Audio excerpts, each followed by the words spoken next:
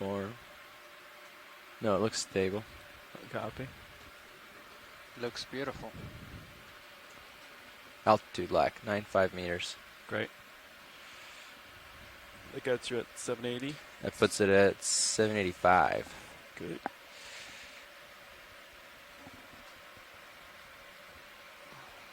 Bridge, this is nav. Go ahead, Nav. You've Let's got go bottom ahead lock. and stop that Copy move, that. please. Okay, Also coming to an 785, easy yeah, so I'll just stop. back towards you. Copy. Alright, pilot and co-pilot. That move has been stopped. Please Okay. beware. Copy that. Let's see, any autos? No, just the Z bias.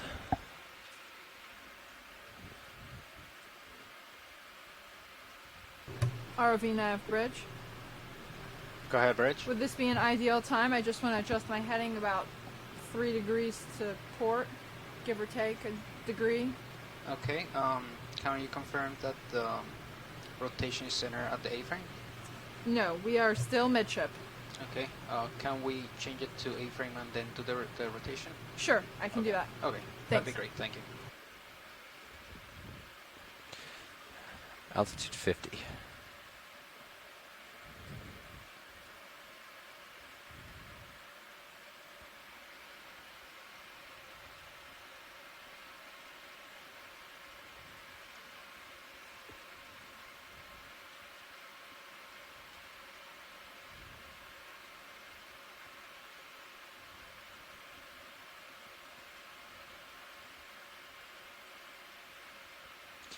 Yeah, so you'll hold up about altitude 20. Okay. Does that sound good? Yeah. Great.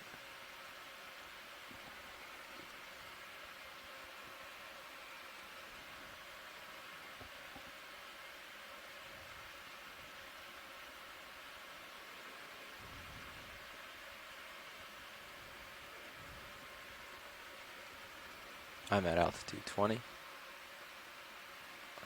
Starting to get a glimpse of bottom. Got you in Titan. 15. I am turning off Z bias.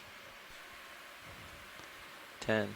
Good morning. We have the bottom in sight. We are commencing with dive number I'm 6. putting in auto heading. The windows to the deep All right, once you come into an easy stop. 2018 expedition. Copy. Delta 15. We are at a water depth of Altitude almost 29. 780 meters.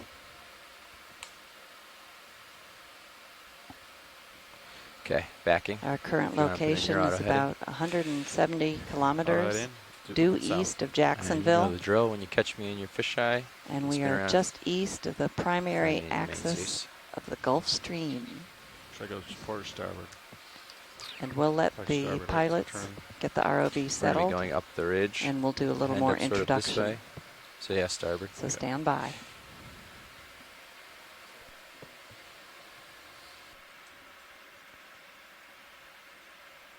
Backing pretty hard, mate. Not making a lot of progress.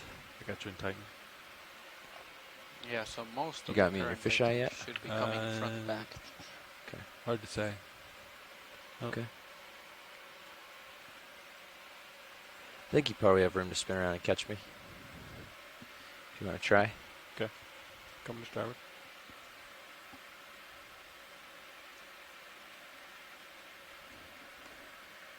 I got you in fisheye. Copy. Seeing your light pool swing around. Alright, you should be pretty much lined up with me. There I am. Great. Pushing down.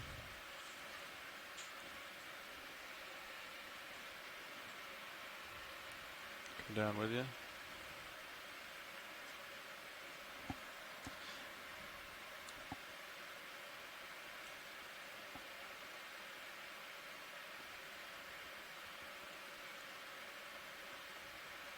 Adjusting my Z bias.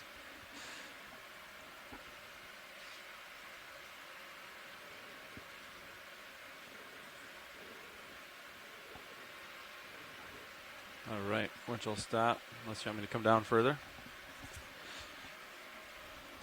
No, that's good. Just coming back towards you. Sort of line up. Let's see. Do you want to just catch me due north? Yeah. Go ahead, Nav. I'm just wondering if you finished the heading clip. Yes, I'm done. Copy that. Thanks. So we just hit bottom. Okay. I just wanted to brief you on the bailout. It's gonna be South Avenue. Okay, so Due we're going to have to do a south. white balance now that we're down here. Protocol. Confirm that the rotation, center rotation is at A. Correct. Center rotation's at A frame, and I put the bailout at south. Copy that. So soon I'm gonna close for the move. We're gonna be moving probably. Okay, me taking your hydraulics. West. Okay. Yeah, okay, I'll put you at 5.5. All right. Thank you. I am ready. Yeah. Okay. All right. I'll close that. Okay.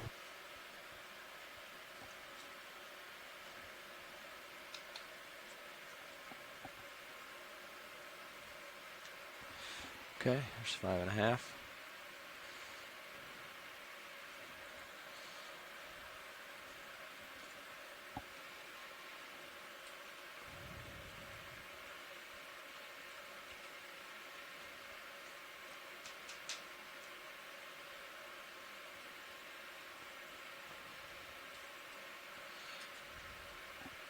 Yeah, lots of current coming from the south. Maybe southwest. It's hard to tell, but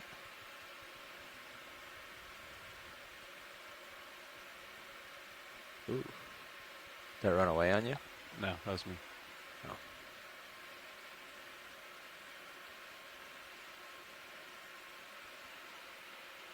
Pilot and co-pilot, let me know if you want me to change any settings on the sonars. No, I think they're okay for now, thanks. Copy.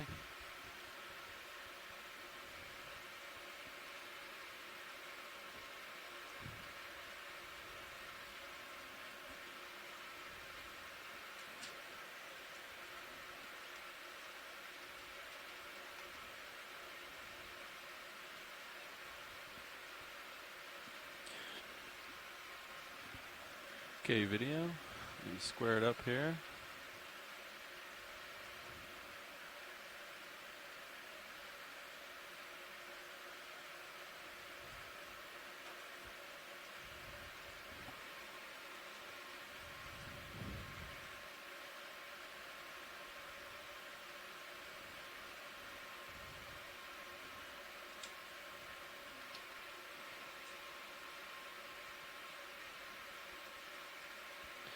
Okay, video, how does that look? I can bring it left a smidge if you'd like. Yes, please. Yeah, I'm working on it.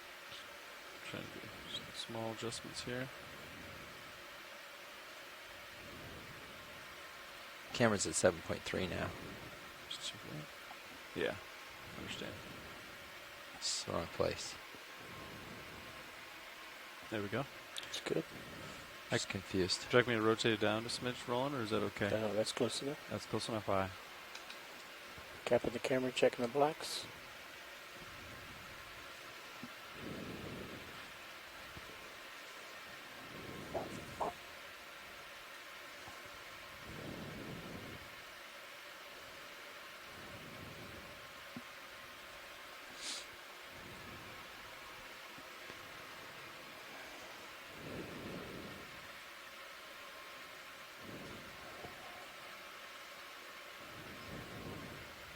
It's pretty stationary. Firing 45 left, 40 back, or 30 back.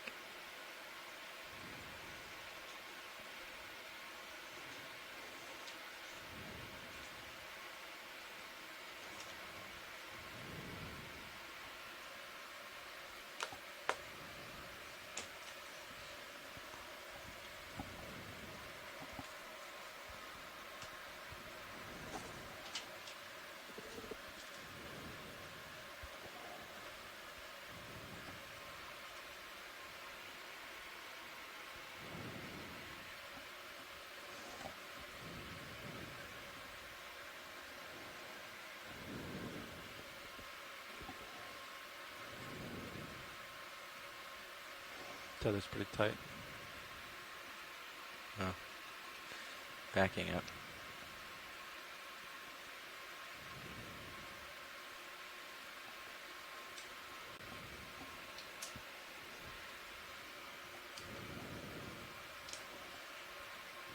I have your mini Zeus.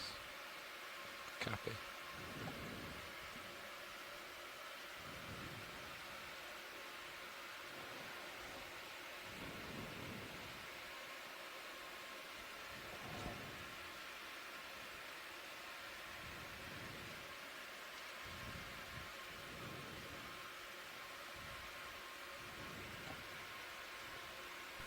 Looks pretty good. Rotate for For our HD2. viewing that. audience, what Roll. you're seeing is our color balance test. Now you see the manipulator arm. We were zoomed in. And in the distance, you see the sea floor.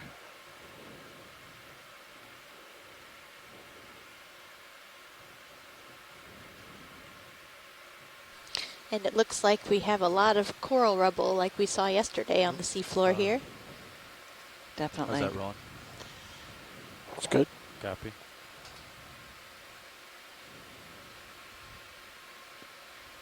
Is it similar to bottom as yesterday? You'll hear a lot about that today if you stick with us throughout the dive. Yep. And realize its importance to this environment. That looks like a midwater fish there.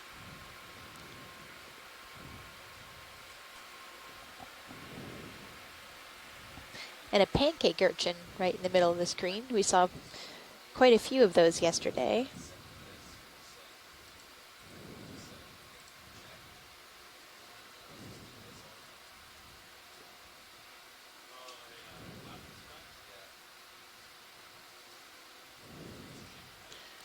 Ariosoma was the genus. And those have poisonous sacs at the end of their spine. So if you ever come across one, you want to make sure you're wearing gloves and try to pick them up. You're not likely to find one on the beach or anything. No. We are at a depth of over 800 meters, located Video's clear with due east HD2. of Jacksonville, Florida, about 170 Thank you, video. kilometers. Still the arm. If you're just joining us, this is the northern edge or northern end of the feature called the Stetson Mesa. Very flat-lying area, completely pockmarked with these biogenic mound-like features. Well, they are mounds. And we explored one yesterday in great detail, actually a series of 3. And today we are far north of where we were yesterday and looking at an even larger mound. So we're expecting to see something very similar and maybe even more dramatic as these features reach upward into the Gulf Stream that provides current flow that reduces sedimentation so that they don't have to get buried all the time. And it also provides nutrients and food, especially for these filter feeders and suspension feeders. Okay, looks like Yeah, the corals Just that live there. at You these wanna get us our depths swing arms out? are relying on food from the water column. They don't but have otherwise, the I think we can zooxanthellae or the microscopic algae that the shallow water corals start to have that dive. people are probably more familiar with. So being up off the sediment and in high water flow delivers more food particles to them. So that's the desired habitat that they try to reach. So the high parts of these mounds are the prime real estate. And we'll probably see, as we did yesterday, the cover of live coral increase as we get to the top of these mounds. Looks like we Okay. have a lot of... we're here on bottom if you guys are ready. Anything Yeah, in I was the just immediate noticing view? these Octa Corals here. We collected 2 species or 2 individuals yesterday. We were unsure if they were Unicella or Swiftia. Once we got them on the ship, they looked more like Swiftia, both of them. So, of course, this was to an untrained eye. I'm not an octocoral taxonomist, but this sure does look like that species that we collected yesterday, and it looks more abundant here. Yesterday we just saw a few of those along the whole dive track, but it looks like there are dozens here already. That's really exciting. Oh, and the first Synaphabranchid eel, cutthroat eel. We saw many of them yesterday, so they definitely like the flow of the current as well in this habitat. Yep, and they are typical of the Loophelia and Analopsamia, which is the other scleractinian coral that we saw a lot of yesterday. They're very typical of those habitats, so expected and right on cue. Box in all the way. Looks like it. And the scleractinian corals are the ones that make a calcium carbonate skeleton, and so they're a little more Looks good.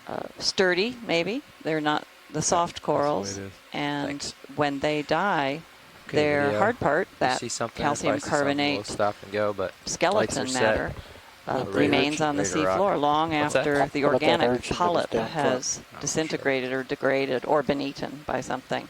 And so what you're looking at is a field of rubble of those skeletal pieces.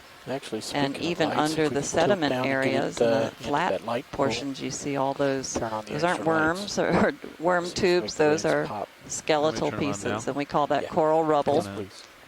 And the dark brown that is coating Clyde, are all you these okay with me working the pieces video on is those lights? iron oxides or iron and manganese oxides that precipitate out of the sea. As long as you're checking seawater the video, itself. You can do whatever you like. The living that. corals, though, are these the bright white Just stems, settling in here. and we'll be zooming in so you can see the hard part is as opposed to the soft coral tissue.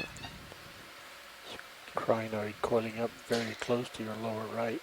Yeah, Come on and in. both of those Take off the scleractinian fly. corals we've been discussing, Loophelia and Analopsamia, are white when they're alive.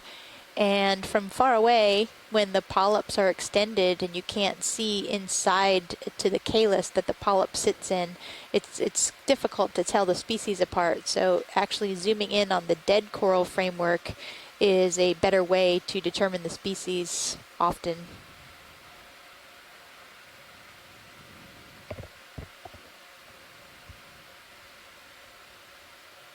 And this pancake urchin is a cousin to sea stars and brittle stars, and in fact, surrounding this organism, tilt you'll down, look see at its the feet. skeletal material of the Looking down. dead coral branches, but all intertwined. You can see in the lower right, you'll see arms, tentacles, and those are the brittle stars that are very common around here. Ophiuroids, and they're both in the class One for full Echinodermata. Oh, phylum, Phylum. Echinodermata, Rotate left. meaning spiny-skinned. As are sea stars and crinoids and even sea cucumbers. And we have a chance to see all of those today.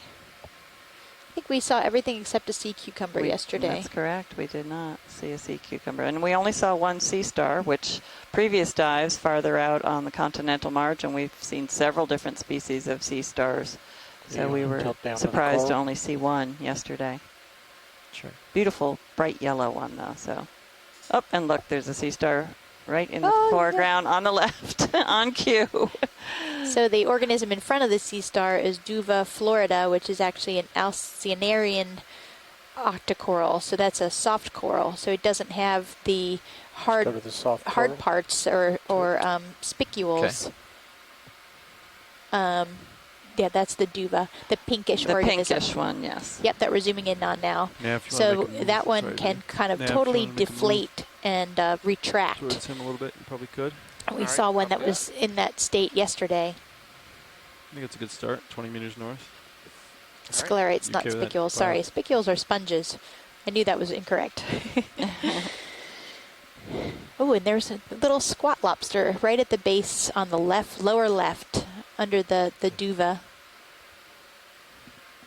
Probably a galatheid squat lobster. Yeah, that shouldn't even put you right over it, so I'll just call it. I don't see the squat lobster. Yeah, go ahead. Go ahead, Nav. Go full screen for Yeah. the corals. You can see a little crinoid, another echinoderm that was just in the center of the screen. And there are several of these maybe Swiftia octocorals, the big white Lasers are octocorals clear. that you see. Okay.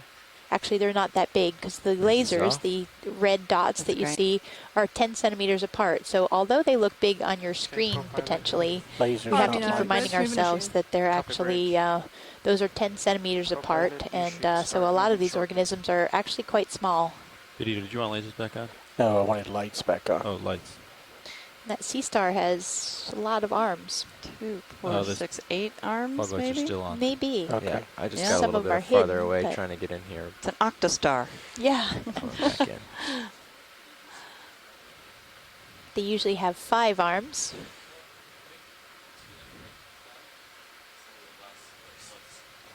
Ready? Yep.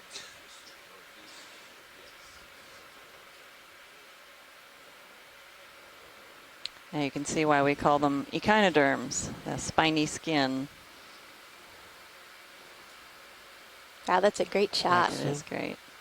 It's reaching underneath the coral rubble. You can also see that iron staining on the dead branches of the coral. And at the very tips of the arms or the rays of the sea star, you can see the little red spots. Those are the eye spots. They're sensory organs. And the little tube feet that extend from the ends, but Oh, I got the also ship moving certainly towards you a little throughout bit here. the underside Thanks.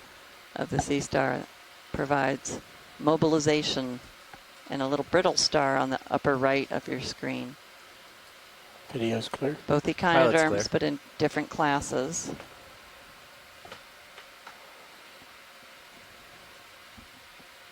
Oh, that was a nice little menagerie, just for our very first view of the dive. And that's something that we'll probably continue to see Lights that are we clear? saw Extra yesterday lights? is when you start Lights coming off. zooming in and looking at the framework of this dead coral, Yeah, it so the current's creates a coming from habitat behind us, for just so you a know, video. plethora of other So, you're organisms. gonna have And so the more we look, the more we possibly a little see. dust following And as us around Leslie as said I touch earlier, that's a down very places. important part of this so habitat is the That um, those lights may or may the not bring out. structure that Yeah. is created by these corals, that even when the dust. corals are dead, provides homes for lots and Additional lots of backscatter organisms. And you associated can with see that those. this is a rather fragile structure Lights. also. If this were swept over by a big net or something like that, it would remove that structure and all of those organisms within it. We're also seeing a lot of sponges. We'll come across them throughout the dive, different morphologies of Or their nip was shape, pretty good. different characteristics. The one moving into the center of the Yeah. screen I now, think it's a temperature. we've been referring to as a satellite dish. Small bottle. Although Has I'm to have not a sure small that this is amount. the Maybe same a, species maybe a as different the deeper. species. No, I mean the deeper satellite. morphology. Yeah, Yeah. yeah. This one looks a Just little the thinner coolest section and is that glass, I You guess. see a few of them a little brighter white in the screen coming in on the left. And this coral rubble that defines the floor here, you can see that there's sediment sponge lying in to the between lower it. left, it's got some We nice, kind of think of the this as old almost coral right behind armoring it. the sand, come the in partial. landscape here, and On the holding left, in on the left. place the sediments that have deposited. The currents are very swift here, as you might think, in the Gulf Stream, so the velocity of current prevents the very finest materials from settling out. It's too much velocity. So we'll try to get a sediment sample later on. Oops, sorry, video. It's always tricky, so we don't always Got myself get turned one. different in the current. But My it's likely offset had to comprised of larger grains, and those grains are Smooth. almost It looks like it's assuredly going smooth to up be ahead the of you. shell remains of microorganisms that live in the sea surface, and when they die, their shells eventually settle to the seafloor. And it looks like we have 3 Octa Coral species right in this view here. We have the yellow one left, the one that is Swiftia or something similar in the middle and right, and then Yep. possibly Plumerella or Caligorgia, which is the feather-like looking one on the bottom of the screen. Now that's a great start. Mm-hmm. What about that single stalk there on the right? Is that a different one? That, yeah, they're actually, Roland just pointed out that there's another one on the right side, just inside the sponge. The pinkish one. Yeah, pinkish one, and that could be a different species. There's, let's see, 68 species of Octa Coral known from the southeast U.S. coastal region, deep sea region. And I think it will take a little while of going through the video to determine how many we've seen on any one dive. Going for a middle wide shot. And Shirley Pomponi is adding that the sponge that we're looking at here, that's kind of a satellite dish looking Tilt up into the center of the sponge shape, could either be a demisponge or a hexactinellid glass sponge, and she's not sure. So again, sponges are another group that are they require a lot more taxonomic work. Excellent. They're a very interesting and diverse group. You can see two little crinoids. Crinoids, which are the other group of echinoderms. We've already seen all but the holothurians. Weird.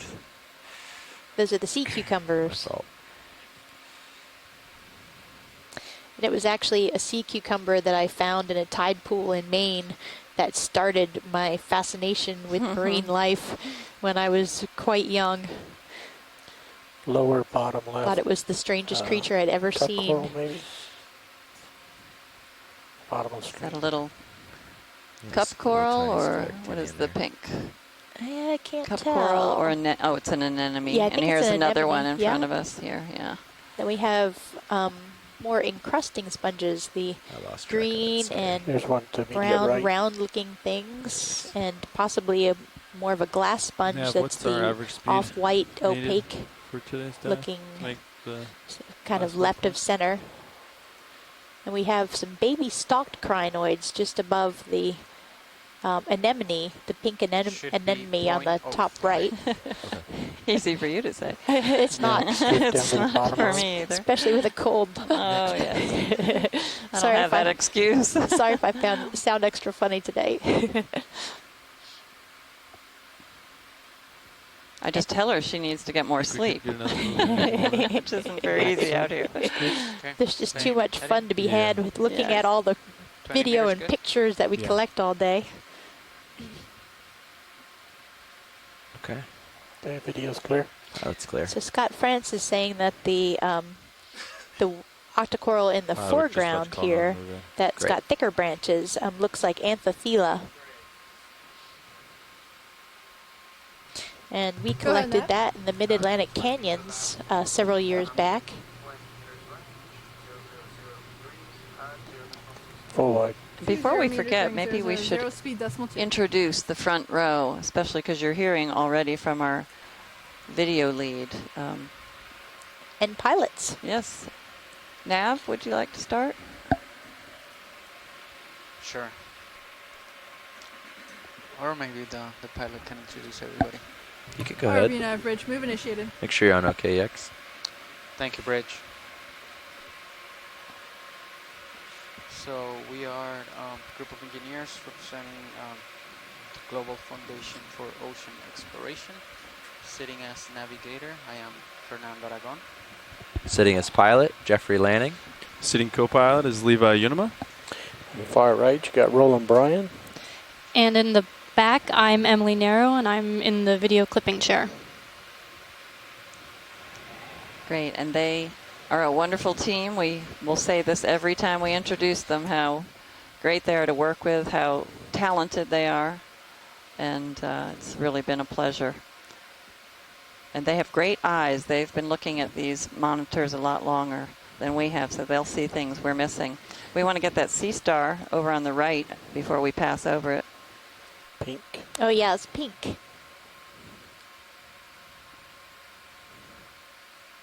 Stand by 1 second. And there are two of us in the back row. I'm Leslie Sauter. I'm the geology lead for the expedition. I'm a marine geologist at the College of Charleston. And I'm Cheryl Morrison from the U.S. Geological Survey Leetown Science Center. I'm a Started research partial. geneticist, and on this cruise, I am the biology science lead. And I wonder if Chris Maw is tuning in yet this morning. He's our sea star expert, and often contributes great knowledge. And that sea star is sitting on a stylaster, which is actually a hydrozoan coral. Maxim. I believe this is a goniasterid, but I don't know for sure. I'm hoping someone on the chat room will correct or agree with me, since we don't have our echinoderm expert on the line. It's a beauty. It is. I think he wanted to be photographed. Mm-hmm. Video's clear. Pilot's clear. Thanks, Nolan Barrett. Definitely a goniasterid. A beautiful glass sponge on the right. Mm-hmm. You want to And- take a quick zoom at that? Or? Yeah, and then we should probably take a quick zoom of the sponge to the left, the brown round one, which might be a geodia. Let's try those extra lights. Lights coming on. And Nolan Barrett confirmed that that's a goniasterid sea star that we were just observing. Come on in. Beautiful glass sponges. Yeah, we've seen a Wow. lot of these. They just pop out. I just think their white is so stunning. And that's likely a function of the silica in their sponge spicules, the composition. It's very glassy, which is, of course, why they call them glass sponges. Seems to be a white claw in there. Yeah. And there's often a pair of shrimp that live. Yep, you can see Oh, just a look at that. ghost-like shrimp inside. There's often a pair of shrimp that will spend their whole lives within these glass sponges.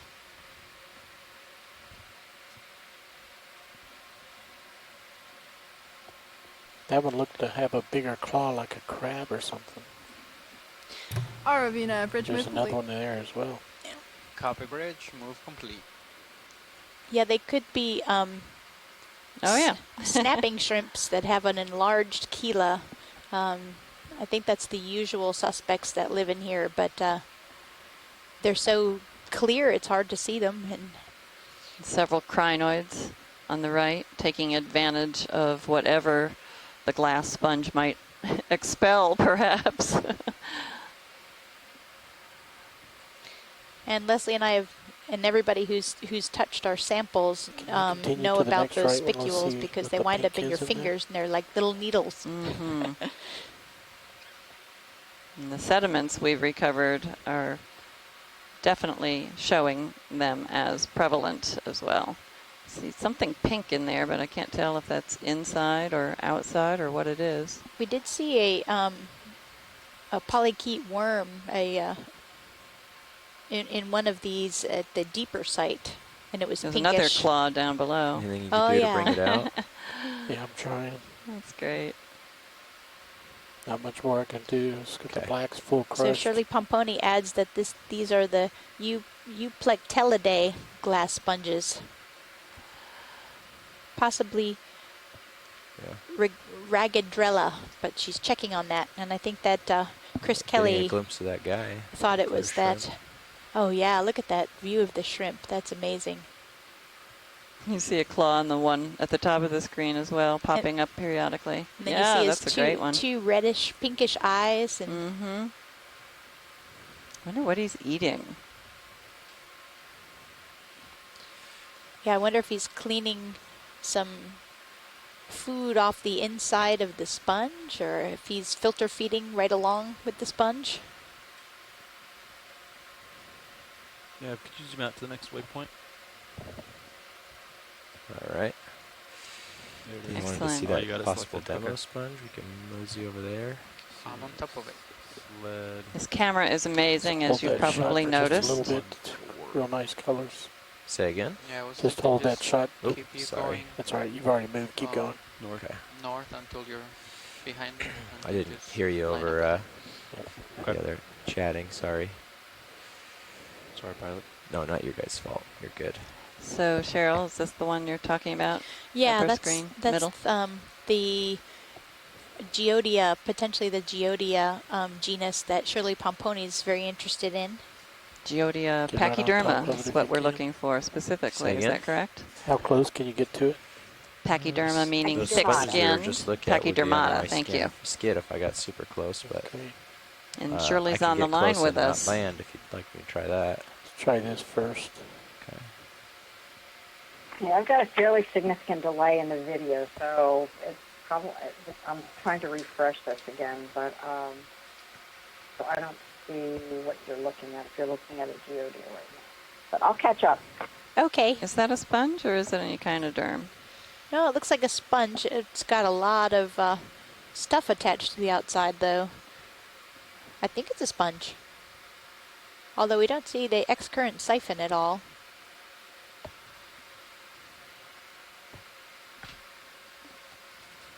Those spines aren't indicating some kind of urchin? I don't remember the pachydermata having spines like that. Yeah.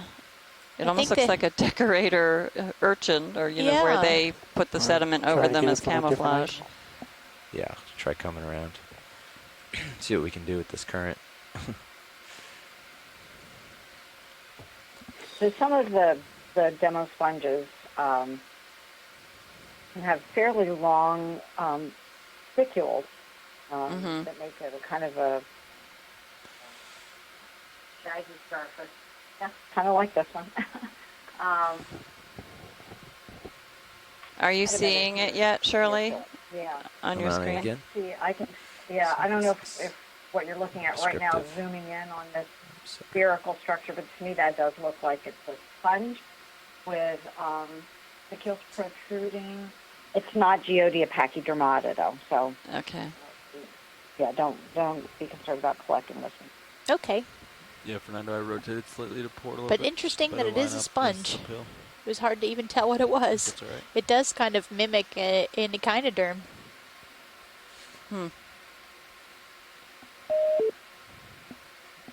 Alright, I don't know if I'm going to be able to get it stable Interesting. from this angle.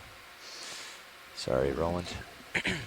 So you want the next move to All right, so that's not one we're 340 going or to a little bit? Okay. look at 4-0. collecting, I guess, unless we hear otherwise. Don't call it in quite yet, but Yeah, don't worry.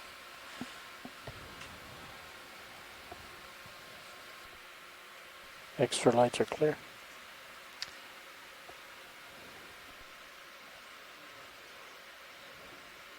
yeah, Jeff, I turned slightly to port just to line up uphill a little better. Sounds good.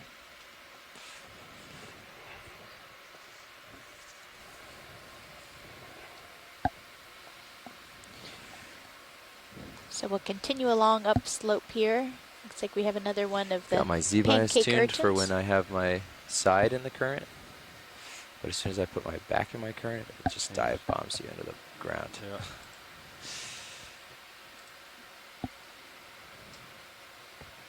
Pancake urchins are Ariosoma.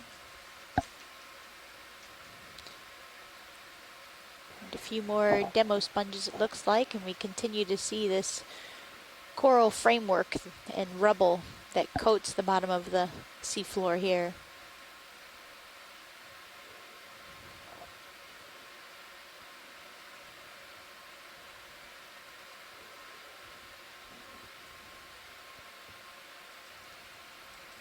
Is that moving? I think a crab or oh, that's just coral. Coral in front of a sponge. Blowing in the wind, yeah.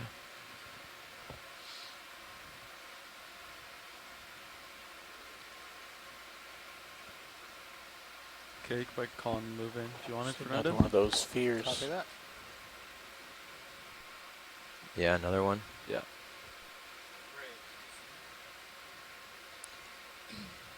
Go ahead now. It Go looks like- partial if you want a quick glance. New move.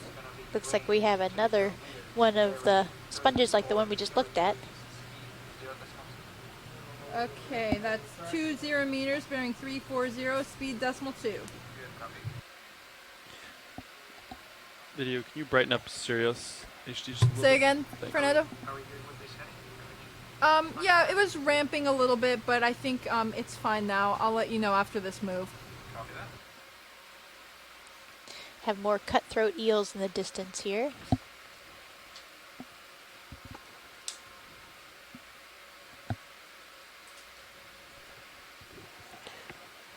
It's We the really purple haven't thing seen on top of that white stalk. ROV now, bridge, much move live initiated. scleractinian stony corals yet. Copy, bridge. We started moving. Copy that. This here, Roland, you're talking about? Yeah. Yeah, you can come in a little bit. Just grab a glance, see if it's something we want to take a longer time to look at. we've seen that before. We have a blue sponge. We had a little bit of that on the rock that we collected yesterday, the geo sample. Oop, and here's a good view of a cutthroat eel.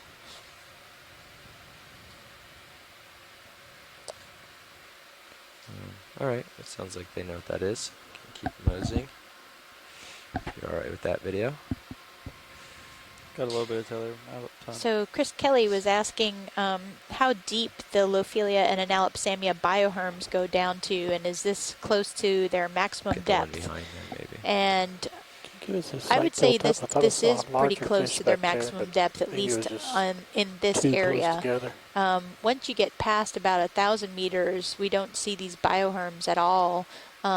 And we actually see a turnover from Loophelia and Analopsamia to Selenosmilia, which is a closely related I think I'm starting to colonial see some stalk scleractinian sponges coral. in the distance. And then Okay. Could turn your we octa also lights off, or do you like see 'em on? Yep. that these Turn 'em bioherms off. don't form anymore once you get past Cape Hatteras, at least to my knowledge. We do find Loophelia, but it grows not in bioherms like this, but it grows down from ledges, so it's basically underneath overhangs.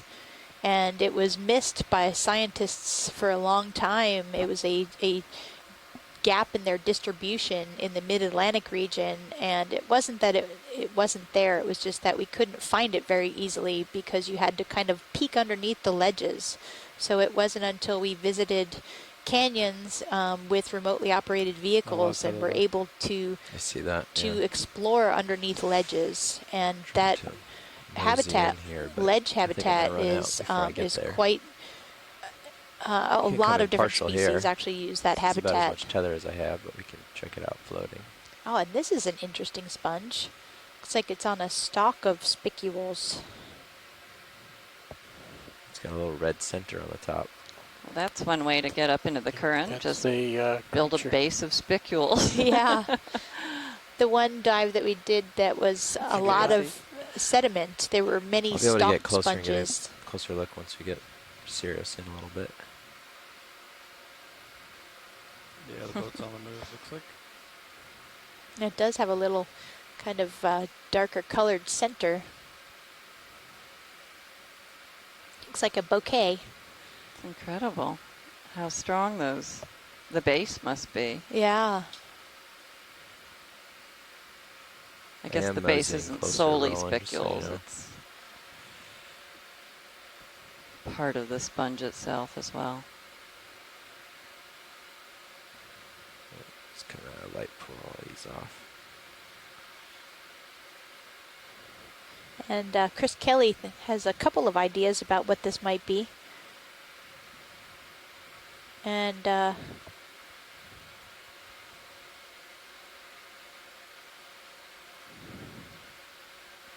has a Loophelia attachment, Just tilt to fill the screen. and to that lose rules the out a lasers. lot of species. But it might belong to the Hyalonementidae.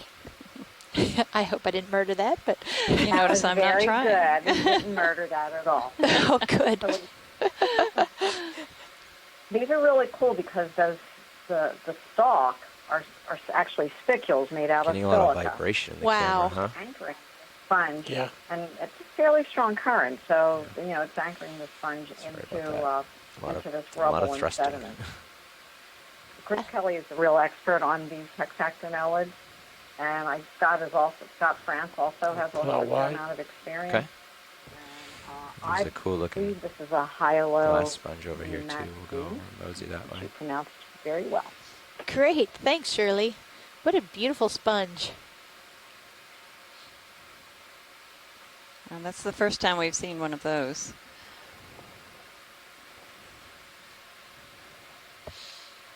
And these are they're very I guess compressible. I was going to say spongy, compressible. And on this one though, it's not.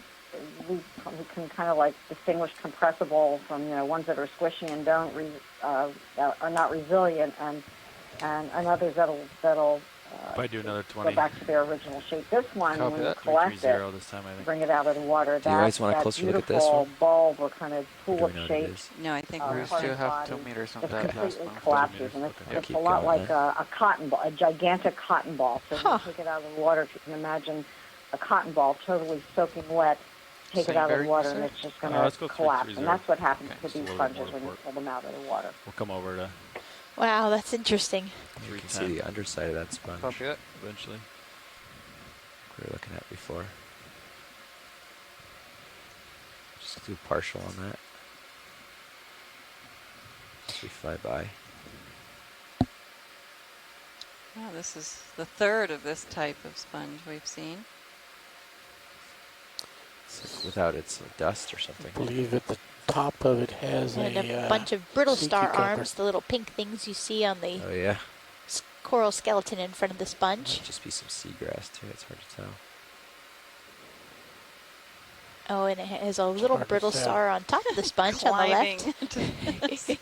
Climbing to the top. That's great. There's a more encrusting sponge on the Too much. left, and maybe a little cup coral. I couldn't tell if that was a cup coral or an anemone.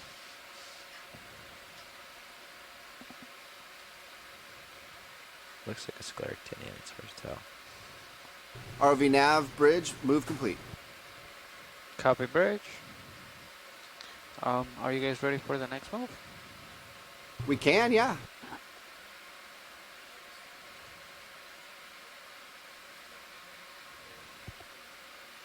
I think that looks more like a scleractinian cup coral than Sorry, it does Roland. an Am I anemone. coming in or out? Okay, 20 Narrow meters. at the Slowly base. drifting Yeah. forward. Fanning 330, out. speed Thanks. decibel 2. It's hard to tell from my manip cams right now. And these cup corals represent a lot of the diversity of deep sea corals. There are about half of the species of corals in general occur in the deep sea. And of the scleractinians, the cup corals are the most diverse at Okay, depth. getting rosy on, They're I think. also difficult to tell Well, they have apart to comment on those unless two you actually arms, collect the them feathers. and remove the polyps so that you can see the calyx that the polyp sits RV in nav bridge and move count initiated. and look at the shape of all the structures Copy inside. bridge. Move initiated. Trying to We get it got in view some here. couple little stalked crinoids, baby crinoids, And in the distance, And you a- see a tube worm. a feather worm. I mean, a feather worm. yeah.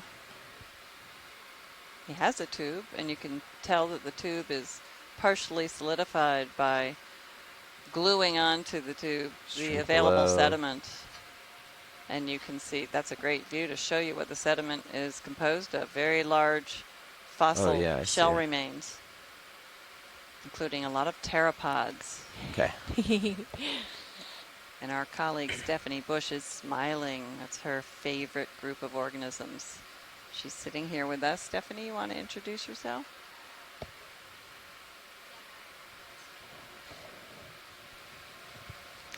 Hi, my name is Stephanie Bush, and I'm sitting in the control room with Leslie and Cheryl here, just admiring some of these benthic Camera just organisms. bouncing. I work at So the that's just Smithsonian vibrating. Institution National So what is Museum it? of Natural History, and I do study. This one? I study pteropods, the living ones They're not in the very water big, column, yeah. but yeah, once they die, their shells sink down. So in all the dives But you this can still wait. week, we've been seeing quite a few of them on the bottom. Fernando's making fun of me. It's okay. It's like we're moving. And Les Watling pointed out that the temperature is actually fairly high here for this depth, and I agree. The temperature is looking at about 17 Is the degrees. I'm not sure if it's what we're some- seeing is the water the temperature daisy there. chain, is that free or what is going on up there? Up where? I think what you're seeing is back at D2. Yeah. You're seeing the tether, and then you're also seeing Video the tether swapping out. way back. Okay. Thanks, Oh, Roland. Okay, okay. Yeah, that's not a small line. That's the tether further away.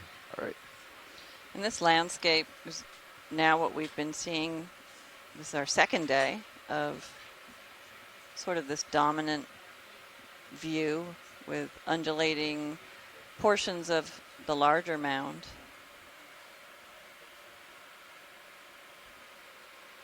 Dominated by the rubble of the coral, the dead stalks of coral that have broken down.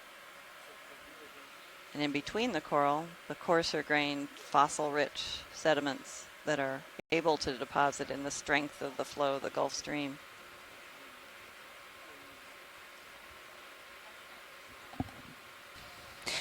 And we just asked Nav, and the temperature down here is actually 8.5 Celsius. So that temperature that I was looking at was something within the vehicle, not the actual temperature of the water. So that's more within the range that we would expect at this I don't know depth. what's going on with their SCS actually. It's another of those Extra screen in unusual front of it. sponges and the cousin it sponges. I guess I'm dating myself if I say cousin it.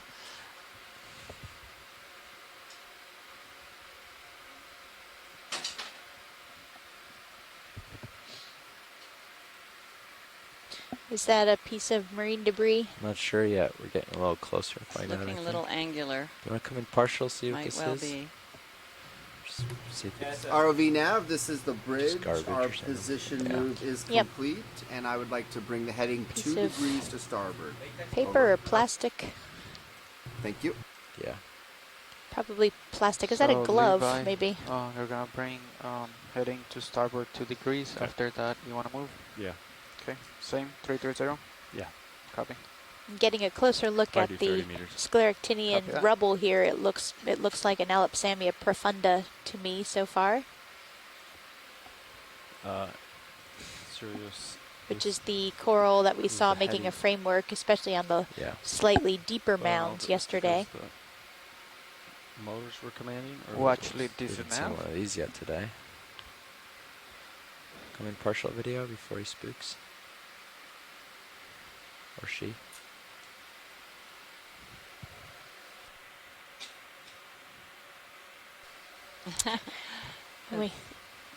We have a rat tail, Nizumia. And I don't know if that sponge behind it is flipped over or if that's the way It's, it's supposed to grow. I wonder if it's that same sponge, but that we saw earlier. But it's built a mound beneath it.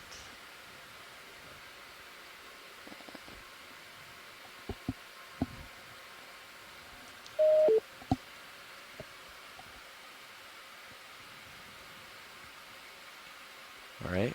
I'll go and take a closer look at that sponge.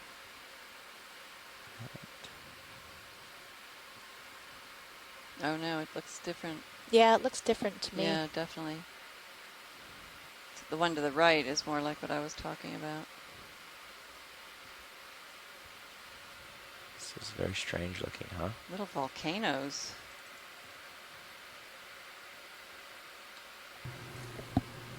And ROV nav, this is bridge. We are steadied up on a heading of 197. Over.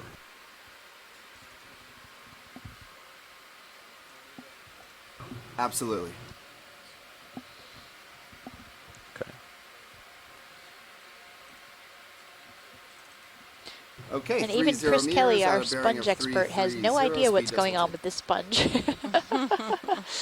We're not the only ones, Leslie. Just peeking down a little more.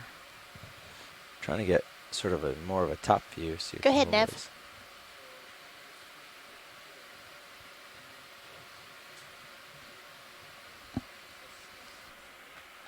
Their monitor up See there. a shrimp just beyond.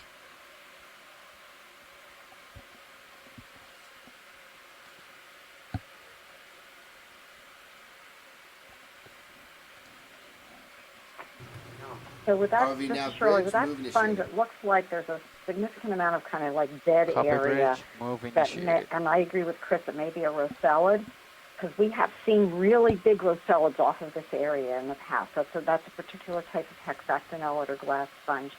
And what we're seeing at the base of that, what looks like a volcano, are like the spicules that seem to be trapping sediment. The brighter white patches are live, the sponge is alive at that brighter white area. But where it looks like sediment, that's what it is. It looks like sediment's being agglutinated or trapped. I shouldn't say agglutinated, that's not the right word, but trapped in those spicules. Okay, video. Wow. You ready? Great. Thanks, Shirley.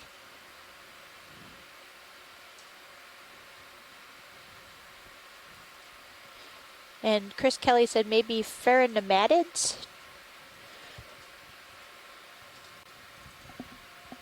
Yeah, hard to tell, Chris. Pilot, we'd like to get a zoom in on some of the sediment as Okay. well. Yeah, of I think course. we'll see a lot of shell material, but also we can get a close-up of this rubble that is very defining of the area. I can also drag a toe a little if you're curious what's underneath. Come in on this section of sediment. Yeah. Oh, nice little pencil urchin. Wow, it's a very baby pencil urchin.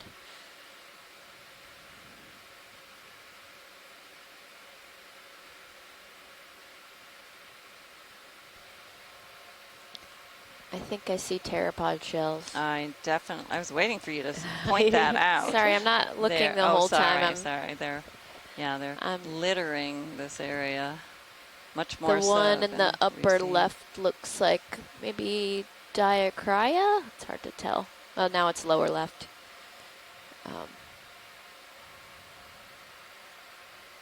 Or it could be Cavalinia inflexa.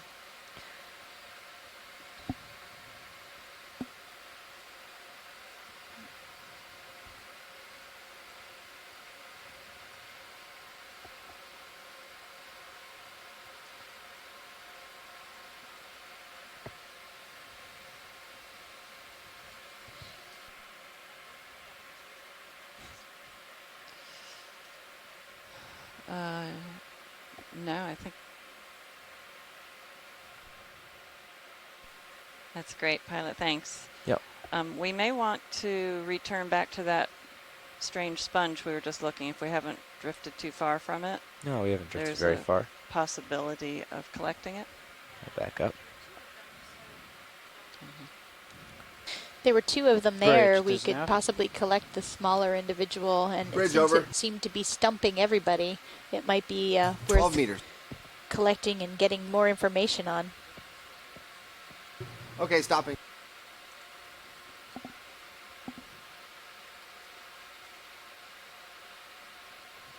Could you leave it wide for a second, video, just as we hunt for these odd looking? There they are.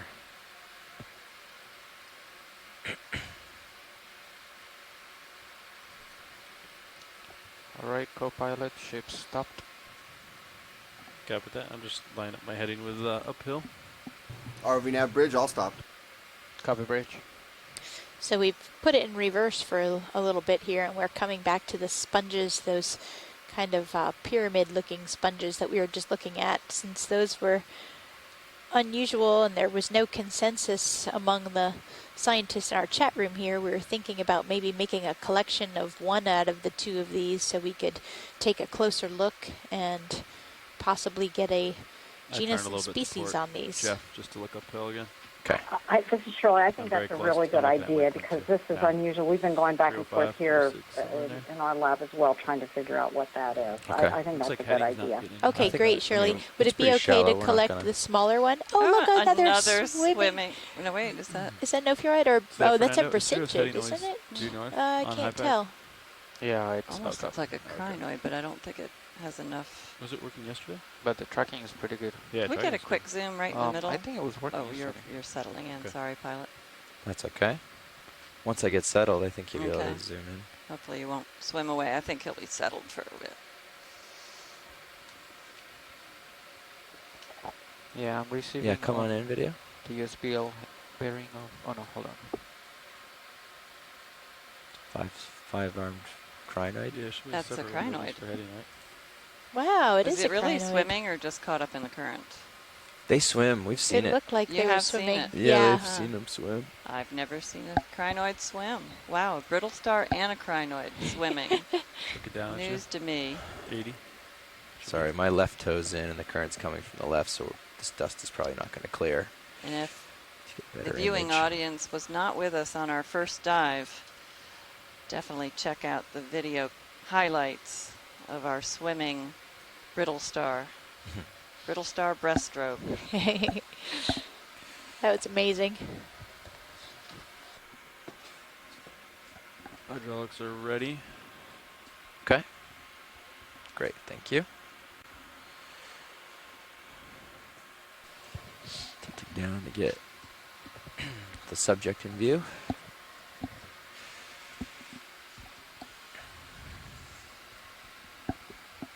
And to the right of middle is Spun one up, of you those said? little Yep. mound ones Great. that we've been seeing all over, and Alright, Miss just at Live. the edge of the upper right of the screen Yeah, also. Oh, yeah, watch, there's 2 of them Sirius there. on that. And Iris Sampaio is commenting that this is Alright. quite similar to Pheronema carpenteri from the Northeast Atlantic. Just give it a little prod real quick just to see the squishiness. It's pretty squishy. It's pretty small, huh?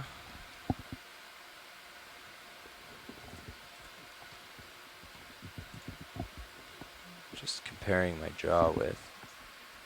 It'll be tricky, but I think we can get it.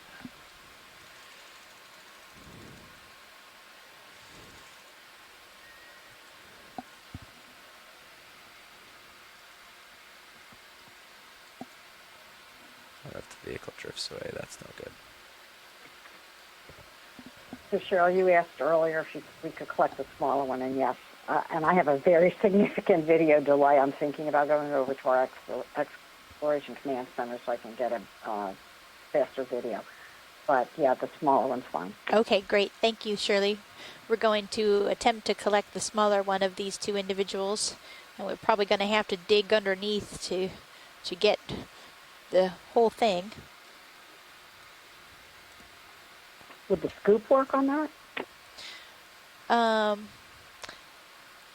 Maybe. Would you like me to try the scoop? Yeah, pilot, that might be a good idea. It might wind up not squishing the sponge as much. Okay. Wing in. Yeah, Shirley, we'll try for the scoop. Jeff? Yep. Good.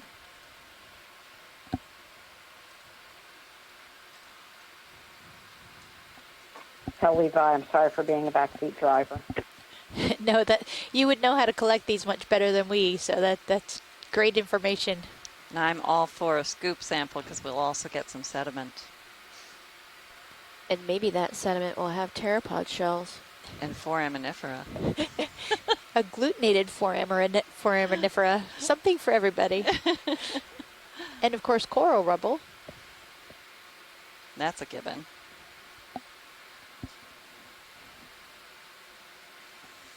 The button's acting a lot better today.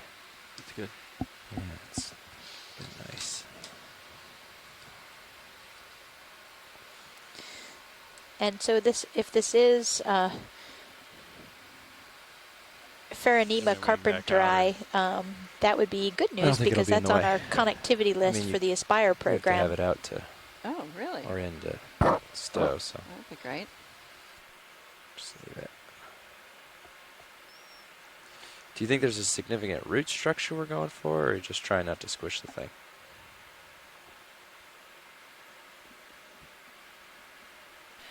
Shirley, would you know whether there might be a particular deep root structure to these, or would they be kind of on the surface?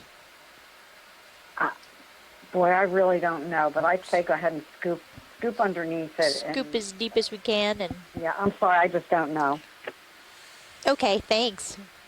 Sorry about that, guys. My footing was not good enough. As I tried to dig in the sand, it actually just pushed the vehicle around. So I'm just going to have to back up a little bit and push a little bit harder. Actually, let me put the arm a little bit higher for this, just in case. Seems like there's a bit of consensus that this is Pheronema. This rubble substrate is proving to be a little difficult to scoop into. Yeah.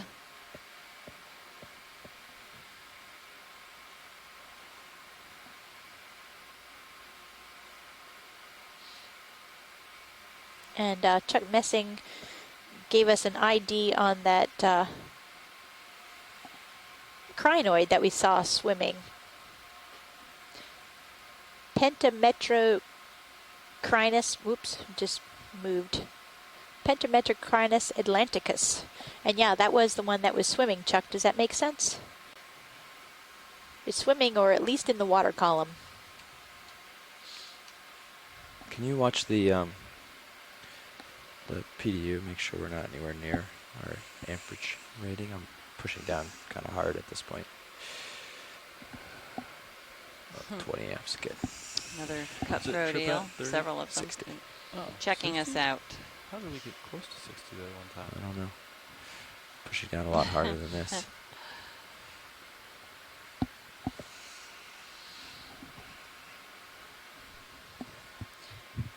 And Chris Kelly is pointing out that if we did a quick bleach prep on the sponge once it comes up and looked underneath the microscope, we should be able to confirm that it's at least the family. Keeps jumping. Because there's distinctive spicules called amphidiscs. Try digging in a little deeper here. And if we do find those, it'd be interesting to see if we find them in the sediments as well. Starting to touch the box. It's not convenient. They're not very common so far, so it's not as likely. Huh. Joanna Xavier points out that if this does prove to be P. carpenteri, it would be the very first record in the Northwest Atlantic of the species. So that's definitely worth a collection.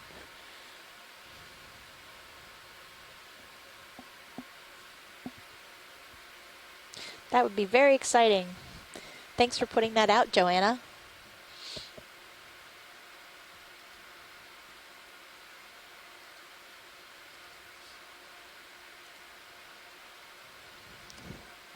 Is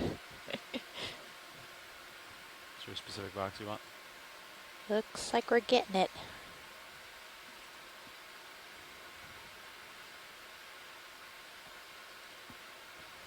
Don't slide off.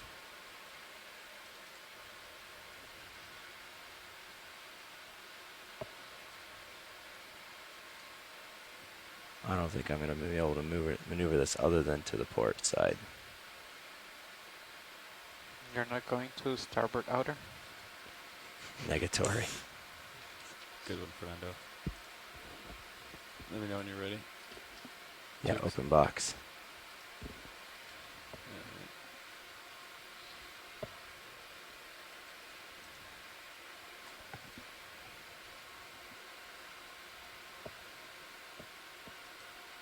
Great. Looks like it's resting on the. Yeah.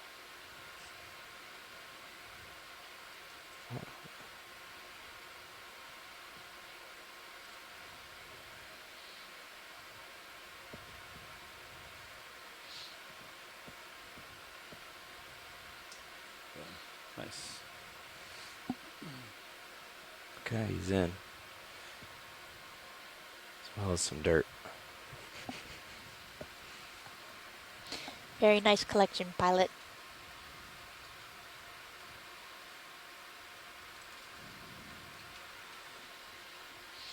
All right. Okay, you can close it up. So when we get this back on the ship, if we want to use bleach and see if it's in the ferronematid family, the discs that we would see look like two umbrellas with their handles cut off and glued together in opposite directions. So you have a little umbrella at each end of the rod. Neat. Someone please send a picture for comparison. It sounds like we could figure that out. And you've made this Actually, geologist very happy. I've seen spicules, or at least pictures of spicules like that. So okay. That sounds quite interesting. And we have a lovely microscope on board that has a camera attached, so we could take pictures of those.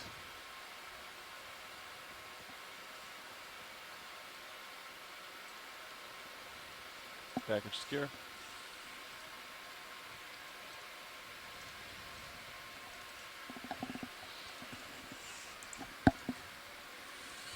Arm is secure. Co-pilot, did you move the rotator halfway through the sampling? Yeah.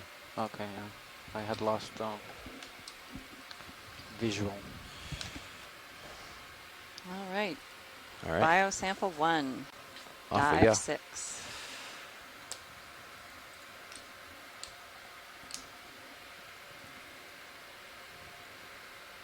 Great job with that sediment collection, pilot. I mean the biological sample. And that's a very exciting sample because if it does prove to be Pheronema carpenteri, it might be a new record for the northwestern Atlantic Ocean. So we will be keen to examine that when it gets on board and send it to the Smithsonian where other people can then request to look at it, other people that have more sponge knowledge than I do for sure.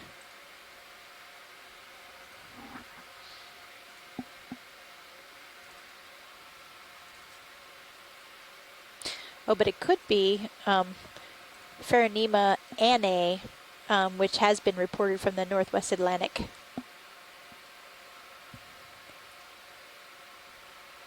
But that's not a very well-known species either. So either way, it's an interesting find and a good collection.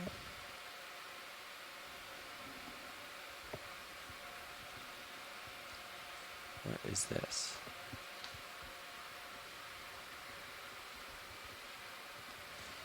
See this What orangey is that? discoloring? Yeah, come in a little more video.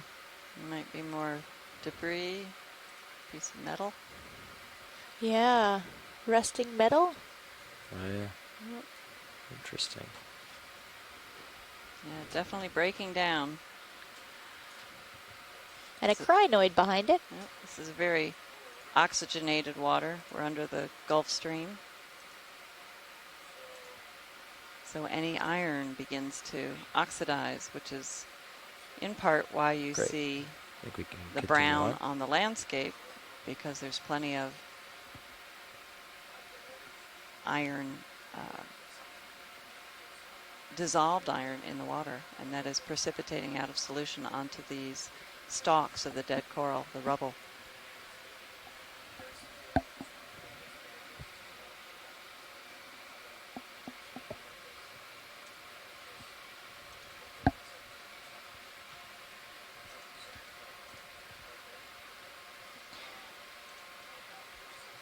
We're now at a depth of 775 meters, and we're continuing upslope. And this might be the first little piece of scleractinian coral that's alive here. The white coral towards the center of the screen. Pilot, could we take a quick look at the coral on the top left of the screen? Yeah. Thank you. The white stock there. Yeah. Sure thing.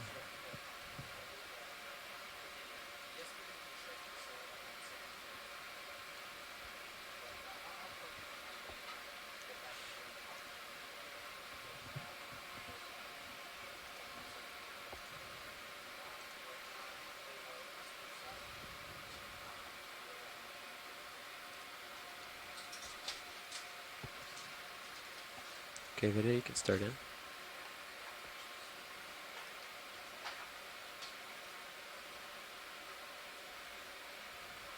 And this is definitely an Alipsamia profunda, but I do not see any live tissue. You can see the calyces where the polyps would sit that appear empty.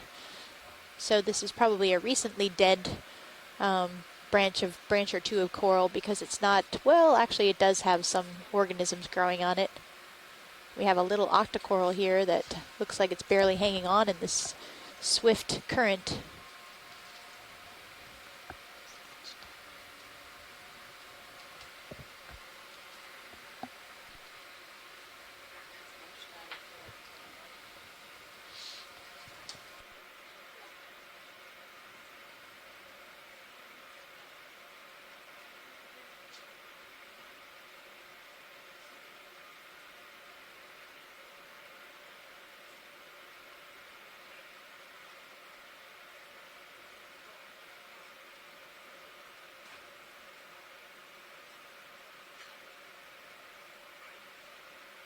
Okay, well, I think we got some time with that. Probably good. Thanks, pilot. Yep.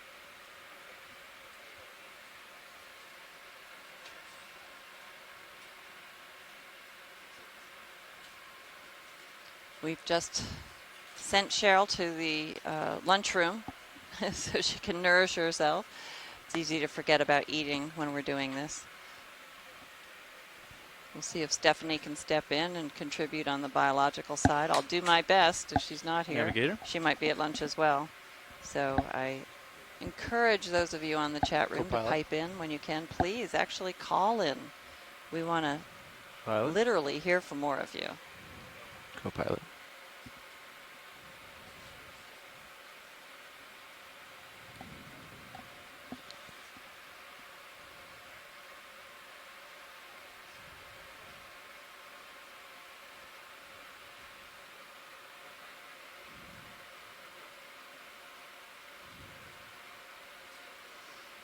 We're slowly climbing up this mound. We will reach the crest of sort of the lower portion of the giant complex mound that we're climbing. Ready for a move? So should flatten out fairly soon. Yeah. Okay. And then we'll rise again after looks good. traversing across the So crest 30 meter of move the lower at portion. 300. I think so, yeah. All right, I'll call it in. That's good to me. We're not seeing quite the abundance here as we saw at the beginning of the dive. Bridge, nav. And Stephanie Coming has down to give you a come to little slack. rescue me. As much as I can, yes. Bridge, nav. Bridge over. Bridge, I'd like to request a ship move. Range 30 meters. So there's some chat on the chat room 3303 regarding speed 2 knots. the Okay, stony we'll coral move that we looked at 30 meters earlier. at a bearing of 330 and a believe. speed of decimal 2. What was that? Sorry. 300. Sorry, Bridge. Okay, let me clarify. Range 30 So maybe meters, one of you bearing can clarify what 300, the speed consensus decimal 2. is Good so copy, that we Bridge. can Thank you. communicate that to our viewers.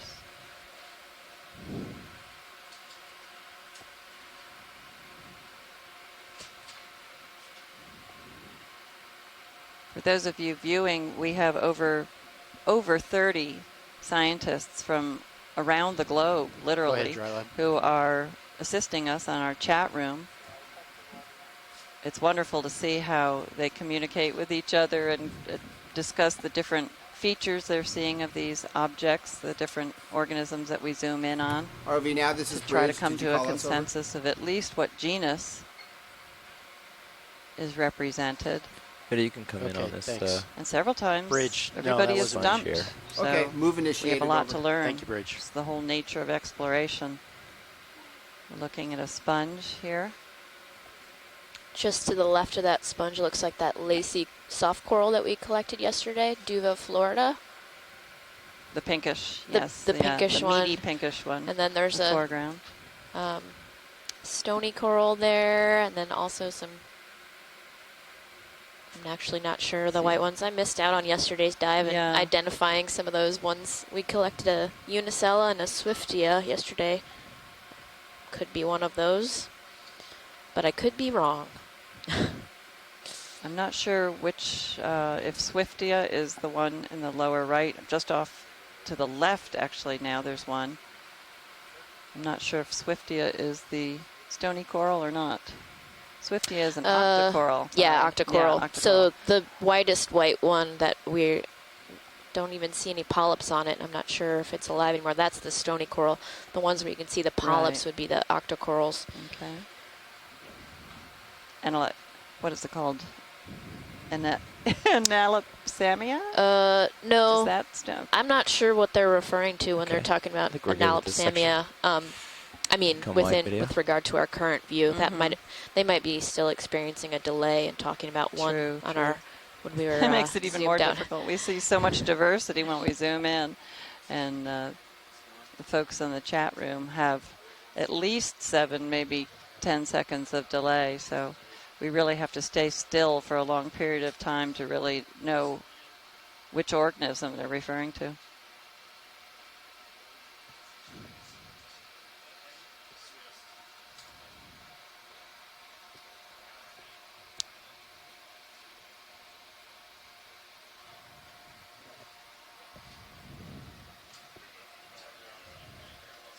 And we've also had a shift change with our front row. Maybe we should have them introduce themselves when they get. Yeah, when they get oriented. Oh, we've only had a partial shift change. Maybe we Yeah, should wait till it's lunchtime, so everybody's in the process.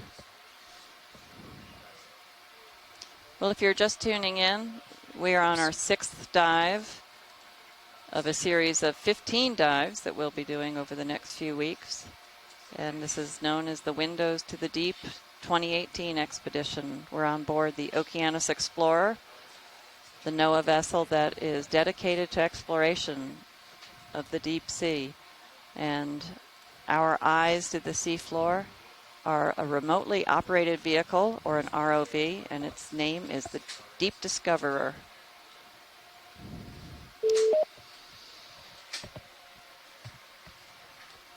And currently we are about 170 kilometers off the coast of Jacksonville, Florida, in the southeast U.S. continental margin region. All right.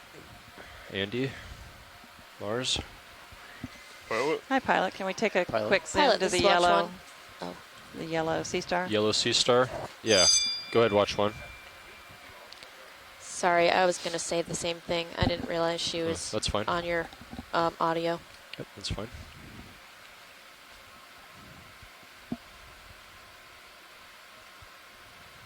And this is the second Sea Star of this variety that we have seen.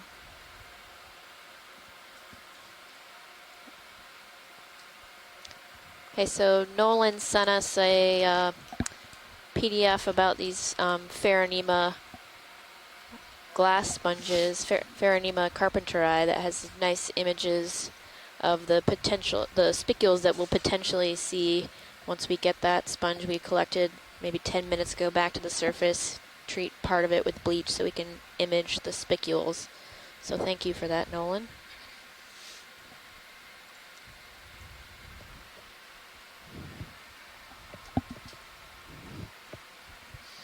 And based on the photos that I know the viewing audience can't see, this is a sponge I don't want to pick up. These spicules definitely are designed to be uncomfortable. Okay, we can go ahead and go in video. To whomever touches it. Yeah, I think I'll wear hold there. 2 pairs of gloves if I need to pick it up. Yeah, this species looks very similar. I believe it is the same species as the one we saw earlier. We didn't get a full identification on it, but it is part of the Goniasterid group of sea stars. Go in tighter if you got it. We've seen these off the coast of South Carolina at the RV Charleston nav, Bump Bridge, move area, complete. and they are beautiful pinks and even purples. Thank you, Bridge. With some ornamentation on their surface, in addition to what you see here. Okay. That's great. Thanks, pilot. We'll go ahead and come out video. So Lars, you're pretty low. I was going to say. So you gotta maybe come up to like 10 or 12 meters right now. Do we want that high of a delta? Yeah, 10 meters is fine. Right. Gonna drop my camera down and keep you in the view. Yep, your camera's up at a pretty high angle, so say like keep it 35 is fine. Yeah, 35 right there at a delta of 11. That's perfect. And the ship just Hello, stopped. Is that what I heard from the bridge? That's right. Hello, Chris. We're glad to have you. Did you get an ID on that little fella?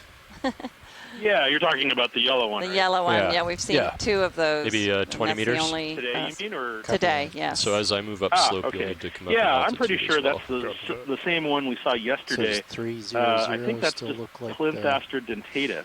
Right. Is that the bearing to again, one of the 3? classic representatives of the Atlantic fauna from this area. Yeah, this is a Goniasterid, and I believe, if I was following Twitter closely enough, you guys saw some other things today as well. Yep. A multi-armed sea star and another Goniasterid. The other Goniasterid was the same as the one we've just seen, but yes, we did see a, what was it, 8-armed? I know the sea star, the whole dive right was to make toward it the to beginning top. of the Bridge, near the beginning of the dive. Yep, we'll Like keep to request a ship keep move. steady moves So in. that one 20 is what's known meters, as a solasterid, bearing sunstar, 300 and those are predatory speed decimal on a 2 number of knots. things, including Okay, sea cucumbers and other sea 20 stars. meters, bearing 300 There's speed decimal 2. a couple of them in this area, but I don't think anybody's ever actually watched them feed on anything. 10 is fine. Keep your eyes out. You never know what kind of Because interesting your camera angle's up pretty things high. will turn up. So between 30 and 40 degrees, like Speed 10 is a meter delta fascinating is endeavor, totally let fine. me tell you. And then as you would move your and tilt I your believe you camera actually down, you saw need to come another, up in altitude. Type of goniasterid like as if well, you were, and goniasterids are very if I was diverse. 90 They're actually degrees the most on your camera right under you, you'd want to be up like 18 to 20 meters 260 typically. Thank you, Bridge. Probably the most number of species so you move within the around that, asteroidea for a single family. Some 65 genera. I've distance, you contributed gotta to do a that little trig number in your head. myself over the last couple of years. So I know for a fact that that number is growing, and so there's ever growing a lot of them. Oh yeah, and and they're also known from the Cretaceous, and so Copy. when I see a sea star like this one, sit I down for a often look, second, adjust my explore, area. and almost I can envision, kind of a Mesozoic seascape because Sure. because these are very, I mean there are distinctions if you know what you're looking at, but they're definitely, very old looking, if you will.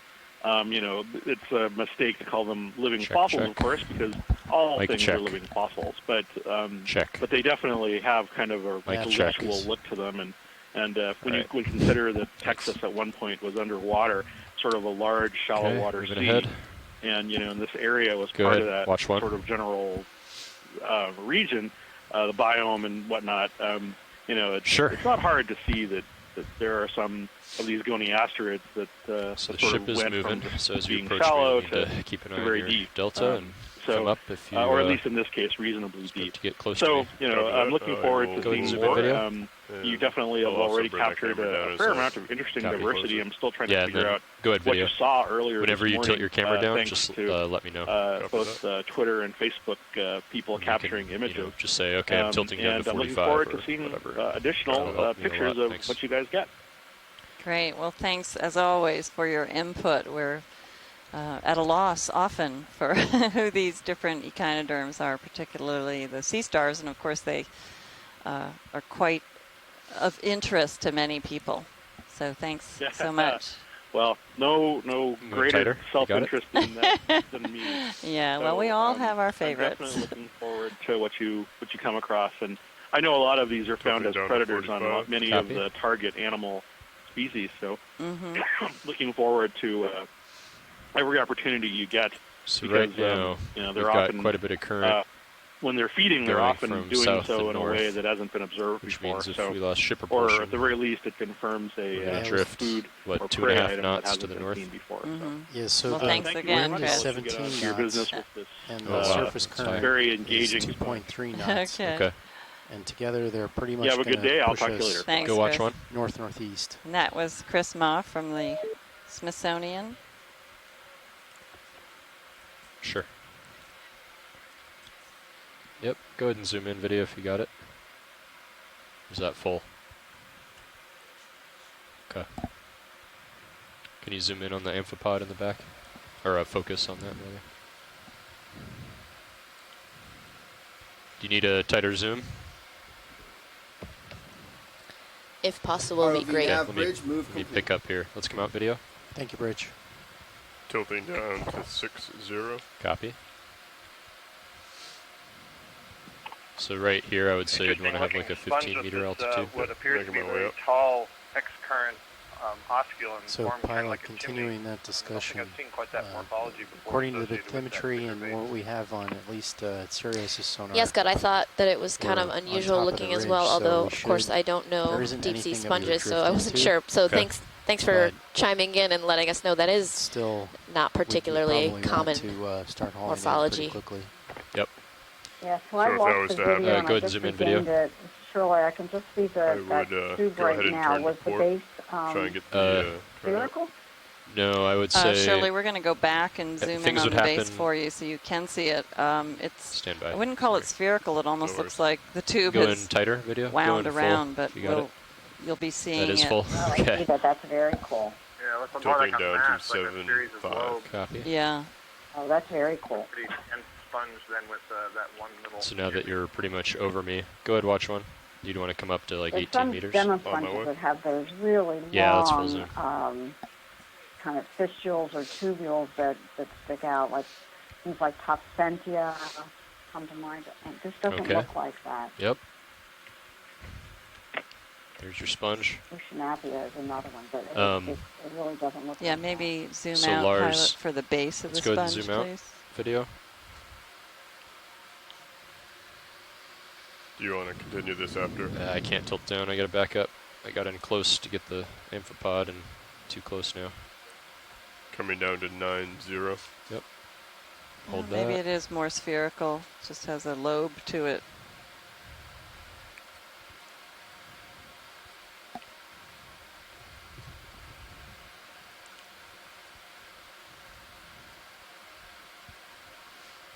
Okay, you can go in video if you got it.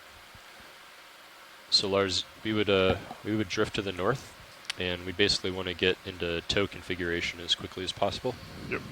So how would you get to tow config as quickly as possible from where we're at now?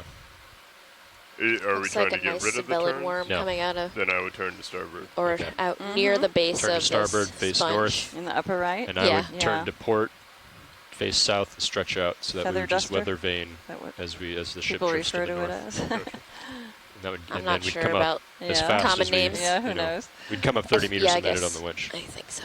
Gotcha.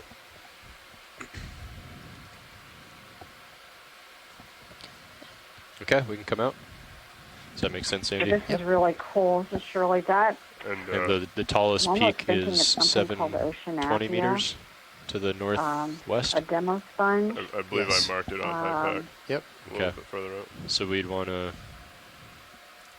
make sure, what are we at now? 760. Okay, so yeah, we'd come up we'd maybe just come up to like 700 and hold there until we got the word Copy that. things were settled out. So, okay, I'm coming up. I'll push forward, Lars. Ship is stopped. Right. Probably mostly settled out, but I'll And push we're ahead. having to Get you a little more comfortable here. Shift a As little you bit. push ahead, I will due to follow the you with the ship's camera. position.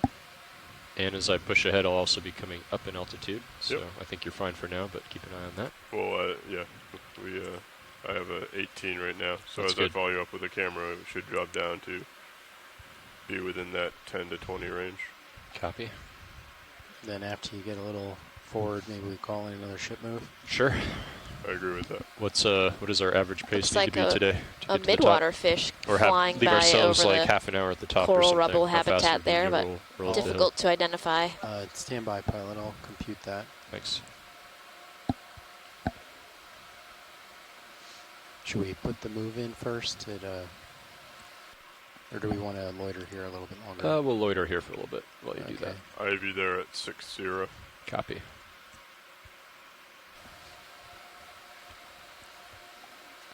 I'm seeing quite a few of those Duva Florida lace corals, and then the small white Octa Corals. They're all over the place here.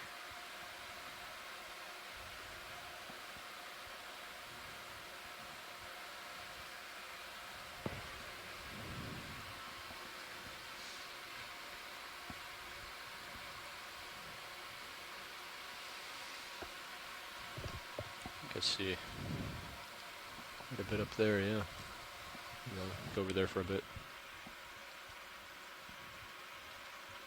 Is that a bottle? Yep.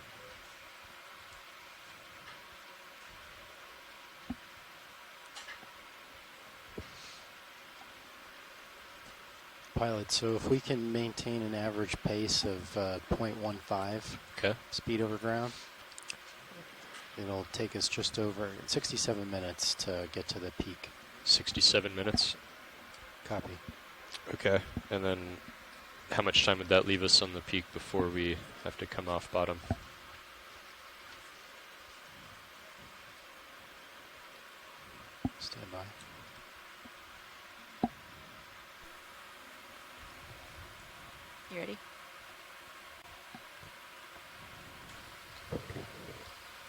All right, Anything of interest to your watch lead? Another bit of musical chairs here. So Leslie went off to lunch, and Cheryl's back from lunch, and I'm still here. I just shifted chairs. So you want to zoom in Stephanie video? Bush of the Smithsonian Another rat tail. National Museum of Natural History. And because it's lunchtime, we should also have the front row introduce themselves when they get a chance to do so. You can keep them on. Here's a Nezumia rat tail. Lost my footing. Come out, video.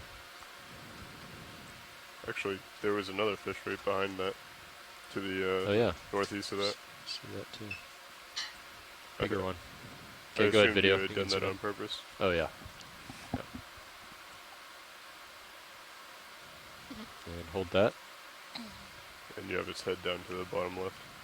No, if It's a that's pretty cool tail. That looks a little coloration. bit different than the Stenophobranchid cutthroat eels that we've been looking at. Yeah. But then again, I usually am looking more at the head than the tail. Yeah. Yeah, he's buried in there. Oh yeah.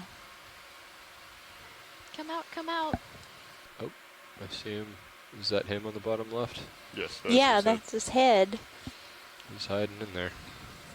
Let's see if I can come around. Let's come out, video. Over on the left, you can see a really small basket star within the coral rubble.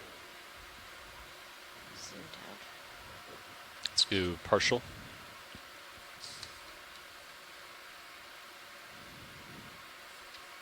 Go ahead and hold that. It's got a really narrow head. Yeah, we saw one yesterday that Nematochelys, I think, was the genus that a little tighter. Folks that Andrea Quattrini said. Hold that. Yeah, I bet you that's.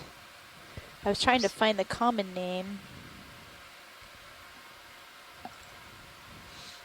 It would give us pilot 175 minutes on the peak. Oh, okay. So we have plenty of time then. So if we plan on having like a half an hour at the peak, or 45 minutes on the peak, you know, we just have to maintain an average pace of like probably a little less than 0.1 knots. Well, they want us to travel 82 meters on the peak. Oh, across the peak. Yeah. Go ahead, watch one. Go ahead and zoom out, video.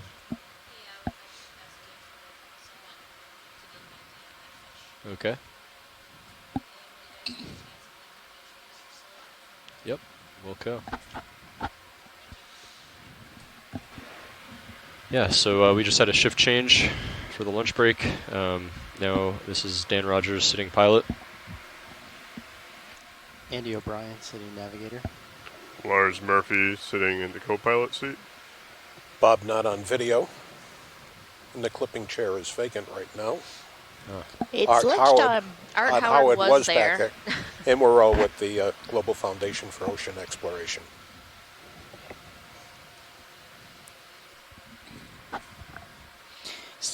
Slope looks like it's getting steeper here. Copy that. So another 20-meter move or 30-meter move? Yeah, 30 meters would be fine, I think. I feel comfortable with 30. Yep.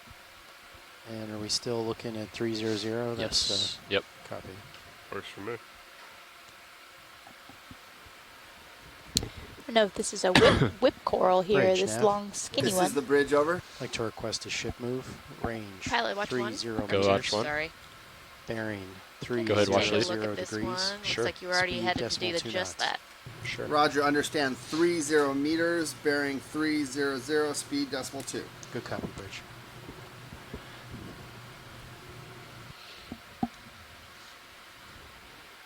Is that Stephanie or Cheryl back there? I have a hard time distinguishing on comms. Stephanie here, and I Stephanie. just switched seats from watch 1 to watch 2. Hence Okay. My, Just to hence my confuse. miscommunication with you, so sorry about that. It's okay. All right, go ahead and zoom in. But you also have Cheryl, so you Okay. have both of us. We're going to continue to confuse you. ROV nav bridge, move initiated. This is interesting. Yeah, this looks like something new for the Watch day that and snap. for yesterday when we were in a similar habitat. Go in tighter, Oh, Bob, wow. if you got it. What it is.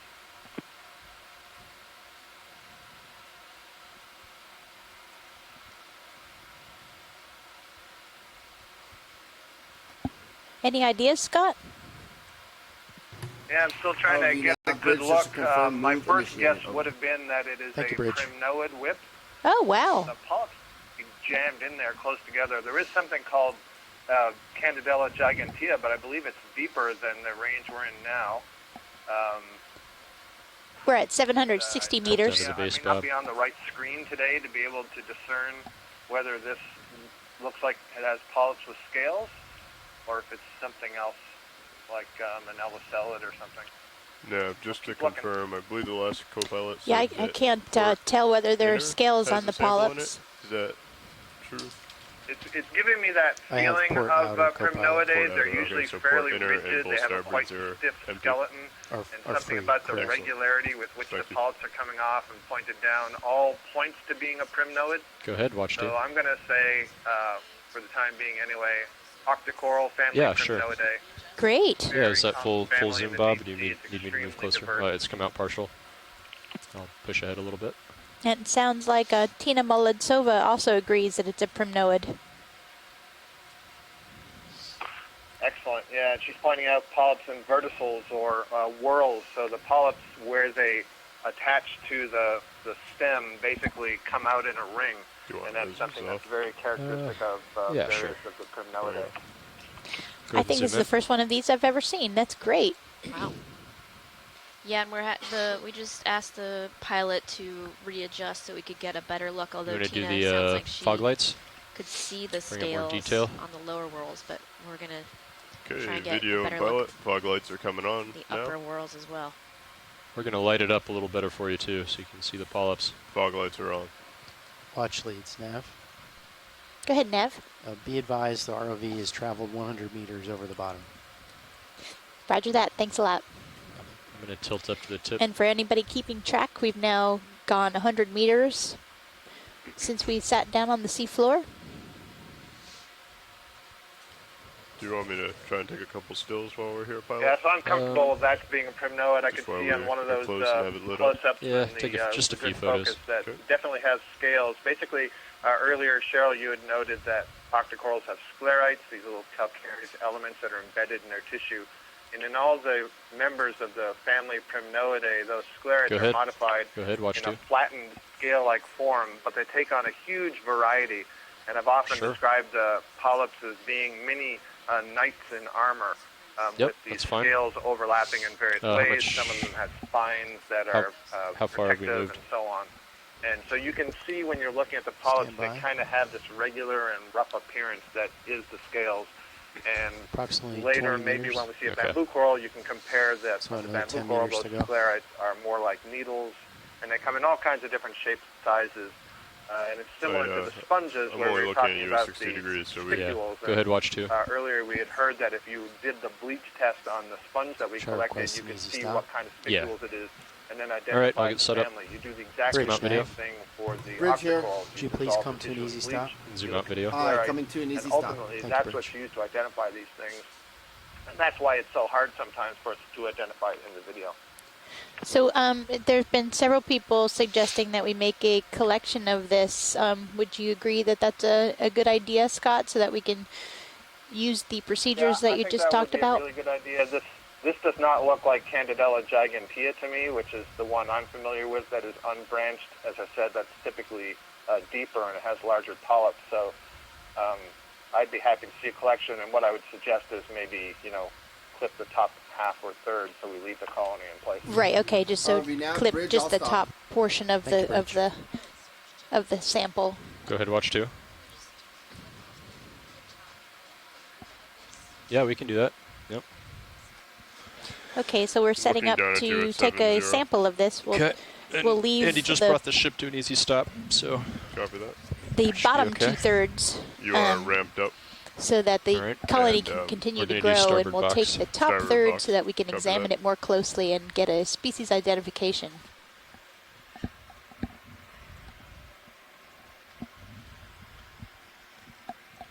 Watch lead, this is co-pilot.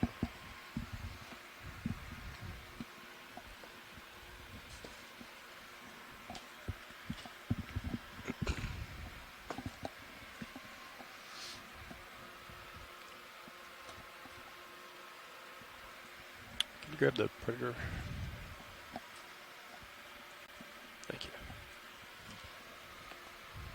Well, actually, this is co-pilot. Yeah, she answered you. Oh, did she?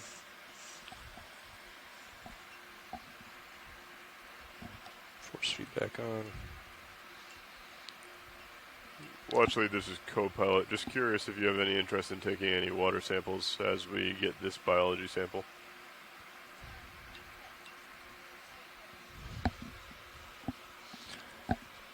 And would you mind putting Copy the Sirius camera on that monitor and then help me keep an eye on that? Copy.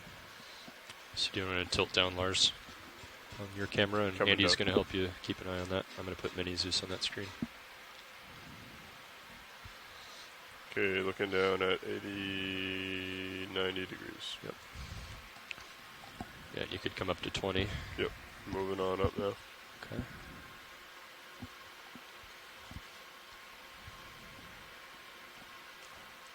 So while I'm doing this, it's going to be important that you keep an eye on the Sirius position and keep an eye on your sonar, because that'll tell you, if we're moving. Yeah, and if it'll tell you the depth or tell you something about the bathymetry ahead of you. Copy that. I also believe I just overheard them saying something about half instead of a third. Yeah. Sorry. Yep.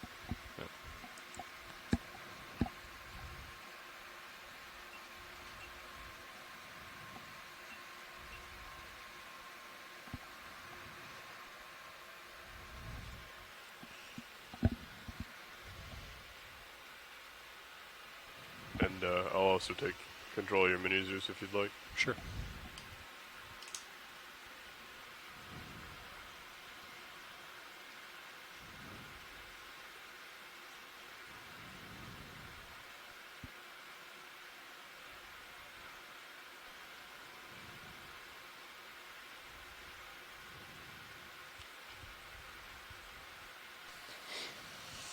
Once again, once you see the manipulator next to the coral, you realize it's not as big as I was thinking it was. So is that a good Yes, cut I think- at the, Yeah, that at the bottom of the jaws? That looks good at the bottom of the jaws. Thank you, pilot. Things always seem bigger in the camera view, I think. Mm-hmm. And then, which is exactly why we put the lasers on. Mm-hmm. We didn't put the lasers on this particular coral because they're next to each other in a horizontal fashion. I don't think we'd be able to get any kind of measurement. Since Clear the to move the drawer coral out. is just vertical. Good. Extending the drawer. Going to the starboard bio boxes.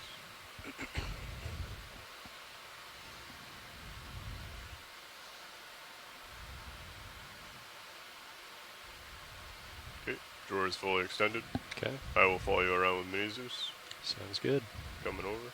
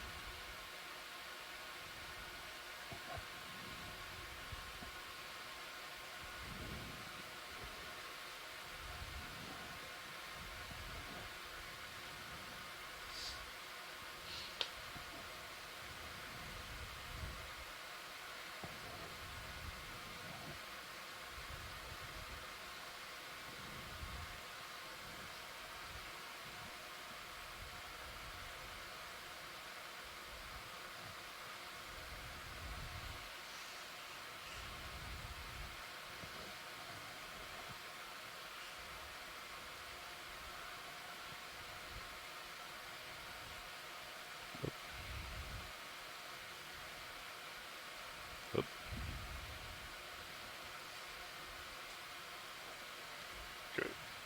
Ready to retract the drawer? So See we where it got is in our the Yeah, box? it's right there in the second middle. sample of the Okay. day. See the, Sounds A good. primnoid of some you want type. me to follow it? It's Yeah, right there it is. Okay, just checking. Okay. And it's had Bringing everybody the stumped drawer as to what even genus it might be. So this is a very good collection so that we can take a closer look at all of these Okay. features Drawer is once fully we can retracted. Thank you. get it on board. Straighten out my joints. Yep.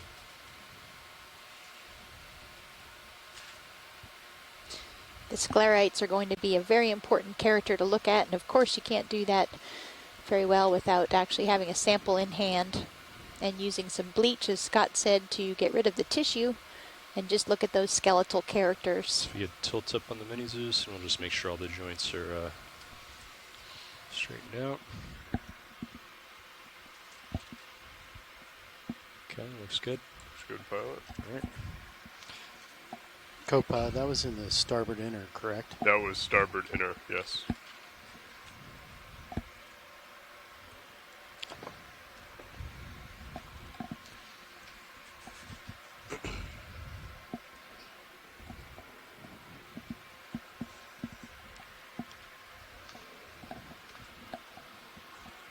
Watch leads, Nav. Okay. Just wanted to confirm the sample Can I go ahead and ID give you on that back one. That was Sure. spec 02 bio. Replacing the monitor with HD1 of this. Thank you. Sure. So just for your reference, Ramping down. on that sample, I didn't think hard enough about how I would stow it, because how I clipped it is great for if you're putting something in the port box.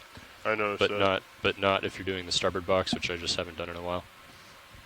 So you got to think about the angle that you clipped it, so that you can move the arm in and get the jaw in So the we box have a and let it snaff go. of Brinken eel, another So cutthroat I eel should that have, just swam by, and the considered small that a little white further corals that where I you cut it. see Yeah, it was are nice where it was actually pretty straight and stiff that you could stylosterid just lace corals. Those are kinda dip it in hydrocorals. and- Right. So if you cut it at more of an angle, you can So kind of they're like not just get the scleractinian, the but they are jaws more vertically in hydrocorals the that box also rather make than what I a did, hard which is skeleton. had them horizontal over the top of it.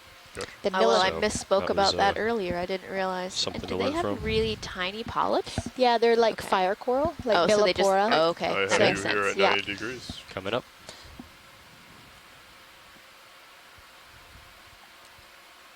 Yes, I believe I misidentified them earlier. We can Because go you and weren't turn here the to fog lights correct off, me. and the still cam is off. I don't right? know the species, but Well, right, coming off. The still cam was they're on actually for about quite 10 diverse. seconds. Perfect. A little bit Perfect. further I believe south, It takes one at the in beginning the Straits and of then like one Florida. every 3 seconds. Every 10 seconds As right you can now. see, we're Oh, climbing up okay. a fairly Yeah, steep wall so we may here. have got Center right, sea star. 2 pictures out of that though. We can get Or lasers the on too. edge of a Lasers coming mound. up. Okay, let's do a. Hold on, actually. And the sediment Let's is go and do mostly a quick covered snap with zoom on the star. fragments of dead coral rubble. Ooh, and we Hold have that. another sea star. I don't know if this is a goniaster like we saw previously. Goniasterid.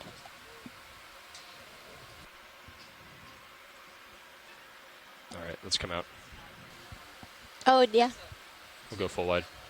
Oh, great. Oh, and here's a yellow. Yeah. Another goniasterid in a different color.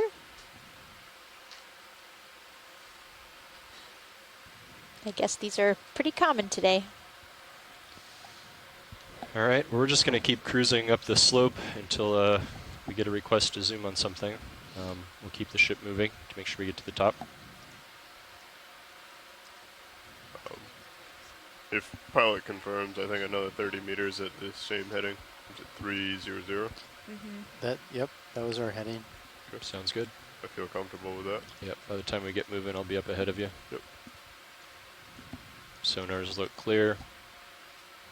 I'm gonna follow you up a little bit. Copy. Bridge, Nav. This is Bridge, over. I'd like to request a ship move. Okay. Range 30 meters. Bearing I'd be there 300 at degrees. 60. Speed decimal 2 knots. Okay, 30 meters, bearing 300, speed decimal 2. Good copy, Bridge.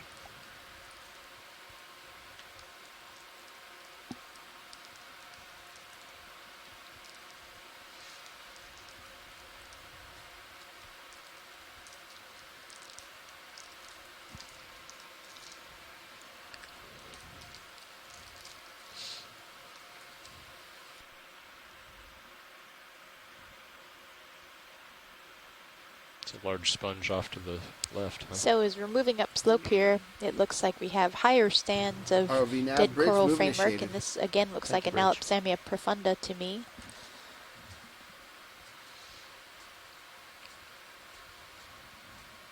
Several large sponges over there.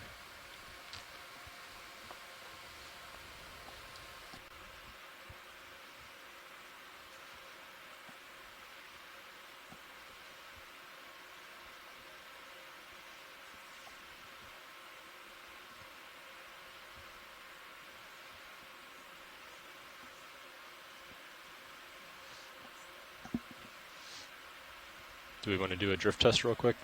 It's actually a good place for it. If you bring up the expert mode in fins. Copy that. Harrison. Does the starboard lower light normally? Cheryl, maybe you can tell us in high what you currents it saw does, yeah. in terms of the dominant coral rubble yesterday. We were at 3 different mounds. Right, ready, Andy? Increasing yes. in mound size Light as off we first went here. across them, and you saw different rubble. What was that? The 2 deeper mounds that weren't as high off the seafloor Still climbing. looked like they were an Alipsamia profunda. That was the dominant scleractinian coral that was making the coral rubble and climbing. framework. And then as we got to the highest mound, that changed to Loophelia Still pertusa. And when we got to the top of that high mound, it was amazing the relief Still of these climbing. big former live bushes of Loophelia that were mostly dead now, but capped with live coral. Still climbing. And when we got to that higher Okay, I think mound, it's we also saw steadied some out. Okay, what are we at? Madrepora oculina, which was the 0.2 first meters time we per had seen second that north scleractinian and framework 0.15 building coral. meters per second I think we east. saw Wow. about What's 3 the norm? colonies of that, and 2 of them Speed norm, were alive. 0.45. Mhm. So there was a change in species Okay. when we got to the larger mound. To a halt. So we watch lead. We just did a little drift test and discovered we have about a half a knot of current, and it appears to be going kind of from the southwest to the northeast. See some Uh-huh. synaphobranchid eels here, cutthroat eels. So for that, do you just turn off all the thrusters except for the verts? Several sponges. I just go off thrust. I don't turn them off, but I just don't put any commands in. And then normally you wouldn't even use verts, but I was kind of So we're about touching the bottom, so I give it 750 thumbs meters up once in a below while. the surface here, and we're still very much feeling the effects of the Gulf Stream. I thought we had to calculate it. I didn't realize We're at a I had half that knot norm. current. Isn't that nice? Yeah. Yeah.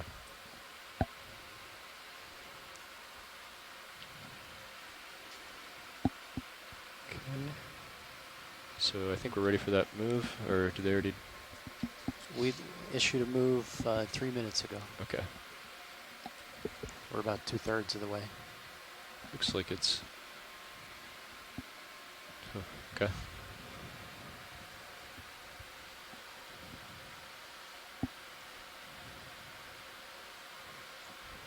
So my plan here, Lars, what I'm thinking is that If you were with it's us much a little easier to while pilot ago, into the we current. were So that's why I'm taking facing a that good direction. look at an eel And that I was wanted a to little kind of bit drift more over to the right elongated, side of your especially screen, a so very if I see something angular up ahead, I can actually get to it front rather to than it.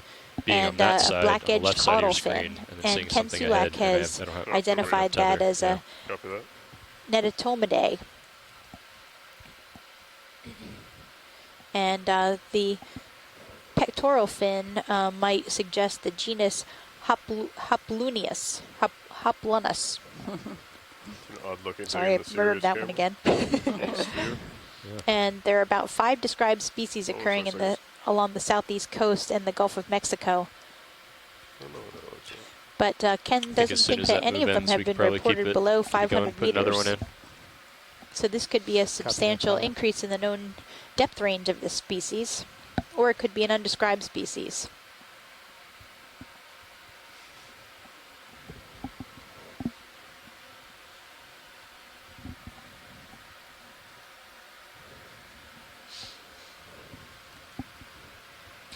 And then Nizumia, Okay, I think the I'll go ahead and call another one in. rat tail that we saw, Okay. was a juvenile, and it was plagued still by happy with parasites. I didn't notice 300? those. Yeah, it looks like it should go past waypoint 2, and then it may change a little bit to get to.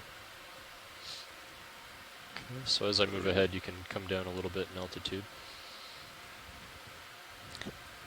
I mean, 300 should put us right onto waypoint 4, We're right? seeing a broad plain of sediment that is Stand by. dominated really by this coral rubble. So you come down a few meters, and in I'll between have a the little more tether, Lars. finer very grains, close. which are still quite Coming coarse down. for most sediment because of the high current. We don't get the very finest clay-sized particles depositing in this kind of area. And instead Bridge we over. get Like to request a the ship dominating sediment Okay. is likely to be Range 30 calcium meters. carbonate shell remains of all the organisms that live in the water column above. Thanks. Okay, 30 meters, bearing 300, speed decimal 2. Good copy, Bridge. Oh. We might have just passed a skate. We're still Oh, getting... to the left? Yeah. Oh, are we able to maneuver now? Yeah. Okay, great. So, yeah, keep going a little to the left. Keep your eyes peeled There for it a is. small skate. It's moving. You see it? Yeah, it's in the center of the screen at about 10 o'clock from the lasers. Oh, okay. I think I see it. It's quite tiny. Good eyes, Cheryl. ROV nav bridge, move initiated. Do a partial zoom video. Let's hold that. I'll move in a little closer. Pilots, that move is underway. Copy, thanks. Copy that now. Looking down at you at 70. Copy.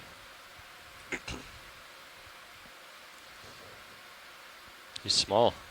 Yeah, he's pretty Very tiny. Again, those So you can lasers see it. are 10 centimeters across, so I guess wing to wing this guy is about 10 centimeters. A little bit longer when you include his tail in the other direction. This looks like a Pluto skate that we found. I don't know what the scientific name is. And there may be many that look similar to this, but it looks very much like what we saw at the Charleston Bump area, which is to the north of this region, Dark also lasers very off strongly for, influenced sure. by the Gulf Video. Stream. Coming off. Okay, go in a little tighter. These are cartilaginous fish. Oh. Looking down at 80. I startled Just a him. youngster.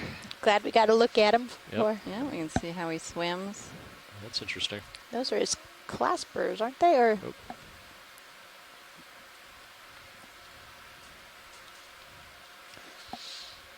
so these are relatives of sharks, elasmobranchs.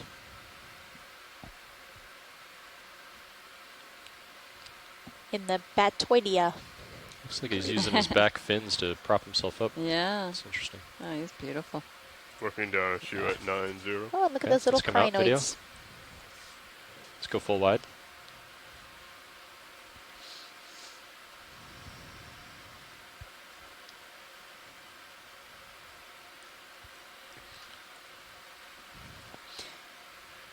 Going back to the Octa Coral that we collected and talking about how we identify them, Ira Sampaio from the University of the Azores points out that you really have to look at the what's known about Octa Corals in the region where you're looking. Is that new? It's an interesting sponge. And in the Azores, there's two species of Narella. One is whip-like. Any interest in this Lockheed? This sponge here? Let's take a look at it. Okay. Thanks. We're hoping that some of the folks in the chat Didn't zoom room in. can Any give us lasers more on? information on the skate we just Lasers saw, coming up. including its gender. Does anyone out there know? Ship's still moving, right? Go ahead, Watchley. Yes, I believe so. Okay. Did you call me? Yeah, it looks like we're still Nope, I don't think so. Oh, sorry 10 about that. meters Oh, or that's so. okay. We have a tiny little crinoid on the back of the sponge. Yeah. Yeah, Nav, I see what you mean by putting in the temporary Okay, waypoints. let's come out video. That helps a lot. Go past the skid. I think we need to cruise up slope for a bit. Our goal is to reach the summit of this mound where we would expect to find the highest densities and greatest diversity of these coral species that we've been seeing here, but also very different communities at the top of the mound structures that we saw yesterday, farther to the south. Have we seen any of the Loophelia No. at this point? Okay. And we actually haven't seen any live stony corals except for a cup coral or two. Mhm. Well, hopefully as we get up into the current, we'll see both. And you can see pieces of kind of more recently So, dead pilot, be Analopsamia advised I did an profunda here. Updated calculation on the time we're going to have on the peak. And after we visit all the waypoints, we'll have about 107 minutes left over. Great. Okay. That sounds like more than enough.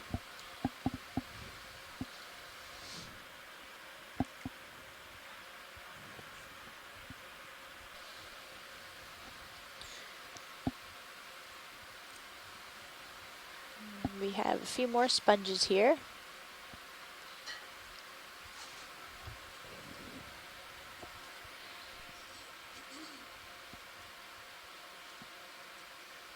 I have you there at 8-0. Copy.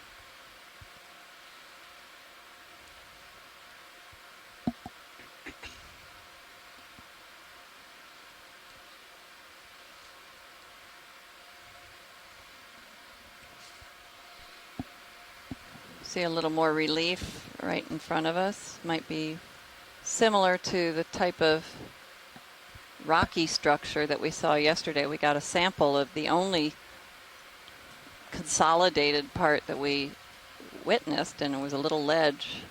It's hard to tell right now if this is similar to that. And what did you think once we got that sample up? Yeah, the ledges that we so sampled, chip a move piece, is got a nice piece of it. It was basically So cemented maybe a little time together, to push coral out. rubble, which is what we thought it Push might be. or But it had certainly expose area. long since been buried let's let and it sit for a minute or two. cemented together There's a by lot of some stuff of here. the materials in the sands and the So the anything of fluid particular surrounding it. interest here, watch lead? It's another interesting coral. I think we saw one of those yesterday. I'm not coral, sponge. Maybe a quick zoom to this sponge real quick. The one in the right middle? in the middle, yeah. Okay, go ahead and do a quick zoom video. Hold that. Looks similar to the one we saw earlier. Yeah, I think we saw one or two of those yesterday as well. Mhm. I'm not sure we got an ID on it, but Okay, let's come out full wide. Minus the skids. you can see some little pink cup corals in there as well. So we'll just do a broad survey of the area and we'll keep the ship moving. Yeah, that sounds good. watch leads. Now, be advised, we recently passed waypoint 2. I have you there at 9-0. Roger that. Thanks, Nav. Happy? We've passed waypoint 2 now on our dive track.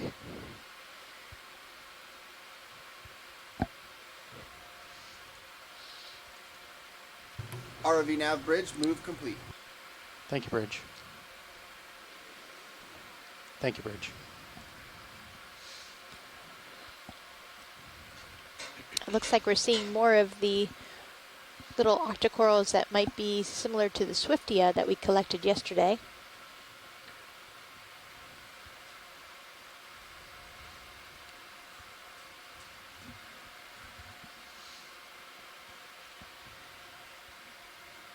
So Ken Sulak gave us some more information about that small skate that we saw. At 7.5 degrees. He identified it as Fenestraha plutonia. And he said that the hind lobes of the pelvic fins are broad and fin-like, so that means that it's a female. And the males have those hind lobes modified into club-like claspers. Great, thanks for that, Ken. So that is the same one that we've seen on the Charleston bump, the common name of Pluto skate, or at least that's what we were calling it. Okay, yeah. Mm-hmm. Just a smaller version of it. That was a tiny one. Yeah, it really was.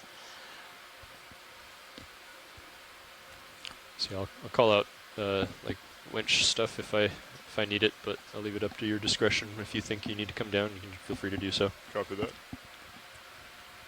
I've dropped down 3 meters, so you should have some play. Copy, thanks. We're going to go look at this bright yellow sponge real quick.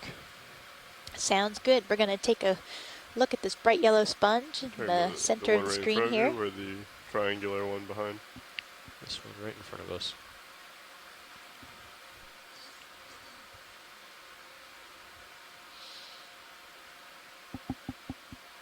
You also see some of those soft corals, Duva, Florida, that we've been seeing for a lot of the dive yesterday and today, and those are the pink. Okay, go ahead, video.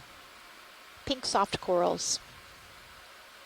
And we collected one at Hold some that. point, did we not? maybe not yesterday. Yes, we did. Yep, we And collected one yesterday. It was very deflated when it came up. Yep. Did not look anything like the version you're seeing on your screen. And there's a little crab or shrimp underneath the sponge. Can't quite tell what he is. I think it's a hermit. Yeah. Is that his Might be, but shell on the back? looks like he's actually within the coral matrix, but I can't tell.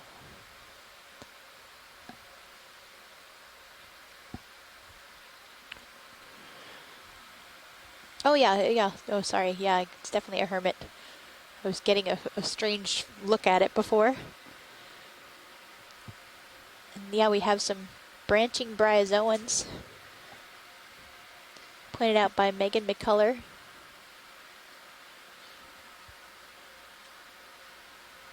A nice composition. Can come up. Yeah. Image. All right. It's a lot of life going on in that small scene. It's interesting how across this landscape you see the organisms starting to come off to keeping distance from one another. Some of the larger organisms No, I'm going to drift back. sort of claiming their space. And it may just be a function of there isn't enough substrate framework that they can attach to.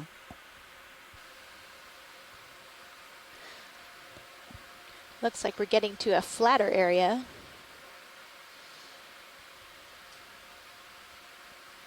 Totally covered by coral rubble. Coming up on my camera. Yeah, the plan for this dive was to go up the steep slope that we've completed. Another move in. And now we're moving across a broader Copy that, area that Another 30 is meters? at the sort of the ridge crest I of have you there this at mound. 5 degrees. And then we will start climbing again up to a depth of about 720 meters. We're currently at 752 meters. So we have Bridge some nav.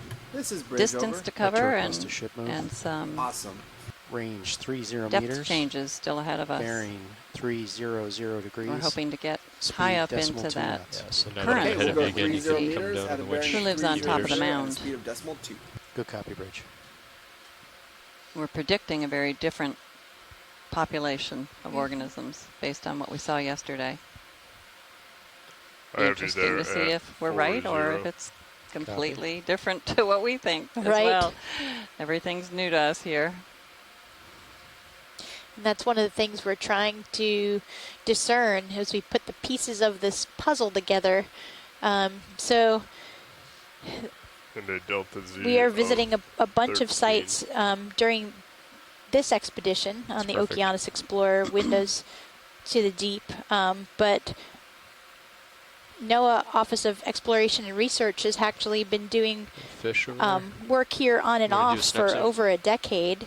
As we RV nav bridge move initiated. Oh, as the years oh, go thank you by, very much. we Then have better stop. technology than we did at the There it is. beginning, but still, if we want to provide the best science possible to resource Okay, let's managers, come out. we have to collect all the data that's available, including So that as was far as gathered the earlier lasers, and once what we we're get, gathering like, now. 5 to And 10 when you seconds put it or all so of them together, on, would you like me to just turn 'em you'll off? be able to I like have to do that. Okay. the Copy that. best understanding of what the habitat I'll just do requirements that are and and what particular ask life to- histories so I don't mean for each Yeah. of these species. So we continually gain a Yeah. better understanding of the I think biodiversity video and how editors' it's preference is that organized they're always off, but science and how it's preference is that they're always distributed on. geographically, Try to compromise. and how this organization relates to all the environmental parameters that we can measure, such as the temperature, salinity, oxygen, and depth, and then the topography and slope and the information that we get from mapping. And so each one of these dives just allows us to learn more about each species and how all of these environmental parameters affect it.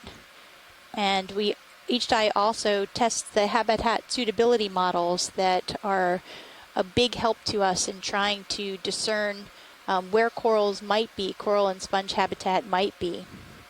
So we see whether certain species are present or absent at particular sites, and all of this will instruct the coral habitat suitability models, allowing in the long run for more precision in future versions of the model and better predictions about where these habitats might be.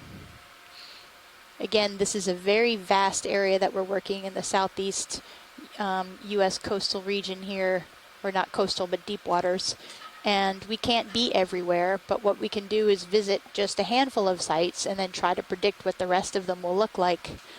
So moving from the south part of Stetson Mesa up to the north and comparing and contrasting what we see as we move up and over these mounds. All of this is really important information that we might be able to generalize to the broader area. And what we're doing with these dives, we refer to as doing the ground truth for the data, for the predictions. And in order to even select a site, we would obviously want to select a site that we would predict habitat occurs. So to make those predictions, we first have to get high-resolution maps, which are not always available. In fact, this southeast U.S. continental margin, which extends hundreds of kilometers offshore in this part of the world, has very little of it covered with high-resolution maps. The map that you might look at on the Google Earth image is very low resolution, where each pixel might be 100 kilometers. So any of these small features, such as the mound we are diving on right now, would not even show up on that kind of resolution. It would be like having a camera, an old pixelated digital camera, one of the early versions, and now we have really high resolution cameras with very fine resolution to them. So once we have better maps, then we can see features we did not know even existed, and this mesa is one example. The Okeanos mapped it in detail in 2014 on one of the expeditions, and revealed hundreds of these mound-like mound features. They're not mound-like, they are mounds. And they're scattered across the feature called the Stetson Mesa. And yesterday's dive was, I don't know, 50 kilometers south of here. I'm just guessing, I'm not sure, but south of here on one of the mounds, and we're seeing very similar habitats here on similar features. So if we were to look at maybe 10 of these mounds across Stetson Mesa, then we could enter that information into predictive models and say, when we see this type of feature with this type of return of the acoustic signal, would tend to reflect differently on this seafloor instead of bouncing off of very hard rock, which would give a strong signal return. We call that backscatter intensity. We can use backscatter intensity and what the bathymetry, the water depth information, ROV nav bridge tells us to be able to pinpoint areas that would be conducive to coral growth, and that's the kind of information that gets fed into these predictive models that get better and better as our technology and as our information increases. But without ground truthing, like what we are doing today, we would not know. We could only make hypotheses as to what the seafloor has growing on it in terms of the biota, and also in terms of what the substrate character is. Bridge, yeah. This bridge over. And I think that this type of research, given this very broad area that we're trying to characterize, just calls for collaborative efforts. So USGS has done a lot of mapping. NOAA has done a lot of mapping. There are different resource managers who seek similar types of information, and when we can have all of these agencies working together, we can bring the best science available to resource managers. Yep. So general rule, you don't want to get any closer than that. Copy that. And just a few minutes ago, I commented on how the organisms were spaced across the landscape more. Here we're seeing them more clumped into these Oh, frameworks interesting that fish are a there, little too. more mounded. ROV Oh, now, a Bridge, black zoom belly initiated. rose fish. Right Thank you, behind it. Rich. Go ahead and It zoom in could video. be. It's the right color. Or Or there's maybe it's a Hold that. a red-eye gaper. It's one of the No, I th- Chaunax. No, I group. don't think so. I think it might be a scorpion fish. Oh, cool. It's either It has the big lips. Yeah, Not a That's bit. why I'll I try to thought get it might closer. be one of the gapers. But you're right, the fins aren't modified for walking. There's Push a in and long try to spine get a little scorpion closer. fish that's found in this area. Watch leads, Nav. So, yeah, you a can few definitely minutes come up a ago, little we bit passed now. 200 meters over the bottom. Roger that, Nav. So we've traveled 200 meters since we've reached the seafloor now on our horizontal transect up this complex feature. Here, Oh, go and ahead, maybe take that's our lasers off. first live Okay, go ahead. sclerotinian You there can on the come left. up on the winch a few meters as well. Coming off. Yeah. See if I can set down light enough that he won't get scared away.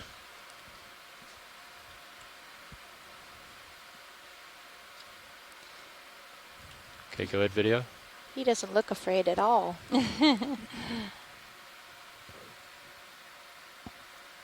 Hold that. It does seem as though he has a modified fin, though, underneath the other.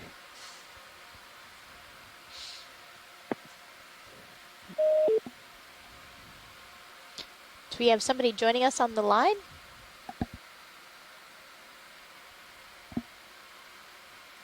We're hoping it'll be a fish expert. Looking down at you at tighter. 6-0. After you look at the fish, if you would look in the lower right corner, there's no hurry, but there's an Octa Coral there that might be a branching from Miller that I'm not sure we've seen.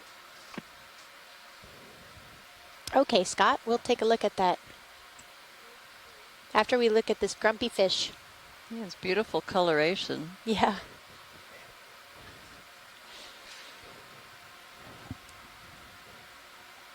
Yeah. Get a good footing here. Well, let's come out. I heard an Octa Coral to the bottom right. Is that correct, watch lead? Yes, that's correct. Thank you, pilot. And you're going to have to help me out on this one. I have you there at 7-5. Copy. Which coral is it?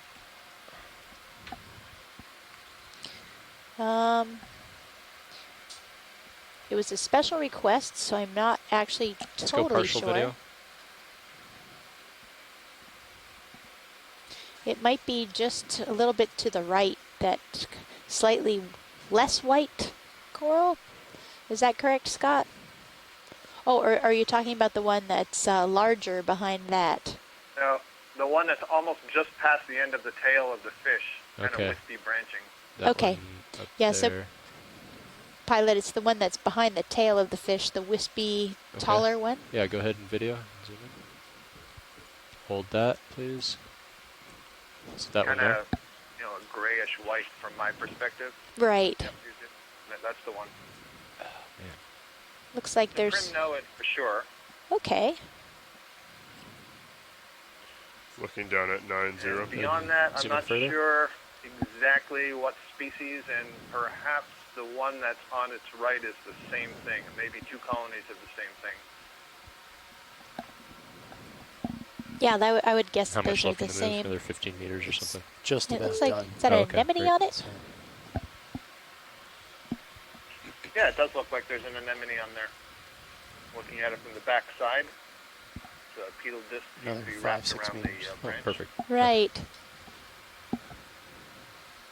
So this may be another species in the genus Candidella. I'm looking at the polyps, and the polyps are standing almost perpendicular to the branch, and it's one of the clues that we use. Are they perpendicular? Are they pointed downwards or upwards? Things like that.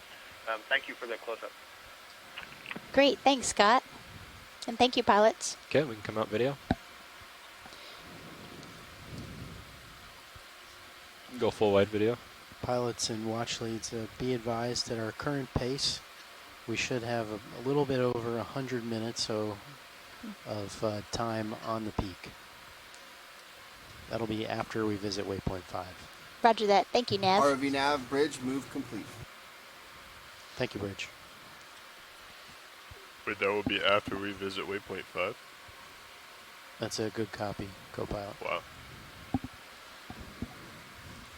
Should we try and do like a lawnmower pattern then, in between 4 and 5? Wow, it looks like we've got more standing dead coral coming up here as we head up slope. Just look around. And instead of many just more going straight to sponges. waypoint 5 and then backtracking. Leaning back in the current. Yeah. Probably be a lot more stuff up there. We can Definitely take more time, do more shots. You can see the deposits of sediment behind these in the lee of it. And the bottom of the screen just about to go out is also a pancake urchin. We saw several of those earlier in the dive. Haven't seen them for a little while.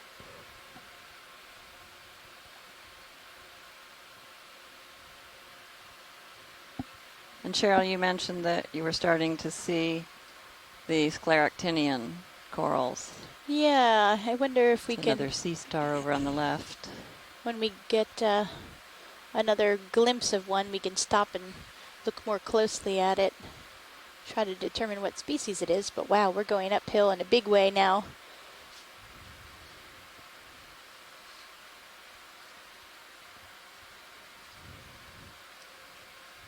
Pilot, could we get a closer look at the white coral right left of center? Yep. Thank you. See the current whipping by those small corals on the left. Yeah, the current is really strong here. You can see all the soft corals blowing in the current. Yeah, and this is looking like an Alapsamia The to me. ship stopped, right? You said. I think I heard the bridge call down. That's a good copy, Pilot. Okay. We're stationary. Okay.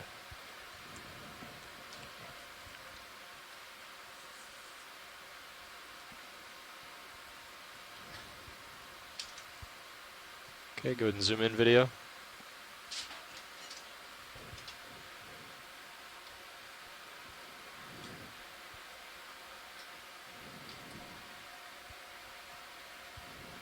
That's the one, Yep. right? Yeah, that's great. Yeah, that looks like an Alapsamia to me. Go in tighter.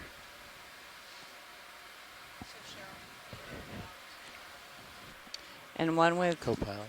living polyps. We've seen a Yeah. lot of this today, Copilot, but not living. In fact, most another of the advantage rubble of that using the we have markers crossed for is travel likely on made iPad of this species. Is it's easy to see skeletal when the ship material. drifts. And we zoomed in a couple other times whenever and we're didn't find stationary, a any lot of times I live like to make a polyps. Or marker. did we find That way any you can yet? tell, when, how far We might away. have seen a branch or two, but we haven't actually zoomed in on anything Mhm. alive yet. So, Mhm. yeah, this is the first one. Some of them just drifted But by, lower but on the slope. Serious as Did we find any No. maybe polyps? they're at Yeah. Nope. 90. So- Sure. You Yeah, can we tilt saw down. plenty I think of it the goes back to skeletal 101. material. Okay, coming down a little bit further. The ship stopped a few Looked minutes like ago. it might so be Claw a down here. yeah, a Bottom little further. hermit crab or Looking some at kind you of at Galatheid crab 100. that's on the backside of this Ooh. coral. And a couple brittle stars. wrong? They're Just a high-pitched orange, noise. Oh. orangish red legs. I did not hear that. Let's see, luckily. wrapped Do around you on have the right. survey 1? No. Yeah, that's... I did, but I wasn't sure I heard it. Okay, through let's the- come out current video. here. Let's come full wide video.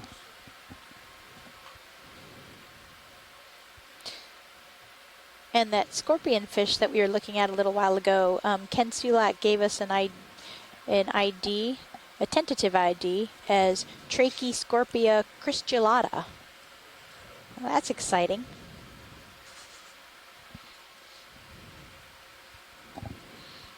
Hopefully his mood will improve as the day goes on. He wasn't looking too happy.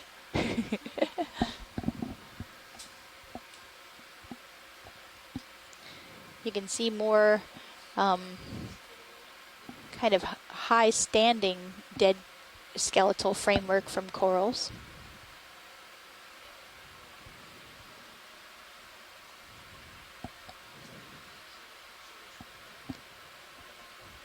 And I am going to step away for just a minute and leave Leslie to guide this.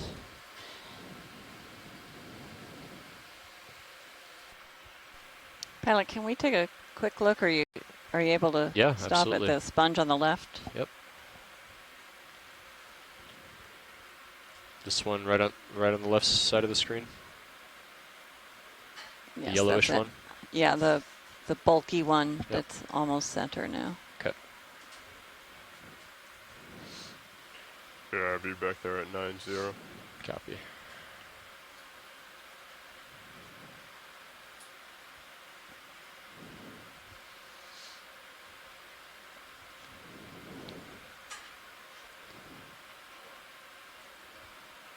And I'm seeing that Tina Molodtsova from Moscow has been tuned in Okay. every day and very Get helpful on the lasers chat off. room. And she's Lasers Go ahead and coming zoom up. in video. commented that we have not seen Anthomastus and black corals today, and I agree. The Anthomastus, they're very easy to spot. They're that bright red, pinkish. We haven't seen those, and I don't know if we've seen any black corals. I don't recall seeing any, but I've been away from the microphone at times. But that's an important observation. We did see a lot of both of those groups yesterday. And we're looking at a sponge I don't think that we have seen today. And Tina is from the Shirshov Institute of Oceanology in Moscow. Okay, is that enough of a view for you? Yes. Okay, we I'm can not come out getting video. any feedback from the sponge people on the chat room, so we'll keep moving on. All right.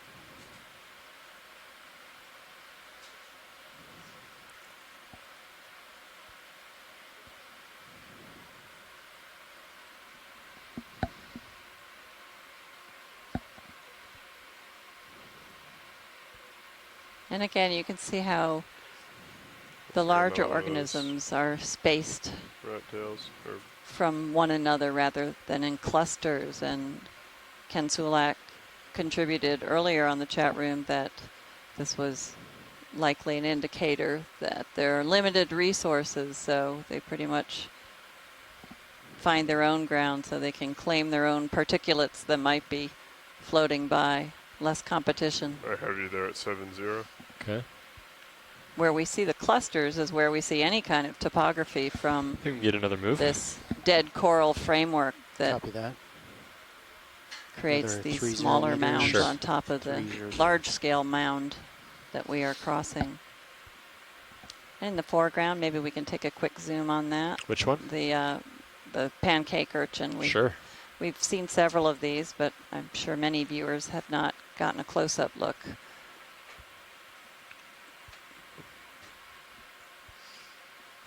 I'm going to get a little closer. Yeah, you can come down a few meters, Lars. Yeah, I'm working my way Bridge, down now. Neff. Okay. Bridge over. Like to request a ship move. Range. These urchins 30 are in the meters. phylum Echinodermata. Bearing 300 degrees. We've seen many of their relatives decimal in 2 different knots. classes. The Okay, sea we will go stars, the 30 meters at a Asteroidea. bearing of 300, speed decimal 2. These are Thank you, Bridge. I Echinoidea, have you there, pilot class at Echinoidea. 6-0. Okay, go ahead and zoom in video. We've seen pencil urchins, which are also in the same class. And here you see Hold the that. tube feet that this one doesn't have as many of the modified tips of the move feet. I guess they do have a little bit of Going extra tighter. tip to it, and those are Go tighter sacs on video. the end that I believe have a venom associated with them, so they're no fun to pick up. We don't intend to. But they're also inflated with water, and when they do come up to the surface, they are flattened, which is where they get their name, the pancake urchin. If you've seen sea ROV urchins nav bridge, near move shore, they initiated. look more like pin cushions and Thank you, have Bridge. a calcium carbonate shell to them. And those spines are much more solid, the spines on the shallower urchins. But we also do see the pencil urchins in this area, as I mentioned, and they have very thick spines. In fact, right at the base, you see a couple tubes that are brown from the iron oxides. Is that good enough for your purposes? Yeah, that's great. Thanks, pilot. And those brown let's come out tubes video. look like pencil urchin spines. And in the rock record, that's often all we ever find of urchins is their preserved spines. You can imagine that that pancake urchin would be very hard to preserve in the fossil record. It doesn't really have any hard part remains.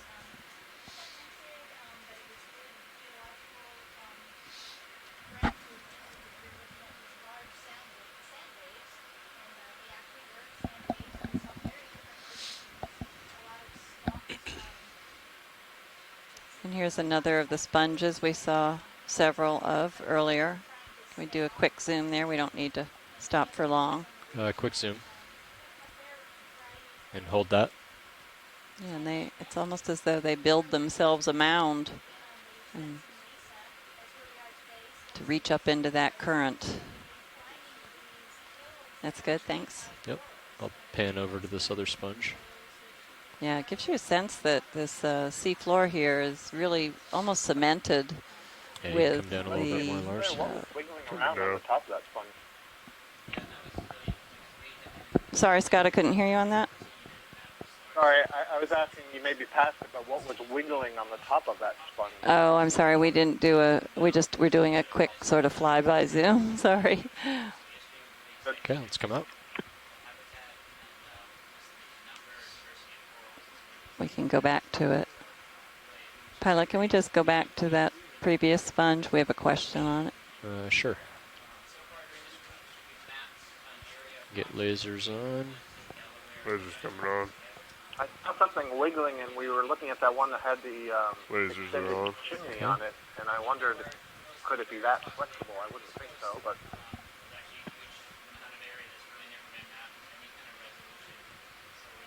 Scott, what kind of delay do you have today? Just Are you still at about 7 seconds? About 8 seconds. I see you're going in on it. Okay. What are we looking at here, watch lead? At the top, the organism that is waving right at the top. Oh, interesting. I see it. Let's come out and I'll sit down. Get a stable view.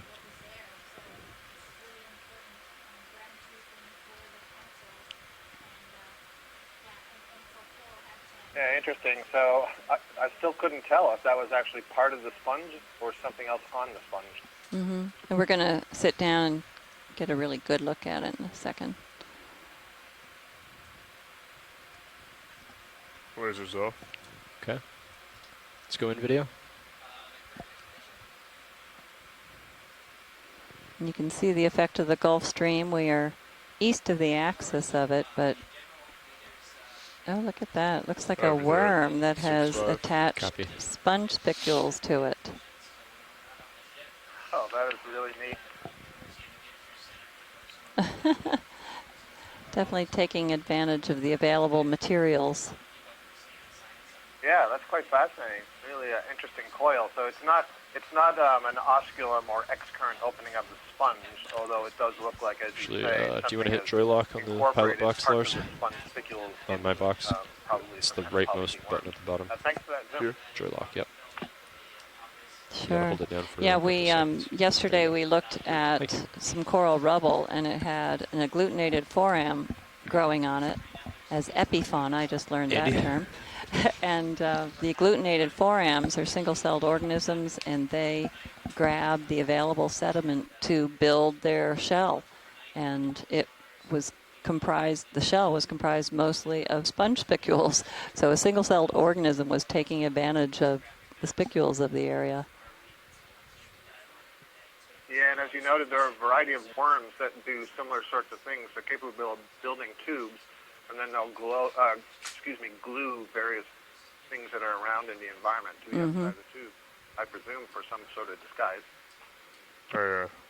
And Tina Molotova is suggesting a sablid. Go ahead, Bridge. That move is complete. Shirley Pomponi is agreeing. About 3 degrees to starboard and that to a it heading is of not 200. the oscular tube. Copy. This is a good time to do that. Okay, thank you. Thanks. So ship move is complete. They're going to take a few minutes to change their heading. All right, well, let's zoom out and So you got a little bit of time. Go head ahead, on, video. unless we see something else, unless there's So any other Nev, comments were you from flying the with chat auto room? heading, or you just put it on? We for have I just put it on to hold you. 36 people on the chat swap. room right now, so Okay. appreciate all your comments. Sometimes it's hard to keep up with them. I'm flying solo now, but I'll do my best. All right.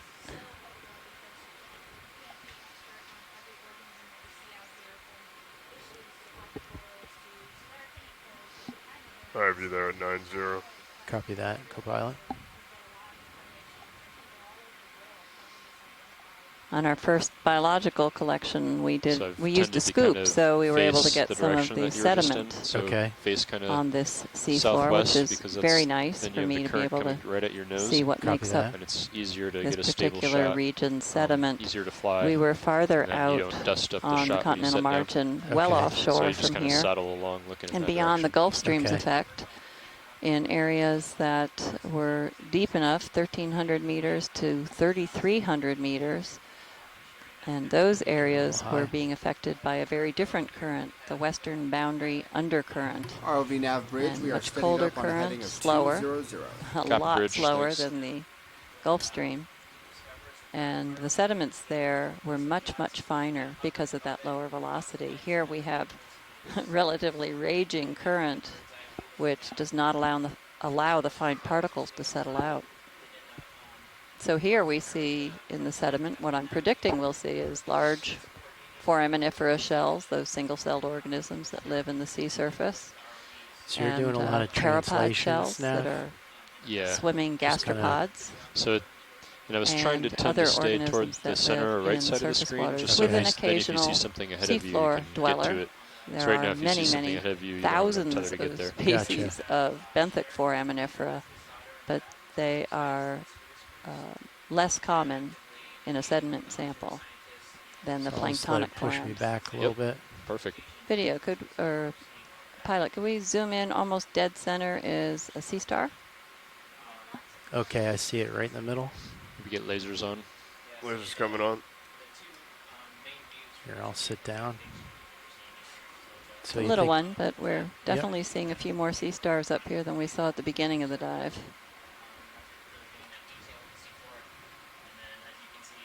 Okay, watch lead. I'm just working my way over there now. Excellent, thank Do you. you want a quick zoom or do you want a close inspection?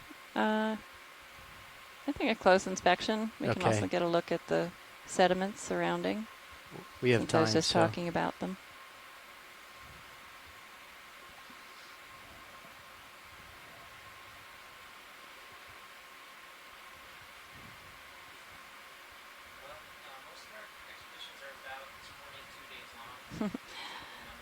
That coiled organism that had the sponge spicules that we were just observing about 3 minutes ago, Shirley Pomponi says, might actually qualify as the weirdest animal of the day. This one isn't quite so weird. This is a sea star. I certainly don't know the group or the genus or anything, and I don't know if any of our listeners or chat room folks, hopefully Chris Ma will chime in. He is our chat room specialist on the sea stars. Most of the sea stars have this pentameral radial symmetry, the 5-pointed. And they all have a water vascular system that pumps through the little tube feet, allowing it to mobilize itself, use the tube feet to move across the seafloor. Many of them are scavengers, many of them are predators. You can see the eye stalks at the ends of each of the rays. And they have a great ability to regenerate their limbs. This one has an interesting little polyp on its limb that is at the top. I don't know what that is. Might be a tumor. So were you using most of your verts to stay on the bottom, Nav? Yeah. Okay, pilot, let's mosey on. Great. Thank you, watch lead. All right, full wide video. Hello. Hi. Chris Who do Ma. we have Yeah, calling it in? was Is this taking Chris? quite a bit This to is Chris Ma. Hello, Chris. Of course. We stay on sent out the bottom Bat today. Star There's for you. a lot of current. Yeah. Thank you for that It's kind delightful tending to want to push you little up introduction water to sea stars as you, so you can see our Z-Bias were is set pretty heavy undoubtedly today. stalling for time. Yes. Okay, How did you Copilot, know? I'm going to try and get Time it to out in exactly front. so X Copy number of that. I seconds have you at to 90 see right how now. long I would Copy, thank it you. would take for me to dial in. So the sea star that you guys have focused on is, I believe, in the genus Henricia. And this is a globally distributed genus of sea stars, which terrifies almost any starfish taxonomist, not because they're so distinctive, but because all the species are so closely look I'm not so sure, closely but alike. there's another one Many of them That- are that light ecologically is important. They feed on sometimes on the sponges screen. and other Yeah. kinds Yeah. of It's giving me a sort wicked of migraine. epizoites, so small microfilm, other kinds of non-moving prey.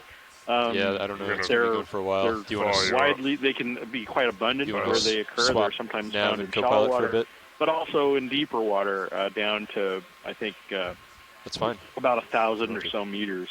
And in areas like this, they're not entirely uncommon. They sometimes are feeding on the sort of little gooey organic material that's living on the surface, or perhaps there are sponges that are out of sight.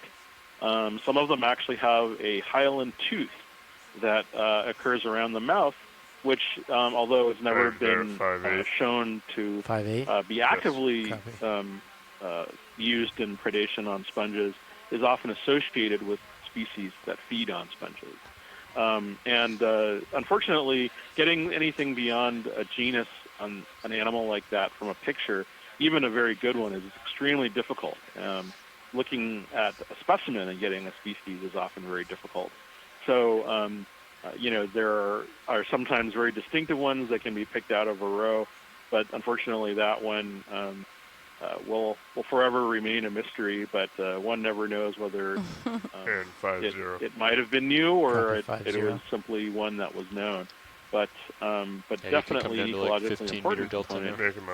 And in the Pacific, we saw any number of new observations of them feeding on sponges. I guess I was trying to there were some quantify that were quite large, feeding on really enormous glass sponges. And I guess those between were all 30 and 40 valuable meters, observations, that would be like 10 meter delta. And this one is as well.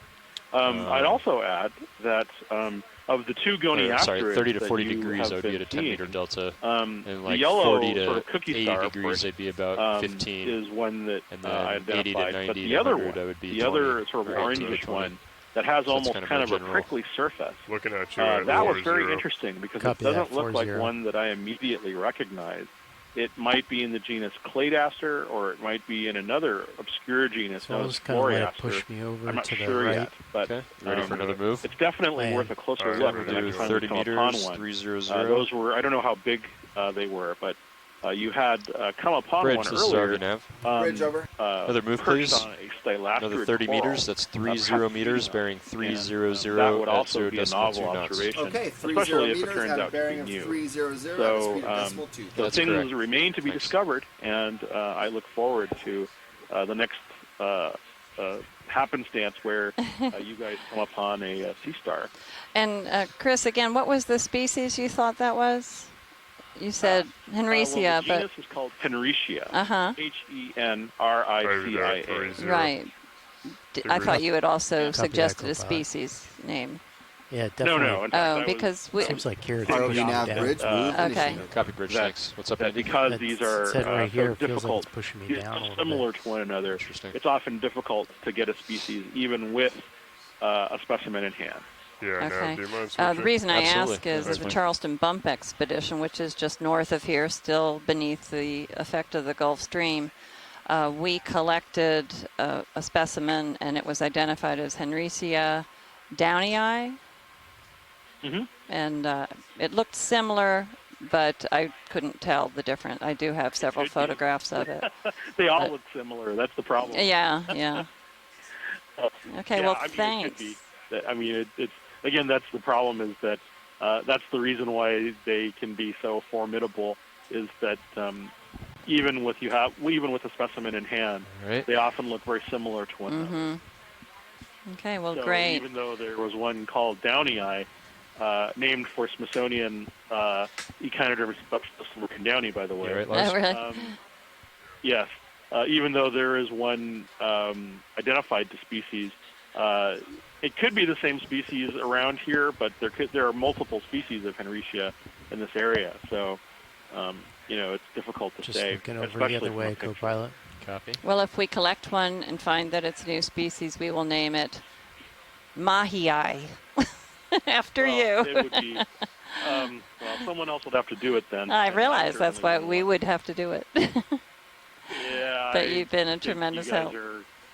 I would much rather So find get that too much Joni further Astor and ahead. name it after You're all at of the you. Untitled. So No. Copy that. leave it. All right, well, we'll send the bat star out again if we see another one. Serious and go Very laterally good. with it. Thank you very much. Thanks Have a good again, day. Chris. Bye-bye.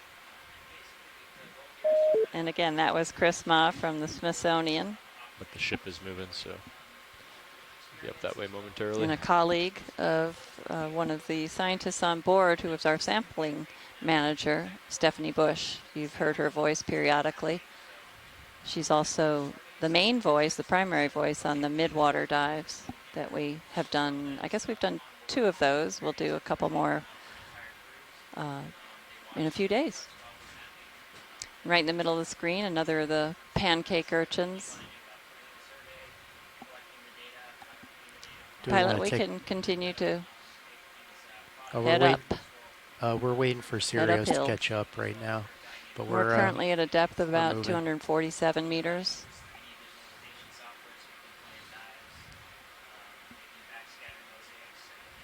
This is about the depth of the 3rd mound we visited yesterday.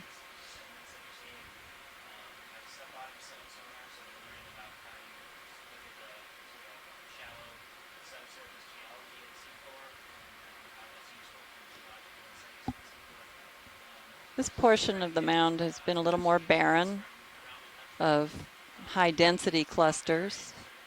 Here's a little ridge-like mound, and you can see very well how the organisms Still cluster drifting at the back a little highest bit, point of co-pilot. any Copy. small topographic feature. Take a look at this sponge and corals over here. Coming up, tilting down, looking at you, 45 degrees. Copy.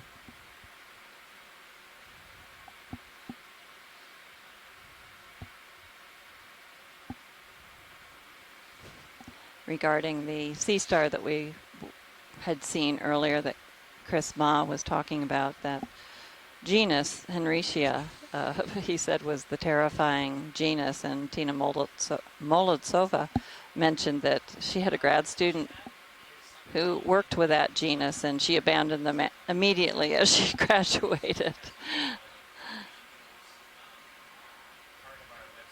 So if anyone out there is listening and wants a challenge in the echinoderm world, we have a perfect asteroid genus for you.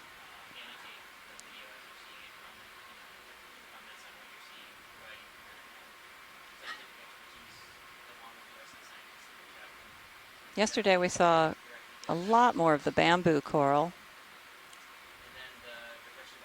and some really large ones. They were beautiful.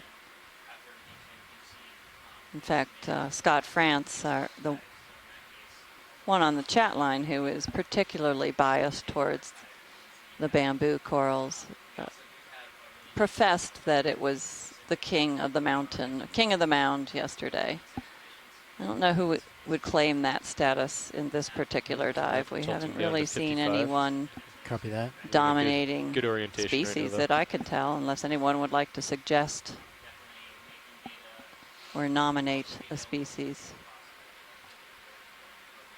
In my defense, Leslie, yesterday, when Just I gotta- said that, gotta we were move looking at a forward along coral my current mound, heading. and quite literally, I'll drift the over bamboo back corals into were the middle. growing on the Copy. very top of it. Sounds Yeah. like a good plan.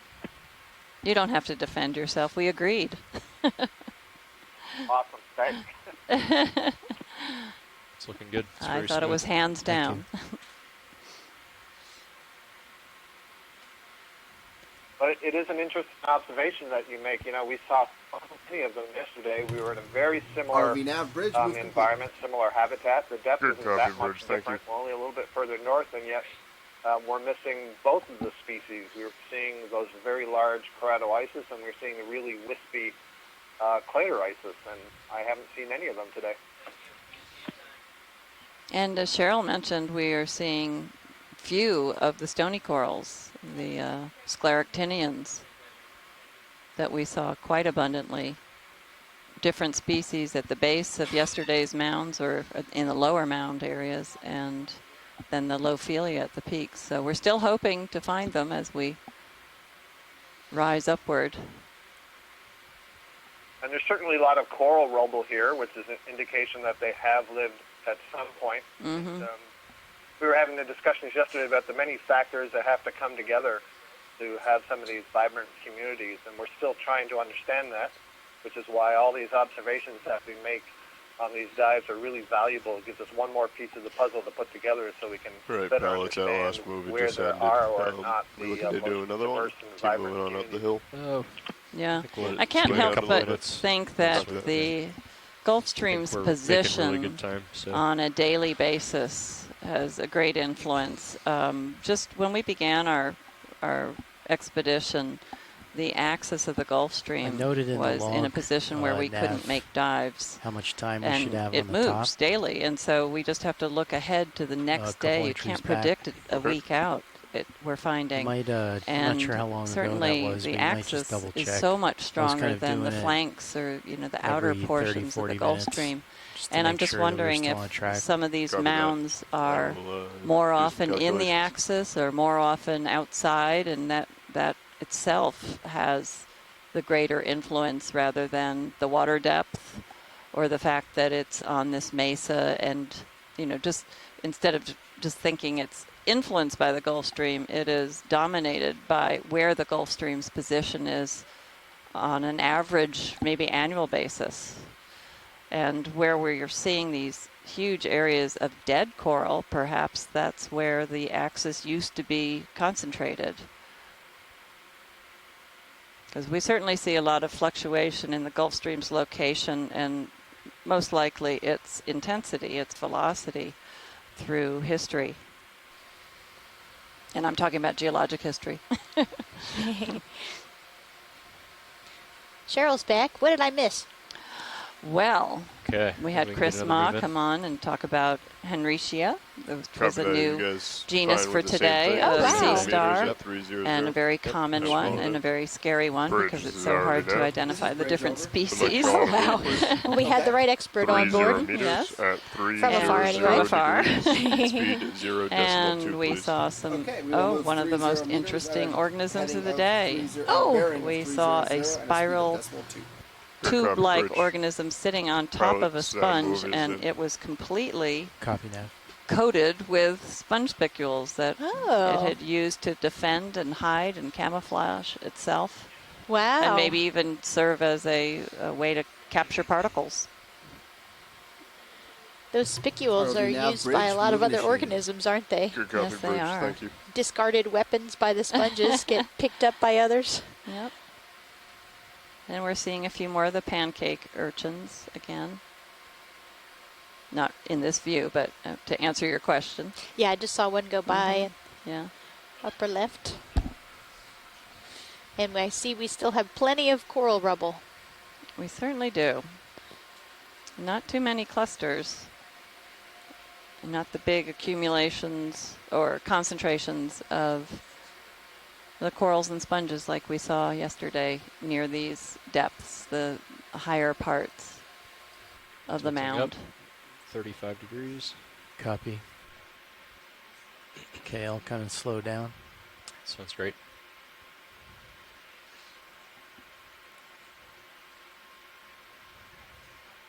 Go ahead, watch one. Cheryl was looking at our dive track as we are making it and made the observation that we might be actually on the lee side of the crest of this ridge part of the mound, so we might Nav, do you want wander to over take a look to at that? the other side. Did you hear where that, the Nav? current would be more Yeah, I did. facing, we'd be right on the Are we looking slope to facing the current. move to the I think west? we have time for I that. feel like the position we're in right now is due to safety of the vehicles, correct? That'll be Yeah, a nice I contrast think to look maybe at. what she means is maybe we could The seaward and maybe even just leeward a tether length over side. to the port side on D2. Copy that. Okay. That might just get us on the other side of this ridge because it's kind of wide, right? So we're on the north side, but if we're on the south side, that should be fine because we're already at the top of the ridge, so it's safe. We just want to tend toward the southern Seeing a few border more of it. wispy Copy corals that. down there, so I wonder if we're starting to adjust see the heading some then bamboo for the corals current show up. move, or call it a new move? No, or? we'll let this one finish out, and Okay, after we that. might let watch lead know that we're 60 meters from the top, something like that. 60, It was like 117 until to this contour, not waypoint 4, but the contour here. Gotcha. That one. The next one.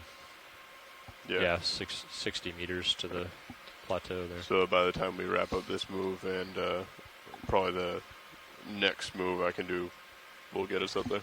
Yeah. It'll bring us over to the west side. Right. So yeah, I would say you can see there's like more sponges and stuff on that side. So when you're down here, just move over to that side of the screen. Okay. So just start heading over, just moving forward right now. Forward, D2's forward. Yeah.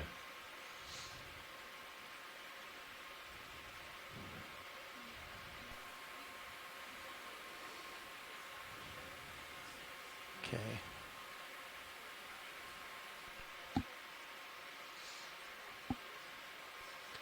So pilots, from what I have calculated, and I did a little bit different than what Andy did, once we hit waypoint 4, we'll have slightly under 2 hours to make our way across to waypoint 5.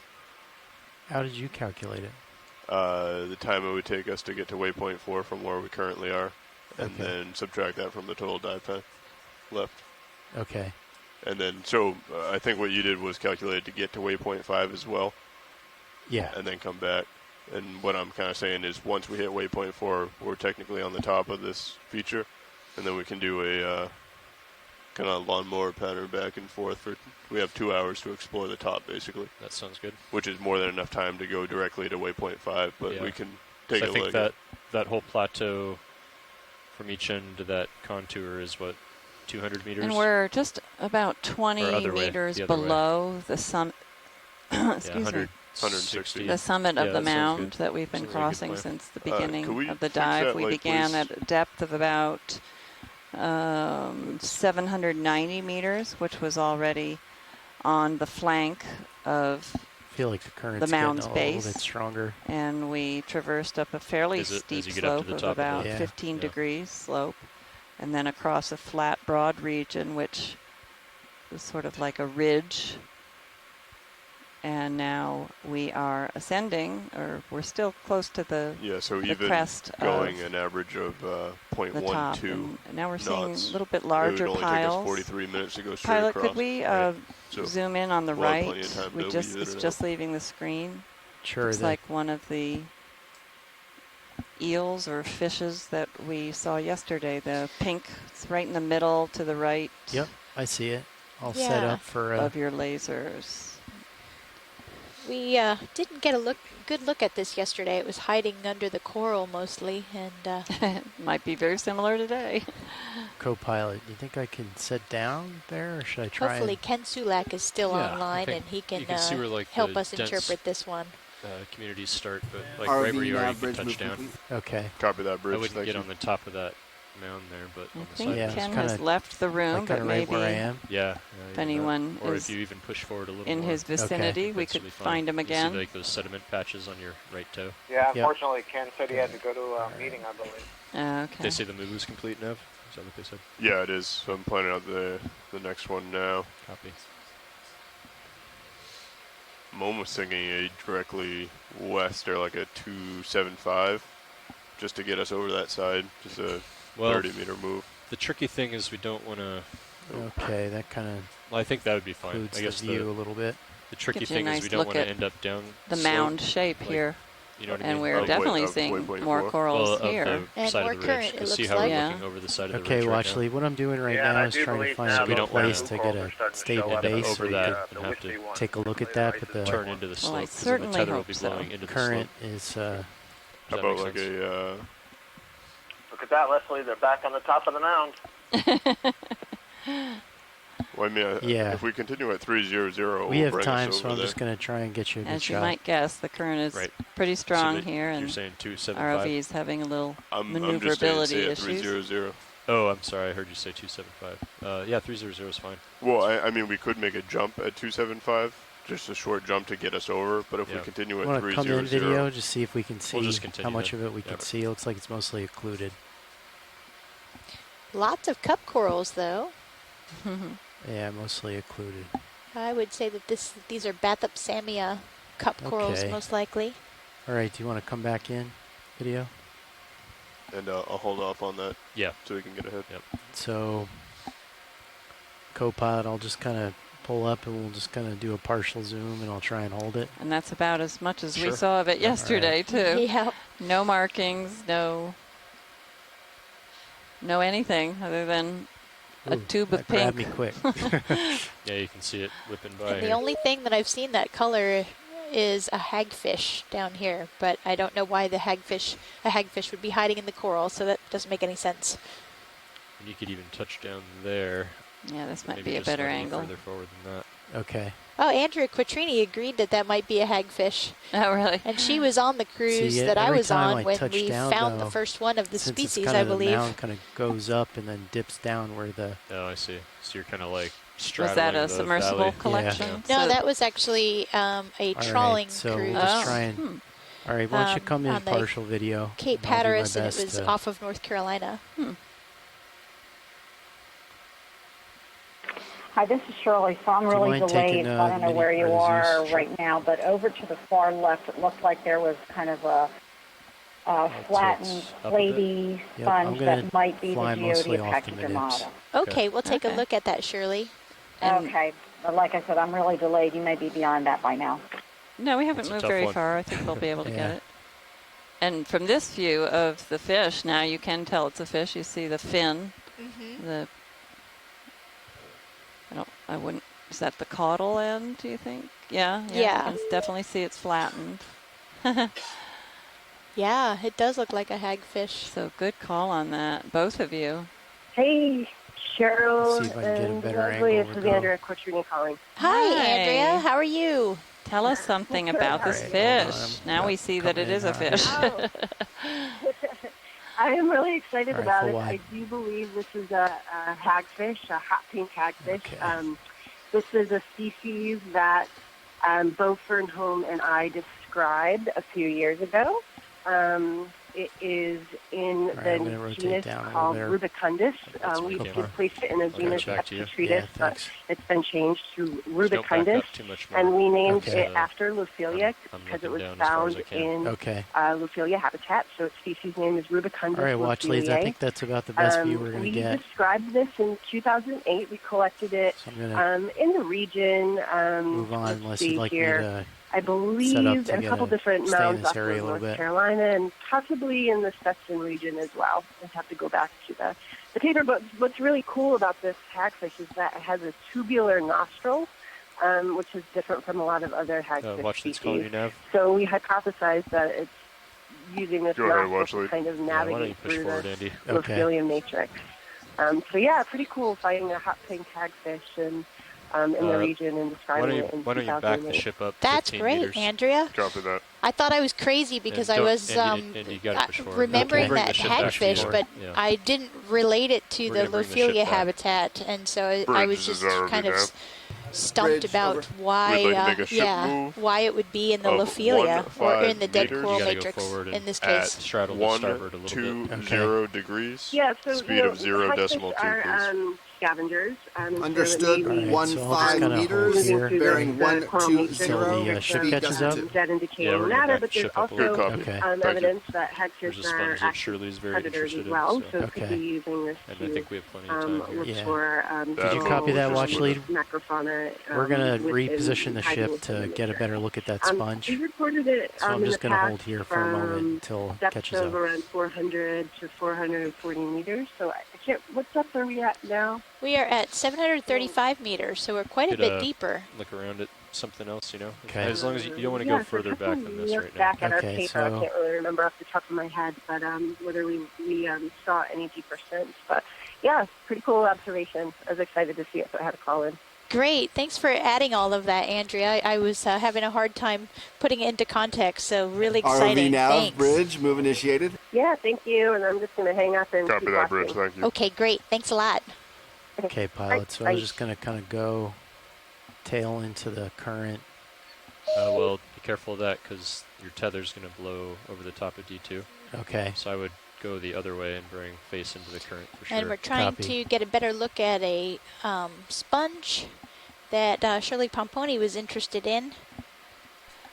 Yeah, we had to wait for the ship, and now we're going to swing around back and look at what you hope to find. Yeah, and any of those that look like they have kind of like a kind of platy, flat platy. A platy look. Okay. Like that one there. Pilot, I bet you the one that's about to the right side of center, kind of larger. Okay, so I'm just about to put the lasers on it. This one? A little bit more to the right, I believe. Okay, and down? Right at 3 o'clock from the lasers? 3 o'clock from the lasers, yeah. 3 o'clock from the lasers. Over here? Yeah, coming into center now. Okay. Okay, yeah. At least I think that this is what Shirley might have been looking at. Okay, so co-pilot, I think I'll come at it. I think you're going to have to stay faced into the current. Yeah, I will. Okay. So I was just going to kind of translate over to the right. Yep. And then there's that kind of open patch. Yep. Sounds good. Hey. Yeah, no, I was asking if that... Sorry. It's full lateral.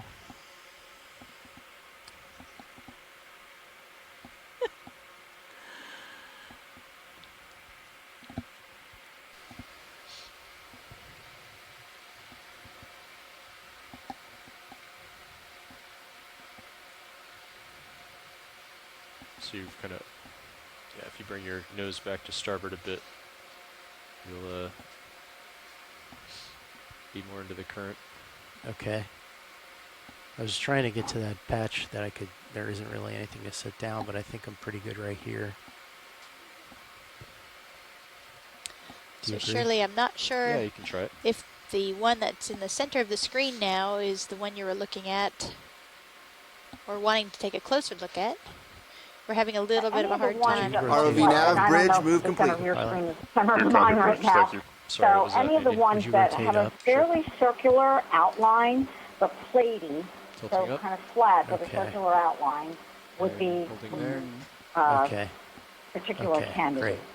But don't spend a lot of time looking for them. Okay, if you need to get repositioned, don't spend a lot of time looking for them. Okay, if you could take it once your video catches up, if you can take a look and see if the sponge in the center might be one of these. It's somewhat circular and then flat on top. Yeah, and I don't know when I'm catching up to you, so. Well, we're pretty much in one place now for a while. Nice perspective there. Okay, so okay, good. So there's a spherical one. There's a spherical one right at the center of the screen. That's not the one I'm talking about. I'm talking about one that's more. Although that could be one. They have different shapes. So that one that's kind of a hemisphere, it looks like a bowl. Yes. Could possibly be The ship one. is currently stationary. If I didn't pass that along. See if after your video catches up, we have one in this center of the screen that's very zoomed in. So see if this is it or if we should look around a little bit more. Yeah, I think yeah, you're zooming in on something right now, and that,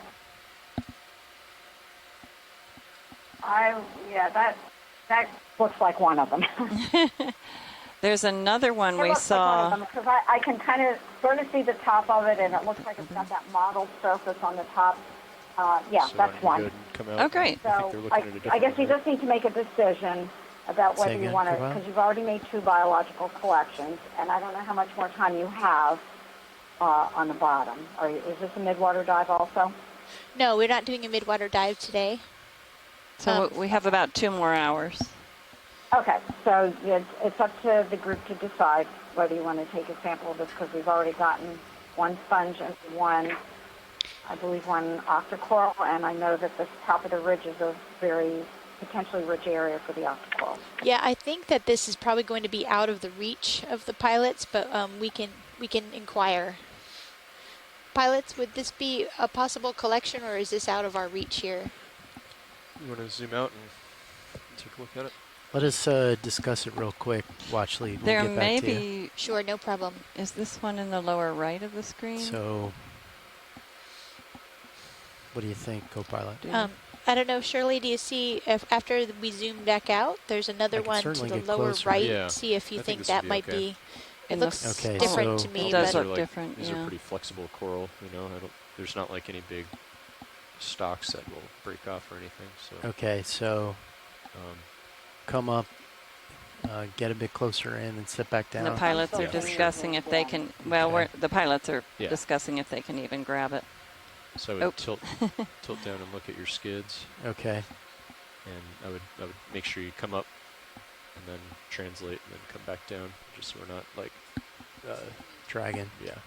Okay. All right, here we It's a go. pretty strong current, huh? Whoa. So see your toe. Yeah, it is a pretty strong current here. It's all right.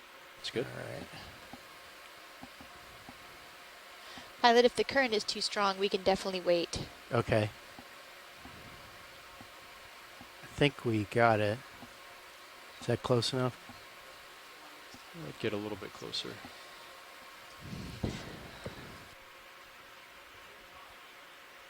Yeah, like right there. That's pretty good.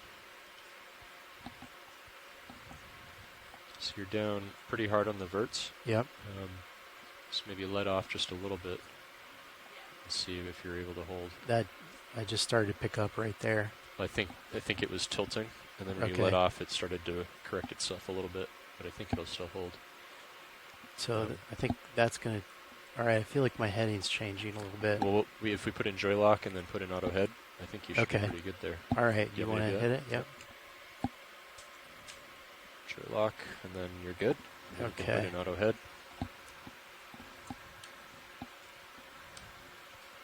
And I bet that'll hold, and I can get the drawer open. Okay. So it's gonna be. So it's going to be soft. It's going to be brittle. So, well, I'll let you. What do you think you want to do? Well, I'm open to suggestions. It seems like I kind of almost want to come down on top and grab it. I totally agree. I'm just reading some of the chat room comments, and they were commenting on. Okay, that we were so- looking at a forest of corals, and one of the contributions So we have was the a port forest for Lilliputians. We currently have the port inner and the starboard outer. Okay. Yeah. However, I feel like and I see it port inner might be your Anthomastus. I best was bet. wondering, Tina, where you were seeing it. Now Oh, I see yeah. a few Yeah, in I the prefer to foreground do it here in on the the port. That's fine. right and left corners of the So screen. I agree. And these are the first that we've seen. They on are the this dive. first. So So one thing I was jaws wondering, down and feather it in. we were Okay. coming Go up with a in the light grip lee of the force and feather it current the whole And don't time close the until jaw, but just now. get it And we get tight enough so you to can grip the a little sponge bit and then stronger put in your current, grip lock. and we see Okay. more Octa And Corals then and pull our it first up Anthomastus of and the just put day. it So straight there might be down quite a different fauna port in the box. lee versus Okay. in the full current. Where'd the? And I guess don't that's a put the hypothesis that we can predator. continue to explore with other dives in the future. Thanks. Okay.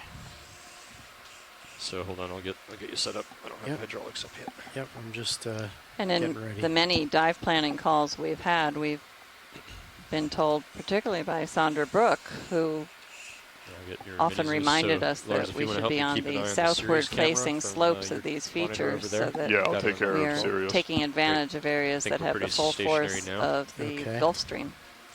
And so The only problem is that that's often difficult for the ROV. That's right. So for safety of the vehicle, we sometimes can't do that. So, so we kind of came up the safe side and now are just poking our nose into the current here, trying to get a look and see if it's different. Are your hydraulics It does on? appear to be a bit different. Right now. Okay, so you won't be able to adjust grip force until those are on. Okay. But all right. so before, I think it's just as what important I like to know where they are. aren't. That force feedback is Yeah, where they are. Yep, it is force true. feedback is Okay, on. so that's good. So you can hit exit. Absence data is also important. And then test on the right. And there certainly is a lot of coral Display rubble, pots. even if there isn't a large And number of display corals. all.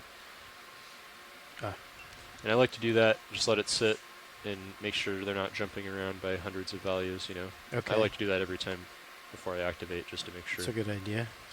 They look good, so you can hit exit. And then exit again. And then you can turn on hydraulics. Okay. All right, hydraulics coming on. Yep, at the twitch. So now you have grip force at So 5. it's So set to 5. you could bring it down to like 3. Okay. Grip force is now 3. So we're on hold just for a few minutes as the pilots decide if and how to make this collection. Okay. All right, so we're going to go in the port bio box. We'll extend that pin. We've already made 2 biologic And to clarify, that will collections be so the far. port We have inner. 2 more spaces. Okay, so I'm indexing. 2 bio boxes. So remember what we talked about, where when you And index it's looking back out, like our rock move the arm boxes very will be slowly empty to today, reset, unless in case something it changes doesn't dramatically. actually index out. If we see a rock, we can make it a priority. That's but, right. I was quite down. surprised to find something that I would call a rock yesterday, and it was just cemented together coral rubble like this, but it significantly cemented and buried, and it was outcropping just like any of our rock layers that we've seen even on the edge of the Lake Plateau.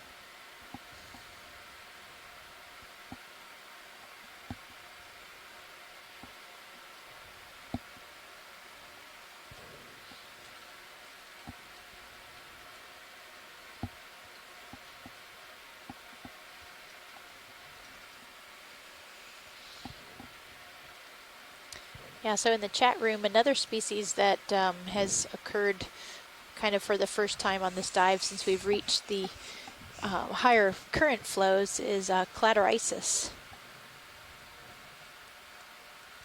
And Scott France says that this suggests that they prefer the upper reaches of the overall mound. It sure does seem like the biodiversity increases quite a bit as we reach the top of these mounds and the higher current flow.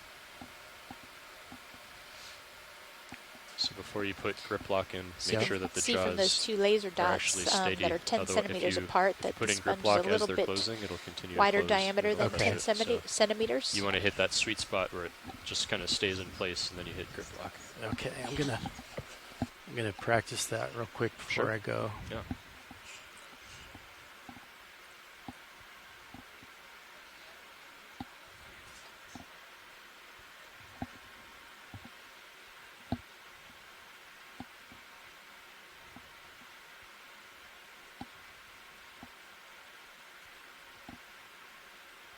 Okay.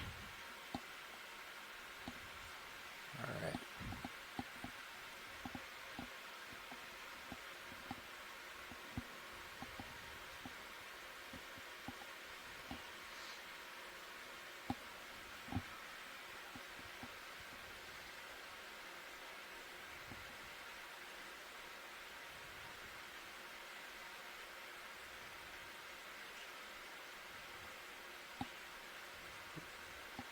I think I got a little bit too grippy.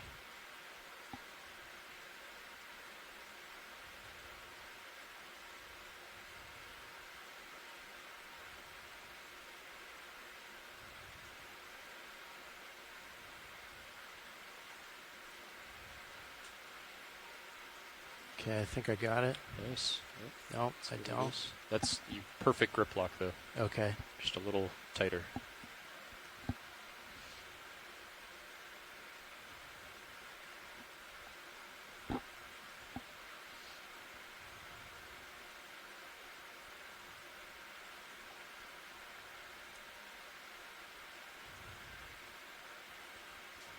Got a bonus coral. Yep. That looks pretty good. Ready for the drawer? Ready for the drawer.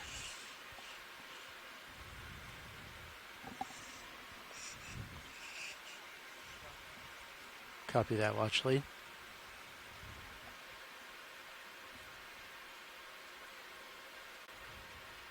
Okay. I'm going to bring your mini Zeus down as you come down. Copy.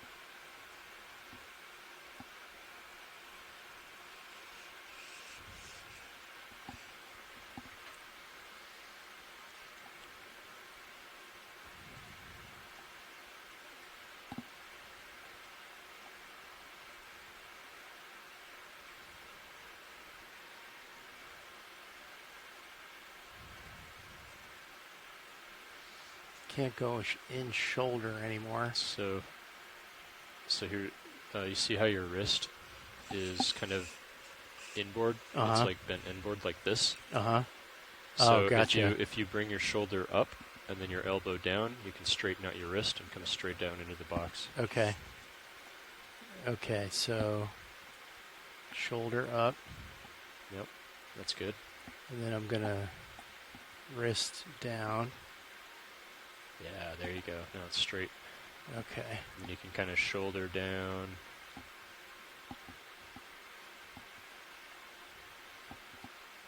Let's bring it into the box. Yeah, your wrist is nice and straight now. You want to go outboard a little bit, or like forward a little bit. There you go.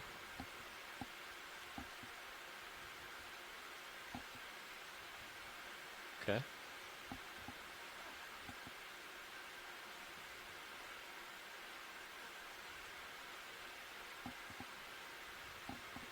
Ready to close the box? Ready to close box. Okay.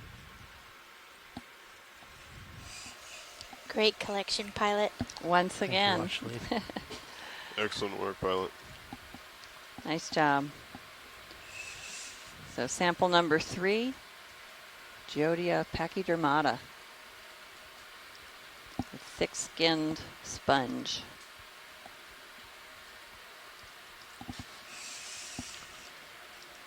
Bring your mini Zeus over to stow. Thank you.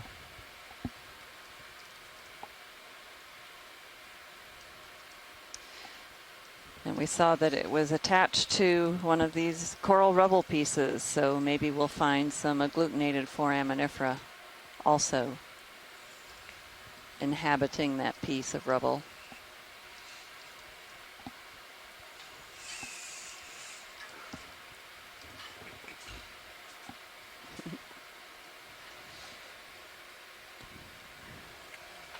Yep, that should be good. So a bonus with that sample is that it looked like And then there when you was kill one little hydraulics, octa everything will go coral limp. that That's was perfect. attached either to the So index it. coral rubble that the sponge was growing on or to I the thought it sponge went into itself. master And mode so there's been real a quick. debate in the chat room if Okay. we have So you turn it off, you'll see Anthophylla it or straighten out and go limp. Unicella here. Okay. So maybe Hydraulics that off. coral, There you which was a kind of bonus sample, will help us figure out that debate.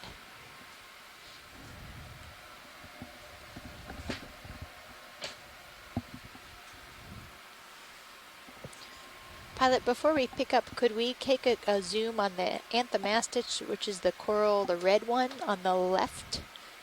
Absolutely. Thanks very much. There may also be one on the right, you. which is where the yellow coral is also. Grab the Zeus. Change your screen back. Or actually, Pilot, there's one on the right, and there's a yellow coral on the right too. So maybe we could just get a look at both of those You got a instead. fault on one of your motors, Andy. Okay. I can do that for you. if you Okay. want. Yeah, please do. Stand by, watch, Lee. We have a motor fault real quick that we're gonna deal with. Sure. Okay, so we're gonna lose it temporarily. Okay. Ready? Yep.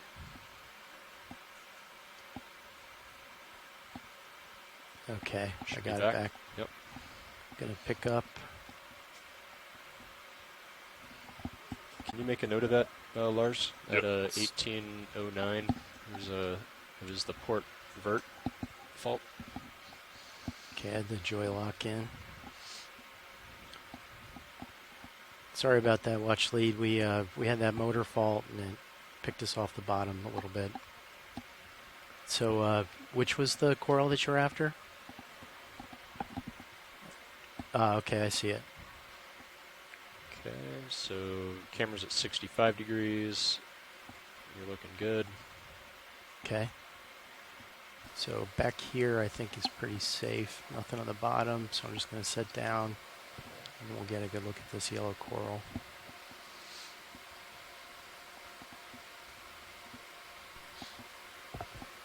Since we're not moving, I'm gonna tilt my head to look at you. How's Copy. Slightly repositioned so we could take a look at these two Octa corals Okay, here come on in video. that the folks in the chat room have been debating. Okay, do you want to grab my Zeus? Sure. Pilot, or co-pilot? Okay. All right, I'm coming back over. And, all right, stand by. I'm going to swing around again. Oh, really? Okay. I'm gonna tilt up, holding there. That's a cup coral there behind the Anthomastus, or pseudo-Anthomastus. We'll see which one it is. Okay, I'm going to try and let it. Gosh, we have maybe at least 3 different types of octocorals here. I wonder if the white stalk right in front of the orange cup coral might be one of those carnivorous sponges. I think that's Oh, a I good took it call, off Cheryl. almost max FERT. And Doesn't look very threatening. It doesn't look very threatening, no, really but cool. if you were smaller, you might be very afraid. Maybe that's why there are no small organisms around here. That's Probably one of just the, we don't see them. sorry, Watchley. That's one of the corals you wanted to get a better view at, right? Yep, that's it. Thank you, Okay. Pilot. And then Maybe, maybe a Do you good want point of anything reference else? The for what yellow we're one? talking about there with Okay. that carnivorous sponge is the upcoming movie Ant-Man. So, you know, when he's shrunk, he's got a lot more. And Pilot, the one to the right. Okay. Yeah, the yellow. That's Coming out right, Scott. now.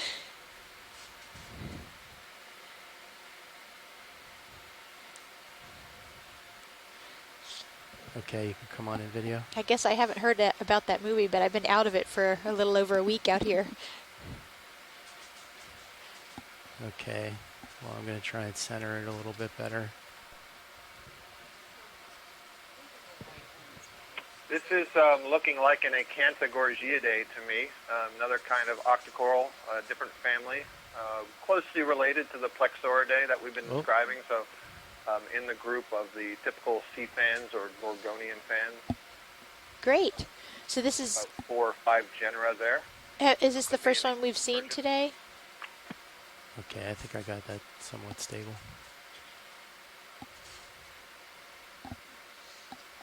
It's a great shot.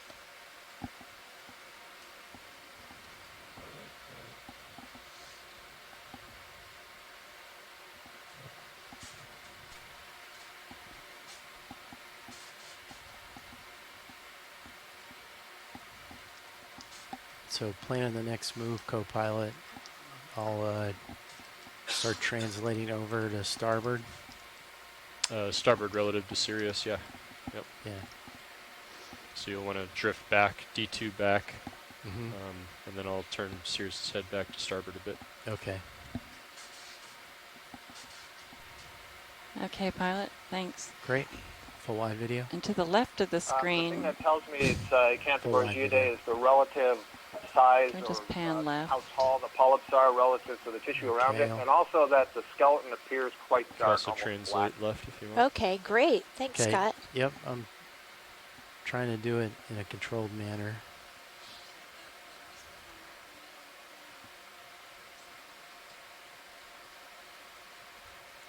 Gosh, there's so many octocorals on this little mound. It's amazing. There's also a few stylaster. Those are the white, more hard We got another corals that you fault, see Andy. there. Okay. I'll why don't you come up and I'll. All right. I'll I'm gonna reset it. Well, actually, we have another motor fault. I'm gonna. Whoa. Okay, ready? All right. Yep.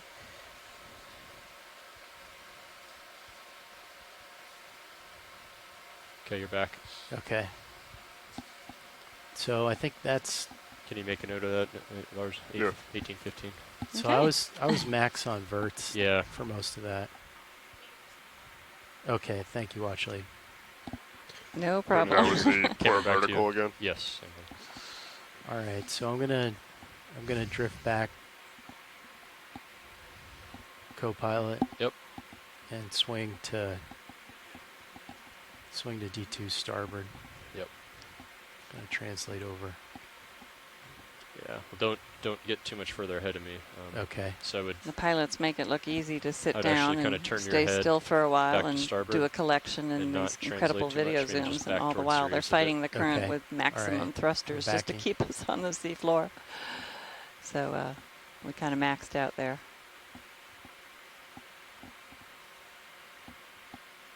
It's another one of those All right. I'm just trying to slow. bottle-like backing a little sponges bit. in front of us, right near the lasers on the right.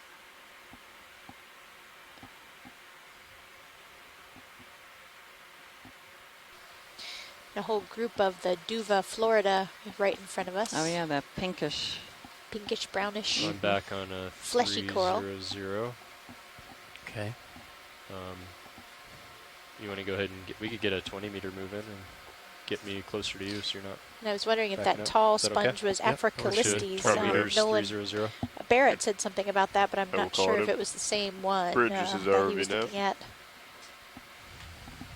This is the bridge over. We'd like to make another Okay, move we had a of close enough 20 look for meters Tina to at determine that that was 30 pseudoanthomastus that we were degrees, looking a at speed there. of 0.2 knots, please. And possibly close to Okay, pseudoanthomastus 20 meters at a agaricus. speed bearing of 300 at a speed of 0.2. Good copy, Bridge. Thank you.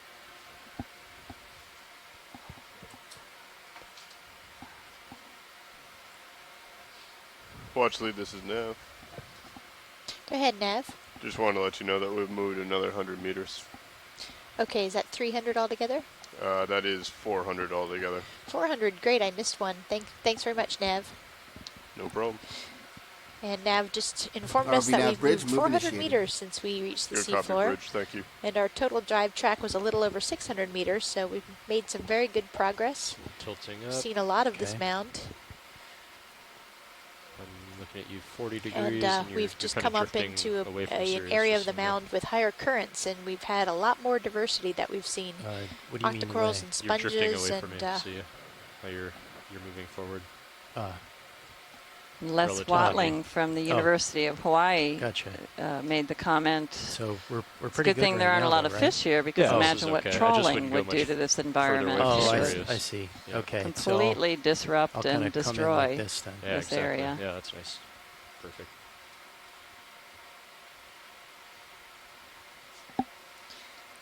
Yeah, it's hard to even comprehend the amount of life that's within the scene, because when we get close up and you look at the coral skeleton, there's even more life in all of those little places that are created by the skeleton. And then there's the obvious big corals and sponges and everything else that we see.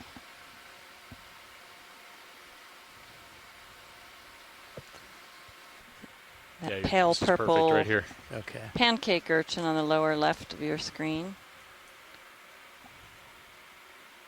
one of the dominant echinoderms in this area. Certainly of that scale, the most dominant echinoderm is most likely to be the brittle stars that are threaded throughout the coral, both the living and the dead coral. Because there are plenty of organisms that are finding refuge within these piles of rubble and also living on the dead stalks of coral.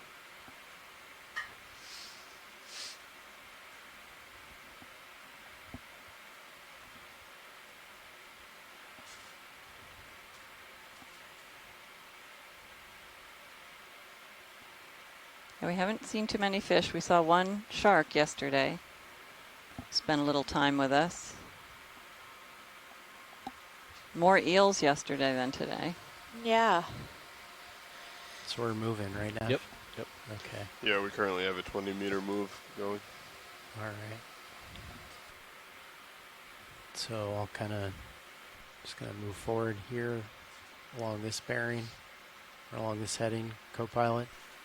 Sounds good. good. Look a little to the left, and then I'll drift back again. So while we've got a little bit of a break here, guys, I just wanted to make an announcement for all of our science team, our team on the shore, as well as all the viewers that are watching at home. For today, for the Okeanos Explorer, marks over 400 ROV dives completed. These dives have explored some of the most remote places on Earth and have gathered critical information to improve our understanding of the deep ocean. And really all this hard work, this is really all due to the hard work of our partners at NOAA's Office of Marine Aviation Operations, as well as the Global Foundation for Ocean Exploration. Their hard work over the last several years has led to this monumental accomplishment. RV nav bridge, move complete. So thank you all for joining us today on this really exciting That dive. move just wrapped up. Would we like to? Yes. That's great, Casey, 30. and we're proud to be on number happy with that, 400. Yes, we are. Do we get a pin? Good with that, Andy? patch? 30 meters. How about a shrunken cup? 30 meters Okay. sounds good. That's good. Calling it right now. Bridge, this is ROV now. Bridge over. We'd like to make another move, 30 meters. So if you at don't know what a shrunken cup 300 is, that is a degrees, long-standing speed 0.2, tradition on please. deep sea Okay, 30 expeditions meters of any at a type, exploration, bearing of research, 300 even and probably speed of yachting, S but 42. Good copy. it's the Thank only you. good use for styrofoam that I can think of these days. Is find a piece of styrofoam in the shape of a cup or a wig head stand, and decorate it to your heart's pleasure, as long as it's water permanent ink, and throw it. RV nav Well, you don't bridge. throw it overboard. Good copy, You Bridge. attach it to any instrument, or in our case, the ROV, that will descend to great depths, and the water pressure pushes at the styrofoam from all sides and squeezes out the air and compresses it into a miniature form of whatever it started as. And so some of us have a shrunken cup or a shrunken head from every expedition we've been on. Yep.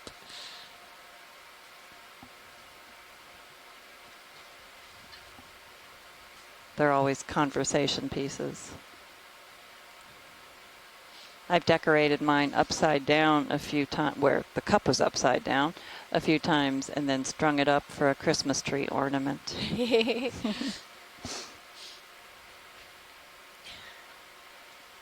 And when we had a deeper dive a couple of dives ago, when we went to 3,500 meters, I put in a bunch of cups that colleagues of mine at the Leetown Science Center in West Virginia had colored, both themselves and their children, and they are now a small fraction of the size they used to be. They're really adorable.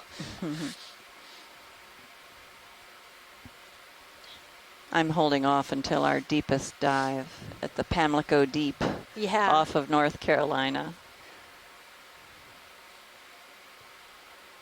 So we're seeing several different sponges. The purplish sort of striped organisms are again our favorite pancake urchin.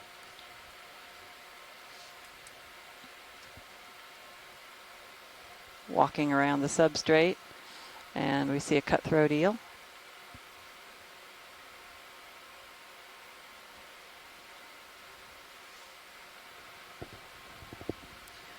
Ooh, this is a bigger stand of corals here.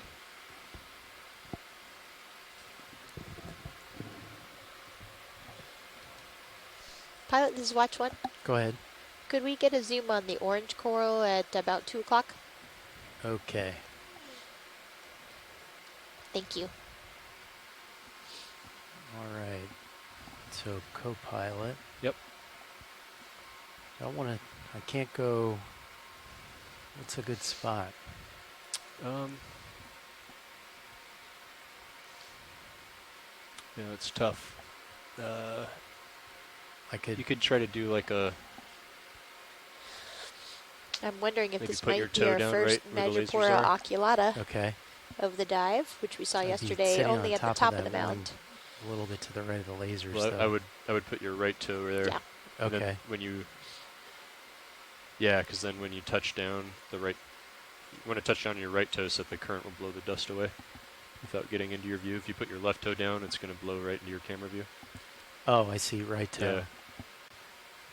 So it looks like that those corals though are. Yeah. The one I was thinking about maybe was, see that yellow coral? Yeah. If I maybe set down like the right side, or maybe even my back, like the back of the skid in that kind of free area.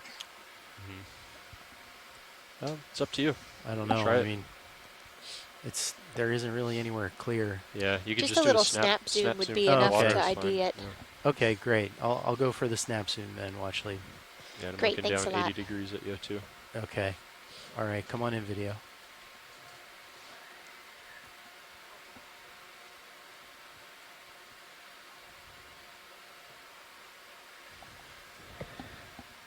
Yep, that looks like Magipora. Look at that.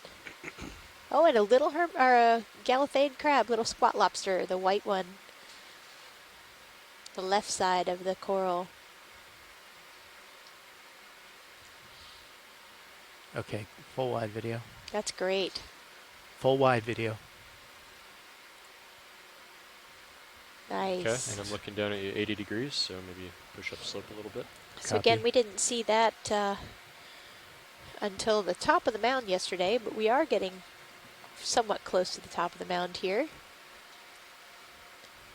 It's hard to keep perspective when you're zoomed in like that. Yeah. Really What the steep vehicle's slope doing. that we're climbing up now.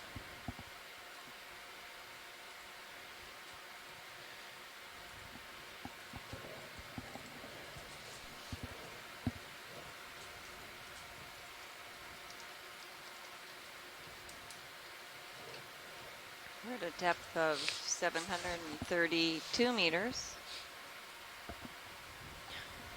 We should expect the We next started like at 40 meters or so 790 to be a little meters, bit and we've steeper sort of than been it has stair-stepping been. our way Just be aware. Copy that, Nav. up RV nav the bridge. generally southward Move facing Good copy, Bridge. slope Thank of you. this mound. Okay, I'm kind of pushing along this heading, co-pilot. Yep. That last move was completed. We happy to go And another as 30? we or thought, it not quite appears yet. as though Go ahead this and push ahead mound a bit. is Yeah, we need to wait completely for him to get ahead. made Copy of that.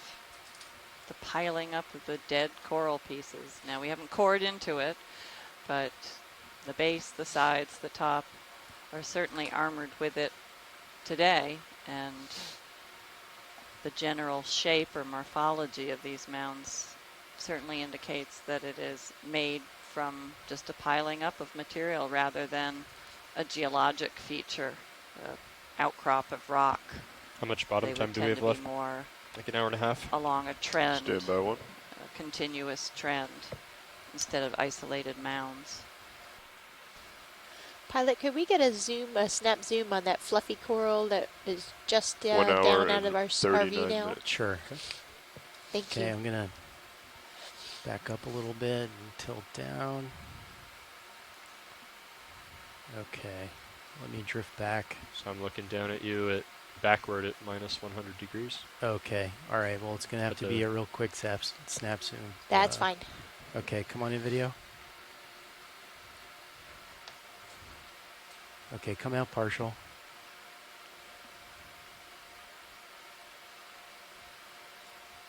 Okay, all right, come on in. Definitely another come out anthomastus partial. or a pseudo-anthomastus underneath it. And then the coral matrix underneath the white fluffy coral is more of the All right, let me get- Magipora. And I think that lower Center up left on it a white little bit better. scleractinian coral is also Magipora. Okay, come on in, video. And a sea You're star. drifting backward real fast. See that? Okay, yep. All right, full current's wide. taking you. And we're having a hard time trying to stay still here in the fast current, but Okay. All right. Definitely no place to settle here anyway. But Tina thinks that is probably a primnoid that we were time, I looking at. think. We've got enough of a view to determine Should we that. stop the ship? The ship's been stopped for a couple minutes. Okay. All right. Well, then I'll come We can over move here. on now, pilot. Okay. Thank you. All right.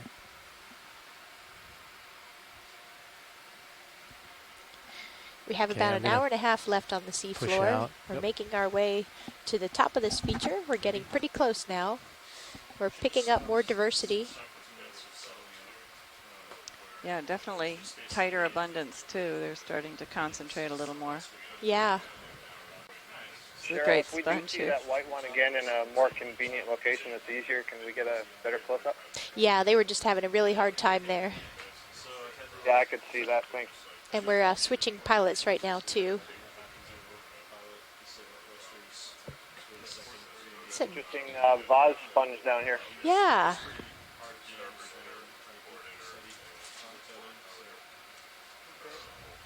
And Nolan Barrett suggested the sea star that we just passed over might be another Henricia based on the shape of the rays of the arms.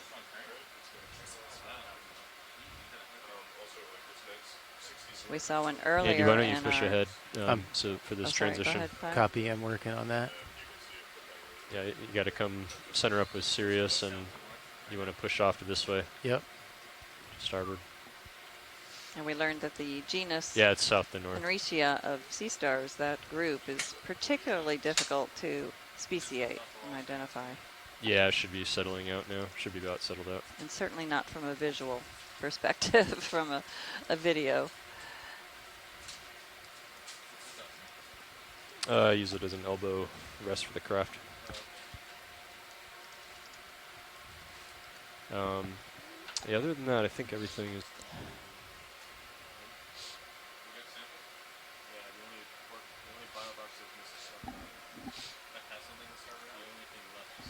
So you Josh?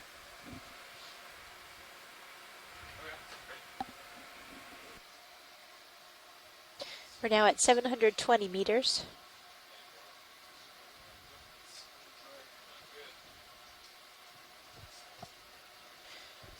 And Chuck Messing said that the primnoid we were looking at might be Calyptrophora or a Narella. That was the fluffy coral, as you were referring. Pilot, this is Nav. How do you have me? I got you loud and clear, Nav. I have you loud and clear too. Yeah, it looks like we have high current today, and yeah, it looks like the seafloor is pretty dirty.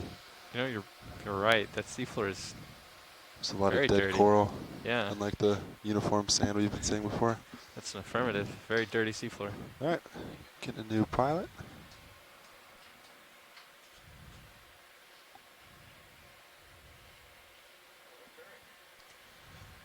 Yeah, pilot. Ship stopped. High current. Dirty seafloor. Yeah. You can see all the dead coral. And yeah, making our way to waypoint 4. And once he gets settled, we can go over the game This plan. elevated I'm view, it's currently not interesting. You moving. can almost see bands of the dark coral and the sediment bands adjacent to them. I can, Kind of like a it's this- downwelling thing, huh? Pushing down on us. it's sort of Yeah, like this morning it the was currents like an upwelling. have Okay. shifted It was hard to get down. We just the like winched coral down to rubble 23. and Yeah. left With, them like, in little max ridges, thrusters all and the the way down. sediment lies in between them. Yeah. Giant ripples of these coral materials, and that definitely indicating a very strong current to move around the coral and orient it together into rows like that.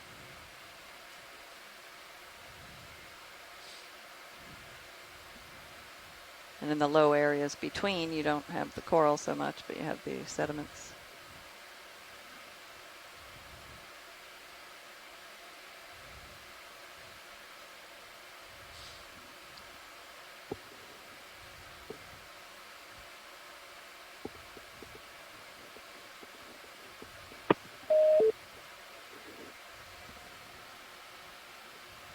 So I'm probably just going to try to keep my head into the current here, Andy.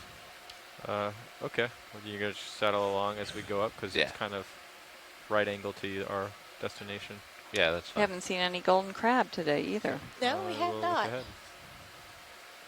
Yeah, pilots, we have, looks like 2 samples, one in the starboard inner. There's another of and the... then one in the port inner. Okay, so starboard hagfish. outer. I mean, the outers Looks are like open. in the lower Outers right, should be open, leaving the screen. Ooh, Nav, Andrea, can you if do me you're a still favor? there. And on the vessels, can you change Sirius to just a circle? Yeah. Because There's that a heading heading not is working. it's not in there. You have to like click it and then click that main. I don't know if Come we back over here can with it. So I can see. interrupt the pilots at this It's point. going to be display shape. Yeah, Click go on ahead, that. watch lead. Off to the left and up. Just at about 6 o'clock on the lower part of the screen, there's Wait, no, make another sure of those display pink shape hagfish within the coral. But No, you have to make I have display no shape. idea if there's any chance of getting down there. FYI. It might be too late. Or just There getting you a go, quick look. Yeah, a quick look, not to So settle. where is it? It's gonna moving. turn around so It's you right in the can- center. Okay. No, it's right in the center of the screen. 6 o'clock. But down Oh, I from see it. center. Yeah, it's peeking out of the coral. Yeah. Or that might be the tail end. All right, go ahead, Probably the video. tail end. And Andrea said that this is Yep, same thing it looks like. Rubicundus Loophelia, and it's named because it was found in Loophelia habitat. Yesterday we saw this, but saw neither end, so we had no idea what it was. Well, actually, you suggested it might be a hagfish, but couldn't really see any identifying features. And today, both times we've seen the caudal fin. You have bamboo coral right in front and stylaster coral on the left. And more of the white Swiftia, or whatever it is that we've been calling that Octa Coral. Some crinoids back in the underside there. A couple of cup corals. Oh, there's a sea star up in the upper left. Pilot, can we, Pan, he's hanging on. He might be feeding on something. Oh yeah. He's certainly in the facing feeding down. position. And that looks like another Come on in, video. Henritia. Hold that. You can see the Octa Coral just blowing in the current. Gives you an idea of how swift it is here. There it is.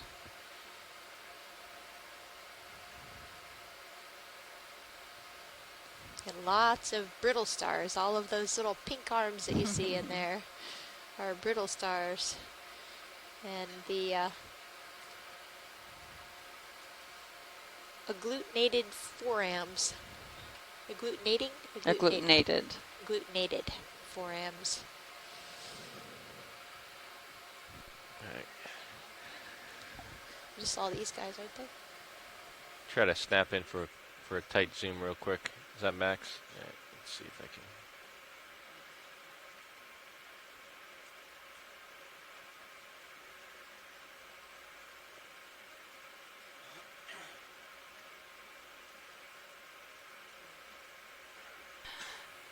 That's okay, pilot, if it's just too rocky. All right, come on out.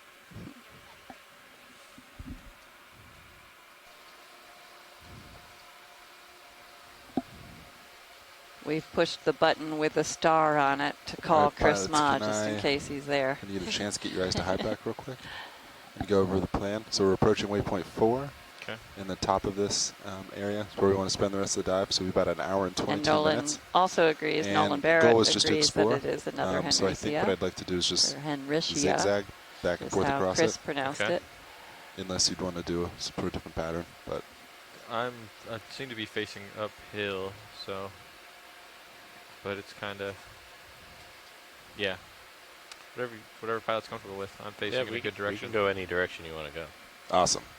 Then I'm going to take that. Maybe over to the And upper left, there's a if you're ready, I'll put a move cluster it. with a large, And we'll just keep going right now. I think west is great right now. If that works. large with coral or Copilot. something. Works I with can't me. tell if it's a Great. sponge or a coral I'll at this do, point. Or dead coral matrix. I'll just do 20 meters right now. 270. Perfect. What's this? Is Oh, that this the is watch one. madripoor? Go ahead. Could we take a quick look at that coral in the lower left that's kind of This is orange bridge and over. yellow? Absolutely. Yes, please. Kind of at 10 o'clock. The larger one. The larger one in the back. Yeah. Hello, this is Chris Okay, I understand We're- 20 meters, and a Hello, bearing Chris. 270, and a speed of If you decimal call, Go I ahead will in. answer. Thank you. Go ahead in. Magical starfish expert who comes when you call. Yeah, so that is indeed Henricia, at least as far as I can tell. There are other possibilities, of course, but the fact that it's got its arms, that's definitely feeding position, and it's got its arms hunched and its body essentially hunched over what looks like a sponge. So I'd say chances bridge, are move good that initiated. that's definitely Henricia. The species, again, is difficult to say, but based on what I have on hand, there's at least a couple of species it could be, and I'm reluctant to call out either one of them just because I honestly have no idea which one it could be strictly by the angle that we're seeing it, because well, anyway, that's fine. And But just for our viewers, the description is for a sea star that was earlier. Chris is looking at the playback, I guess.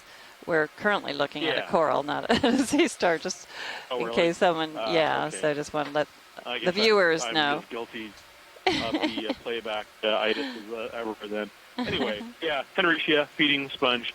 Great. Thank you. Thank you. You've educated us. We called it. Very good. Thank I'll you. talk to you later. Thank you, Chris. Yes, a nice little scene of different corals right here. Yeah, so Madrepora oculata is the orange stony coral there, and then Tina has pointed out that Pseudoanthomastus is the red coral, Octa Coral behind it. And we have the Duva, Florida, in the bottom maybe, or is that something different? Duva, Florida, and then it looks, I don't know if those wispy corals are the bamboo corals. And then we have the Oh yeah, look at the base of the wispy color. one. You can see the bamboo. Yep. Yep. I was joking about a live event. And another pancake urchin. So quite a spot here. Yeah, there actually is one. Oh.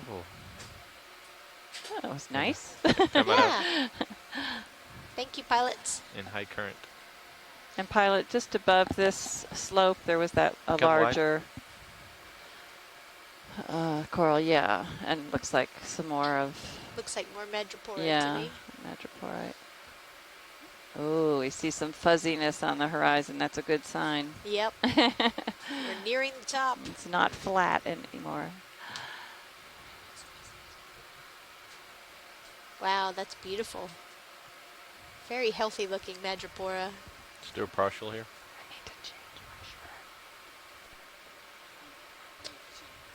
Okay. Wow, look at that. So the back part of it is not alive anymore.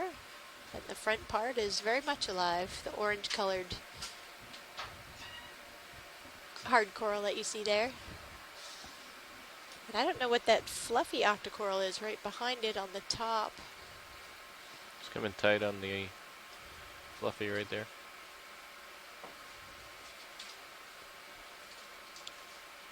Nice big polyps.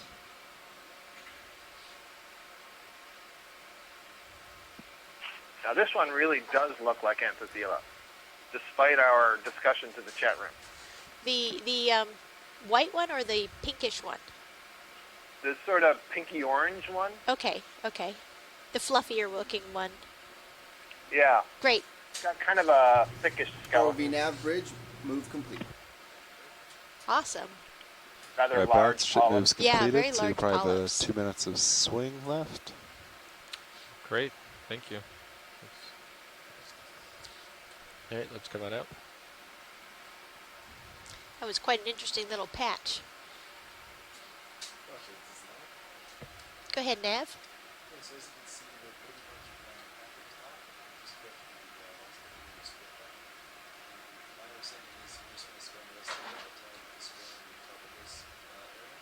Roger that.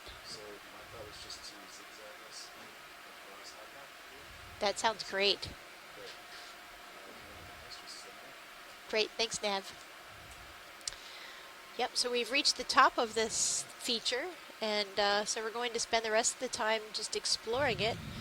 Looks like we have some more Madrepora and a nice big sponge here. And maybe we can get a zoom on the white scleractinian hard coral that's to the 9 o'clock position, just to make sure that that might be Loophelia. We haven't really seen too much of that today yet, but If you want lasers if on it's any of anything this, like just, yesterday, you know, this let is me where know. we'd find it. Okay, or for targeting. Come on in, video.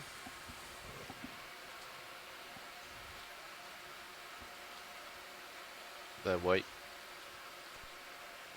Yes, that's Loophelia. Great. Right on cue. Huh. Beautiful.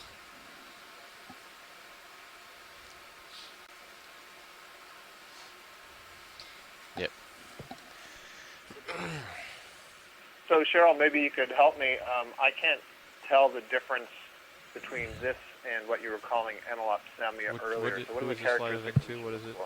Yeah, so the Analopsamia has, the calyx is kind of really raised, and it's easier to tell when there's not a polyp in the calyx, and then the septa are really kind of nondescript in Analopsamia, and it looks just kind of like a cup with not much structure inside. And if you look at the Loophelia calyx, they'll have large exert septa. They'll have these plate-like things that are sticking out all the way around. So it's easier to see when the coral is actually dead, but even just the pattern of branching of where the polyps occur, the Analopsamia, they stick kind of straight out to the sides, and they're really kind of even as they go up, and the Loophelia kind of branch back and forth, a little bit of a kind of a lazy zigzag, not as zigzaggy as the Madrepora, but that kind of a pattern, not branching out straight out to the sides, but kind of alternating. We can come wide before you dial. Excellent, thank you. And you were just saying the zigzagging Madrepora, so that's what that orangey brown one is just behind it to the right. Exactly. Yeah, so that's a great pattern comparison right there. The Madrepora is very zigzaggy when you look at how the polyps are growing in relation to each other.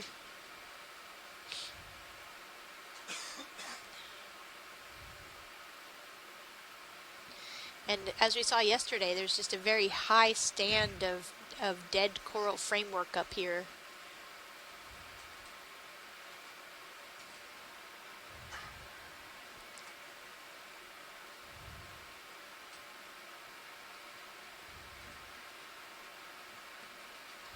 Ooh, what's that? There we go.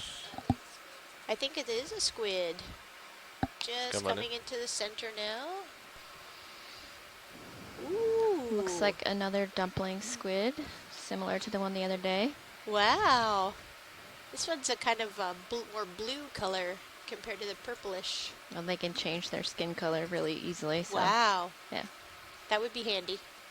Well, they're living in the dark, so I'm not really sure why it's handy, but...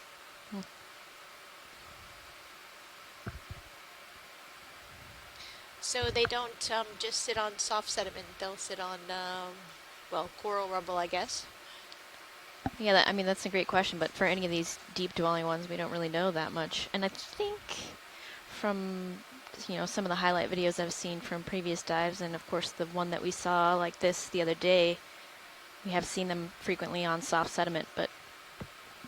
Yeah, that's what I've seen in the New England canyons area. We saw most of them on soft sediments.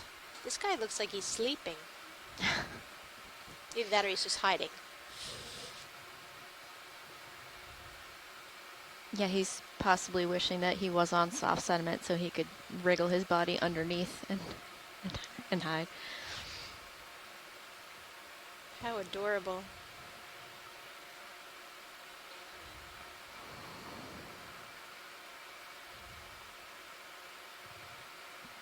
Yeah, it doesn't look like we have any of the other cephalopod people on the chat today. I'm not really good at identifying this group of cephalopods, so.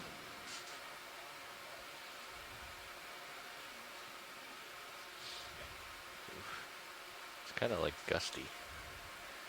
come out. Were those Get lasers on real quick. Bathipsamia? Yeah, those So like cup corals? orange Did you say cup corals dirty or dusty? could be Gusty. Bathipsamia. Oh, gusty. Sorry, they said dirty. Wow, you get an idea how tiny he is now. Oh yeah. All right. We can lose lasers. Thanks, Andy. You're doing You a got great it. job, by the way. Thank you.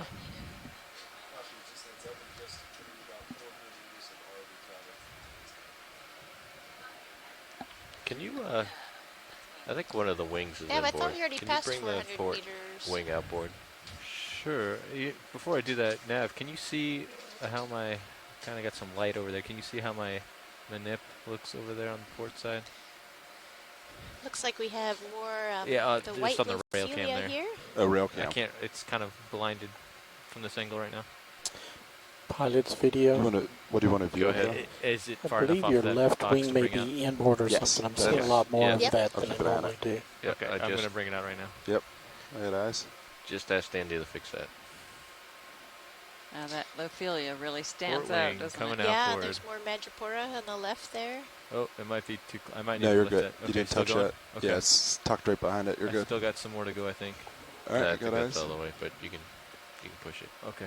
Well, now we Quite have an it. impressive view here. Yeah, you're good. Okay. There's quite a bit more Madrepora at the top of this one Yeah. compared to yesterday. But still no bamboo corals, at least certainly not like yesterday's Yeah. top of the mound. And then pilots, after this, once you The fish here. Did you say no bamboo coral? I said not, What were you saying, well, Nav? I didn't you say say once no, we're done not here as at this much. end, we just go They're not north king of the mound. I- to complete our first. That wasn't a criticism. sig. I just didn't hear you. Oh. We're seeing lots and lots of the bamboo coral cladorisis, but we're not seeing those larger corallid That's ones. what I meant. Right, yeah. so the little frilly ones, right? That's the cladorisis. Yeah, and there's a Laemonema pencil melanorum. urchin tucked away in the back there. Let's do a snap right here, Roland. Come in. It's also kind of interesting. I think Chuck Messing was asking about this a couple of dives ago. We saw one of these possible unbranched Narella, and we collected a piece of it, and then we saw one of these fluffy primnoid colonies a short time ago, but just one of each. And yet, some of these other species, there's so many, and it's a real mystery trying to solve why you see these sorts of patterns in different species. Yeah, you have to wonder the lone rangers out here. All right, let's come out. Is that a Plumarella or Caligorgia there in the center?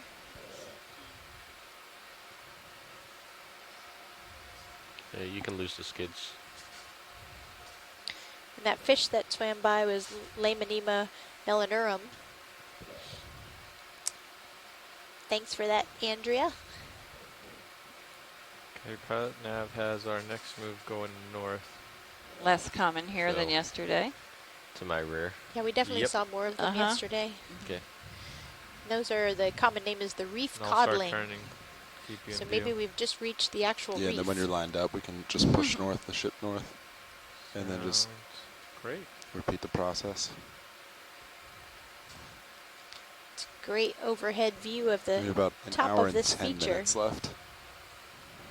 Okay. We're just going to use all that, just zigzagging.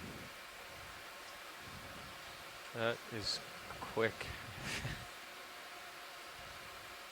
So you're going to have to stay pretty close to me, Andy, because the tether's going to want to get up in your face. Okay, I can drop down. Andrew says that they Or call wait, it what do you the need I can coral push the. hake. And it's often You can seen either in back up or I can push Loophelia the ship If the- forward too. If the current's coming reefs in from this region. behind us, That's a good name for it. then Yeah. Based on where we see it. the tether's going to get pushed up into your face, so you have to stay higher to keep Sirius from wrapping it around itself. Sure. I think you're good I because think- its I current's think- more yeah. off to starboard. I think so it's just going to take it off there. yeah. Yeah, coming back down. All right, I'm ready for that move too, because he's pretty Yeah, far we're out good. there. Great. I'll do 30 meters due north.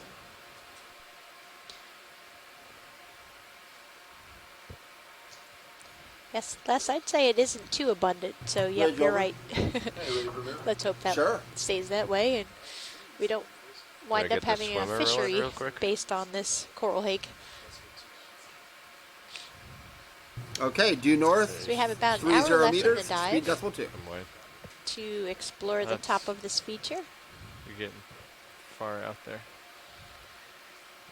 And we're going to kind of zigzag back and forth across it. Looks like we have a bunch of, wow, really big right. Loophelia Maybe or if something we look on the over right. to the right. Wow. ROV nav bridge move initiated. So yeah, so it looks like there's a little dip in the center of this feature. Did you give me a 30 meter or a 20 meter? I give you 30. Cool. Okay. And then that should put you pretty much in the middle. 30 is going to put you, yeah. So I wonder if that's about as tall as D2 is. That mound. Help me keep an eye on my tether and make sure we're not whacking the swing arms or anything like that, Andy. Copy.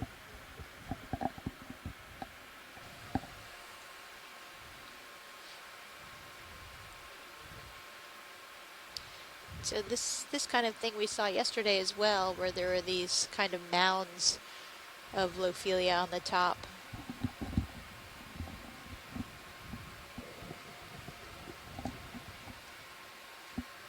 Living coral sitting on top of the mounds of the dead coral. Right. Yeah. Much more open framework, taller. I'm not going to be able to give you any greater relief than what we've seen towards the greater depths, the lower parts of this overall mound here that we've been climbing all day.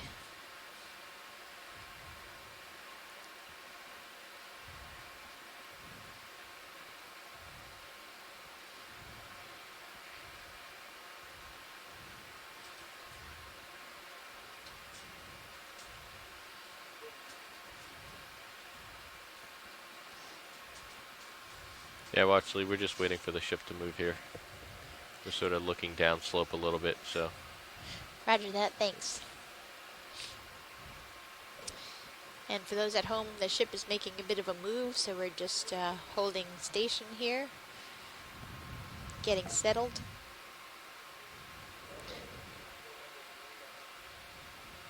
I guess I could turn and face the other way. We have been fighting and working with the Gulf Stream all day.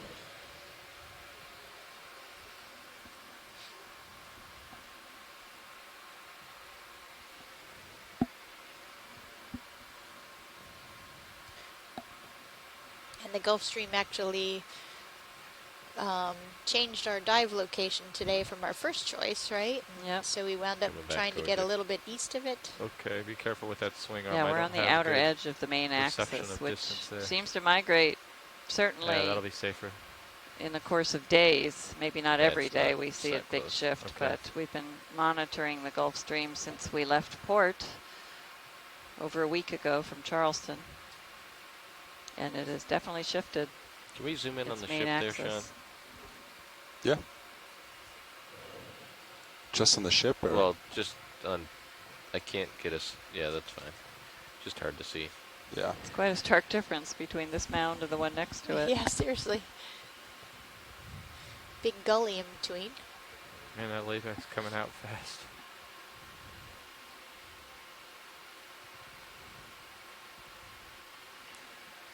This one doesn't even have as much coral rubble on the top. So we lost the stereo setting? Or that it has we been didn't lose the serious set. Oh, you're talking about here? filled in by sediment I deposition. don't know. So either way, I'm it gonna look at appears it that after. there's lower current locally After on the this dive. mound than the one next Could to have it. been anything. But it looks like it didn't get carried over after the fault this morning. By the way, if that ever happens, the hardware settings are on the desktop. So if you close survey out, load the hardware up, you'll have them again.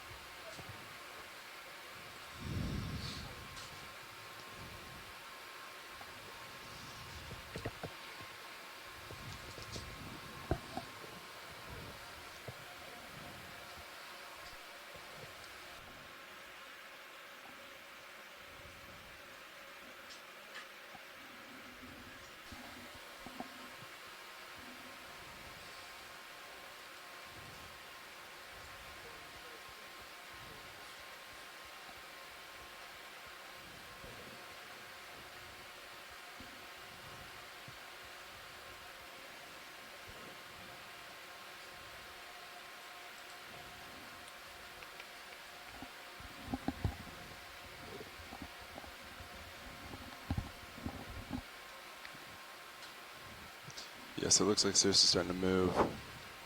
According to high pack, she's only moved about 5 meters so far. I'd have also taken ROV out nav some of bridge, move complete. Might have also taken out some of that layback because I was noticing I was getting a lot closer to We're ground. still trying to get Yeah, we're down to 160. Get Last I settled checked, we were after a ship 170. move. Yeah, but So a lot went there.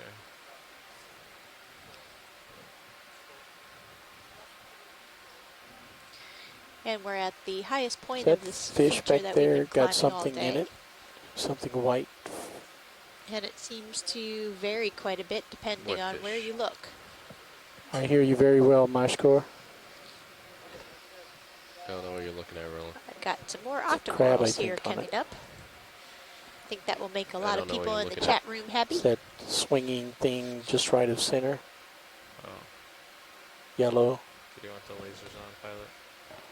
long stock now at the bottom of the screen. I don't think you can get out there anyway. Yeah, pilots, we're going to stack on another move that direction. Sure. Great. Looks like another anthomastus in the lower left. Possibly a small glass sponge and Much better, Gene. I can hear you well. a squat lobster. Yeah, come on in, Roland. Bridge over. Is this what you look at? Oh, look at that, a pycnogonid. And that looks like a hydroid Yep, that it's 30 on. meters.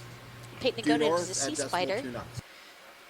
And I don't know if folks in the chat room were seeing this, but yesterday we saw a hydroid similar to this, and we noticed little white dots close to the center stalk. And you can see them there too. I don't know if anybody has seen that before or knows what that might be. ROV nav bridge, move initiated. Might be some little amphipods on that as well. I can't see the dots well enough to know what they are, but you know, maybe there are some specialized reproductive polyps. Certainly some colonies of hydrozoa distribute the labor, where some polyps will be feeding and some will be reproductive, and I suppose it's possible that the reproductive ones are isolated to the center of the stalk. Cheryl, there was another taller structure just in the distance as we go forward to the right, and I'm not sure I recognized it based on everything else I've been seeing today. Okay, taller. Oh, a little bit off in the distance there. Pilots, definitely for this Yeah, we live haven't got to interaction, it you yet, guys so will no hurry, I not just want to wanted be to alert you listening to to my Okay. line. I think the pilots are on it. I'll key up when I need to talk to you guys. Yeah, it looks kind of like a bottle brush. Same as always. Yep, exactly. Yeah.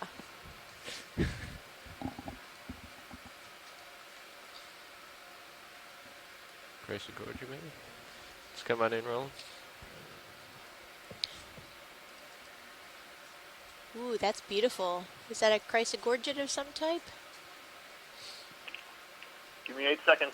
Okay, that's right. We have a better view. Sorry. Yeah, exactly. Certainly is looking like a chrysogorgia. So that would be another type of Octa Coral. I don't think we've seen any members of that family today. And it looks like there might be a little associate at the top, a Europtychus chirostylid gastropod, or Galatheid maybe. Yeah, and those Europtychus are certainly very common in chrysogorgia colonies that are somewhat deeper. That has to be what this is. I don't know what species it is. It's interesting that it's very tall, Yeah. but the side branches are relatively short, which is what's giving it that bottle brush appearance.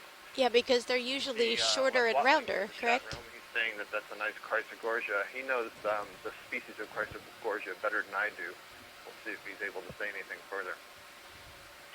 Did you see that? And if there Nice is... new observation for the day, though. Yeah. We saw any gorgids yesterday. No, I don't think so. lasers. And if there is interest in collecting the top of this, we could get the associate as well, possibly. So let us know. They're probably on the... Yeah. Well, that was... Oh, okay, yeah, they were on the little lip there. Yeah, let's come on out. Yeah, pilots, ship is moving north, so based on high pack, Sirius should have moved enough to, if you want to swing back to get to that other slope.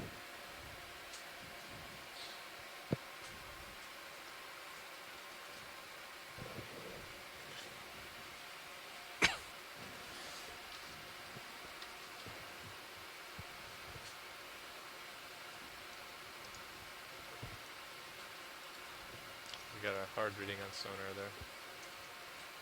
Yeah, it's coming back.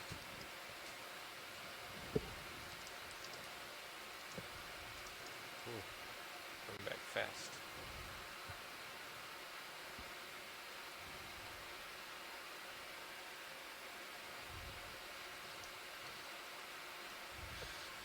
Wow.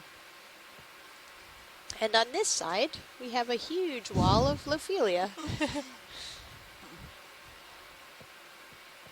That's a pretty view. That's quite Great impressive. landscape shot. Yeah. Very impressive. Cheryl and I have to select a frame grab from, well, several frame grabs to characterize the seabed through the dive, and this will be a good near surface shot. Yeah, we usually wind up with about 4 times as many as we can use. At least. At least. There's so many great pictures that come from all of this. It's so hard to choose.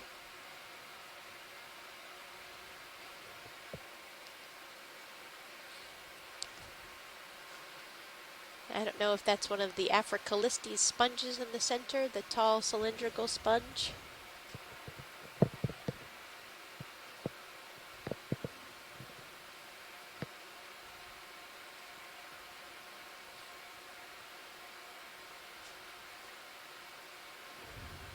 Come on in, Roland.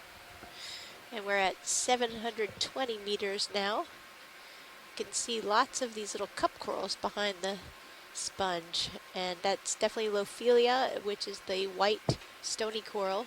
We have a glass sponge behind that. We have maybe a plumarella Octa Coral on the upper left and lower left. Oh, and lots of plumarella like on the left side here. ROV nav move complete. I wonder if that sponge there is a bigger, older version of the one we saw earlier in the dive. We were kind of curious about that had a chimney that was really distinct from the base, and it may be that it just hadn't grown as much as this one had.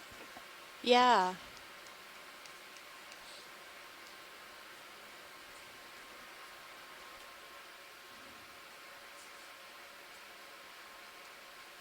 Oh, and another pancake urchin.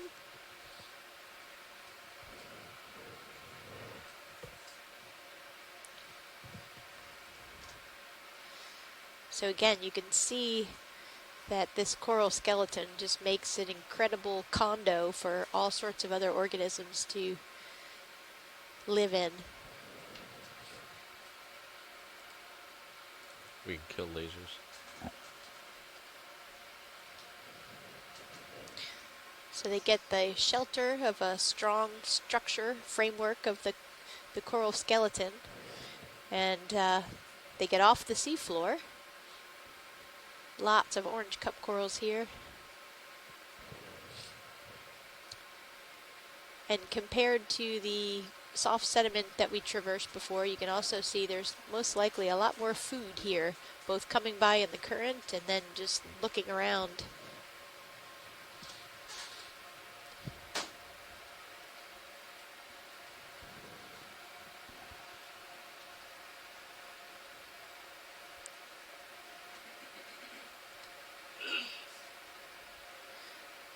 Another Anthomastus or pseudo-Anthomastus or two, the red Octa Corals.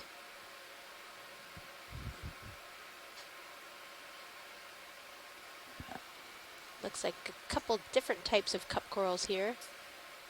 The one on the pinkish one on the lower right might be a Javania.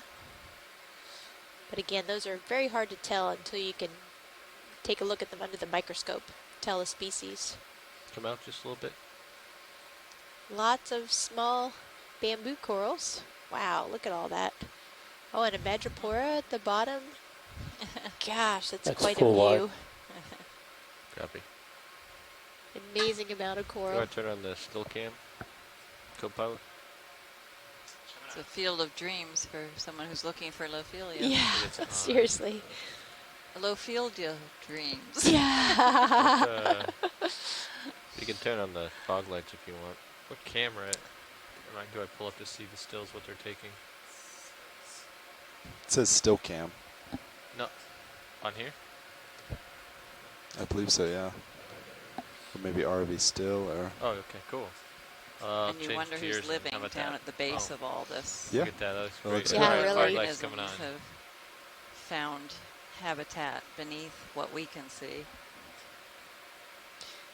They have an armored home. Yeah.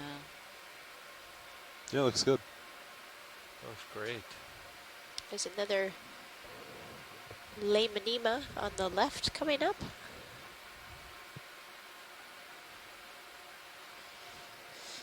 Coral hake. You can see the black tips of the fins. Yeah, there he is. Yeah, they're quite an attractive fish.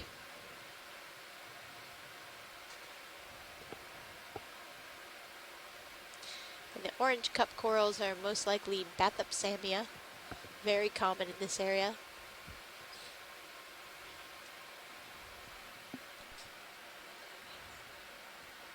Got the fish.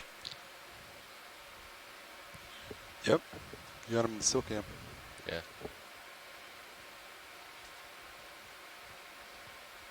Okay, let's come on out, Rolla. All right, we can kill the still cam for now.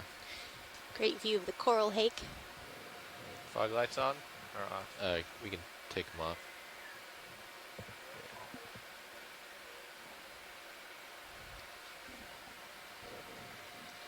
All right, pilots, and then at this point, we'll probably look whatever's left north, and then we could do a short move after that west, and then make our way back down south. Okay. Lots and lots of that It's just like a Bathopsamia drop off. orange cup coral. Over there. And the I don't see Duva anything florida, on sonar. which is the kind of pinkish brown soft coral that we've seen a lot. Ooh, and that's quite a pretty pancake urchin there, with a star shape on its back. Back up.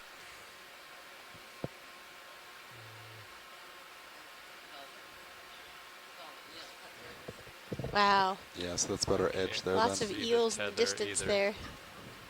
Starfish. Yeah, I can't. This do looks that more right like a now, Rolla. moonscape than a reef. You know, if I turn too much, that tether's gonna come slamming into my face. Yeah, I'm trying to back up to you. Okay.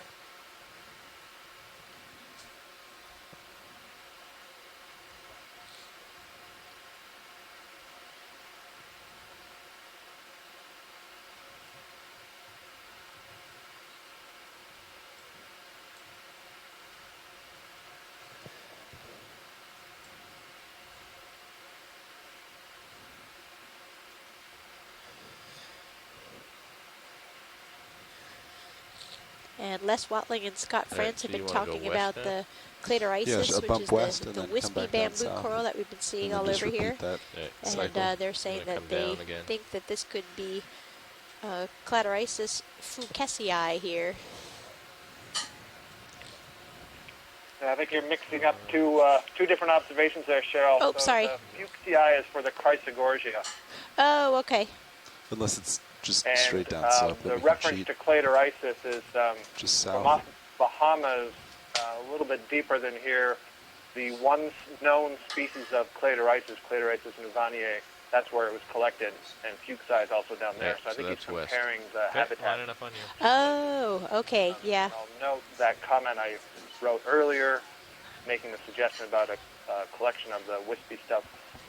This Cladorisis that we're seeing here is unidentified. This is not Copy that. Nuvaniae. Maybe let's Now, cheat it's possible a little that bit. we have samples Yeah, like of it, 'cause 245. we have Does that work? samples Great. Cladorisis I'll do 30 from meters. approximately this area, Well, but we I'll wait don't for you to have the travel a little. in-situ imagery Then I'll to do 30 know. meters at 245. Yeah, you The can put that opportunity move in. presents itself Yeah, at the very sounds end. good. It's certainly worthy of a collection, but I would wait until we saw if there's anything else more in it. Okay. And something that is pretty interesting, this looks like our first Liopathes of the This is day Bridge over. here. Come on in, Roll. I think we had commented please. earlier that we hadn't seen very much or really any black corals today, and here's our first one. Understood. 30 meters, bearing 245, speed decimal 2. with a cutthroat eel what's the swimming through. purplish thing just in front of it? Yeah, I'm not sure. Pilot, this is watch one. Go ahead. Yeah, if we could just take a zoom there at the bottom of that, the coral on the left. Yeah, right. Fluffy on the left. Yeah, fluffy on the left. Great, Come on in, thanks. Roland.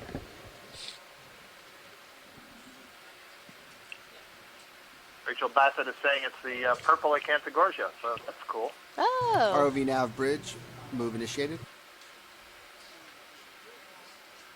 That's great.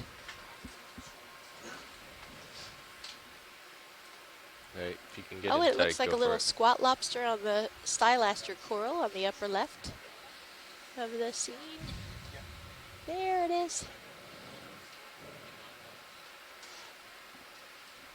Yeah, that's great. So here you can really clearly see that the Out of polyps focus. are thin and tall, and they really stand out from the branch. You know, the branch is not thick enough for the polyps to retract into. And the skeleton itself is kind of dark. So kind of a classic Acanthogorgia appearance. And Rachel was just pointing out that just in front and to its right is the yellow Acanthogorgia that we saw earlier. Wow, that's great comparison having them side by side. These are different species, but I don't know that for certain. We do know that some of the other Octa Corals, Leptogorgia, for example, and some of the Paramaricia, you can have both purple and yellow color colonies in the same species. In fact, you can have some that have both purple and yellow on the same colony. We did collect a purple Acanthogorgia like that during EX1811, the Gulf of Mexico cruise. Last I checked, it was about 8 December, degrees, 2.4. basically on the west side of the Florida Peninsula. Huh. Around the same depth, even.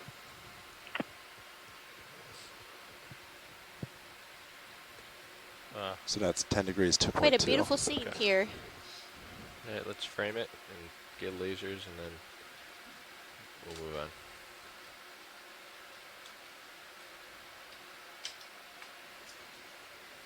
And one eel for good measure. Interesting sponge there at the base of the black coral. Yeah. We can kill lasers.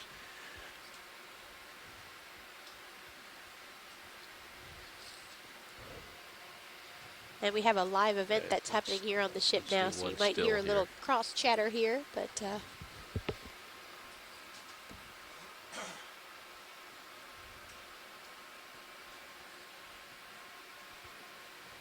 And Washley's, just a heads up, we just did about 500 meters of RV travel. Roger that. Roger that. Thanks, Nav. Let's go full wide. And we've now gone 500 meters of horizontal distance on our transects during this dive so far. We have about 45 minutes left in the dive, and we're going to be traversing back and forth across the top of this knoll, which definitely seems to be a very interesting spot with lots and lots of variety and diversity of corals.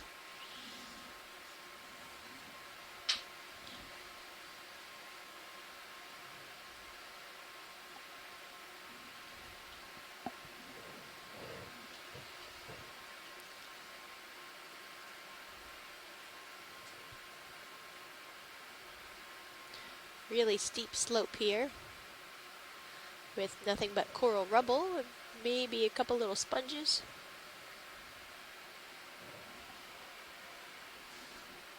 And an Octa Coral or two.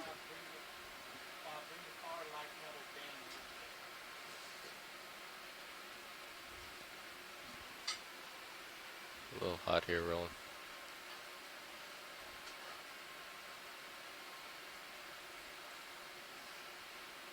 Sorry, pilot. That's all right. You're juggling a lot of things right now.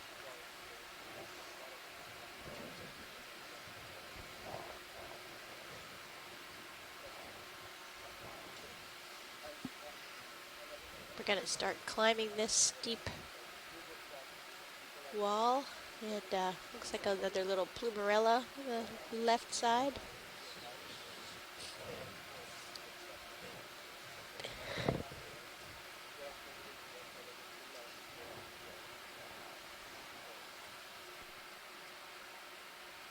Several Octa Corals here. How's that ship move? Looks like Get it's this little white just coral near right the here. end. A couple more meters. Great. There's a stylaster right in the center of the screen. That's a hydrocoral, kind of like fire coral. Hopefully nobody's too familiar with that. That hurts. ROV nav, this is Bridge, move complete. It's really hot in here again. And Andrew Cotrini thought that those were plumerella, some of the small white feathery looking octocorals we just saw.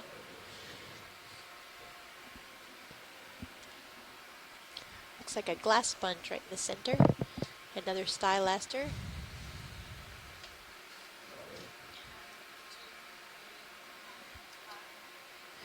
We're at a depth of 725 meters. We started at 790 meters on this dive, so we've been climbing steadily all day here on this complex feature.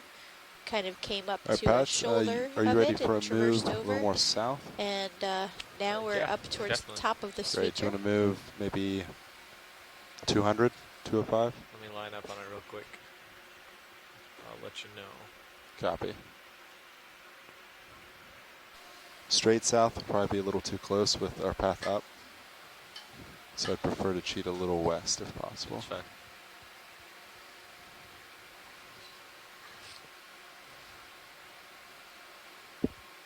Coming up. I'm about on 200 right here. We could, based on the bottom, go a little bit sharper if you want. But Sharper which direction? Closer to south, but I'm fine with anything. I'd like to cheat more west if Okay. possible. 200? So yeah, at least 200 if that's all right. Let's do it. All right, great. I'll put a move in 30 meters for 200 degrees.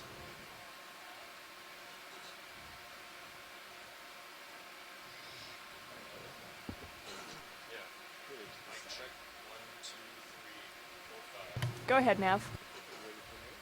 Sure am.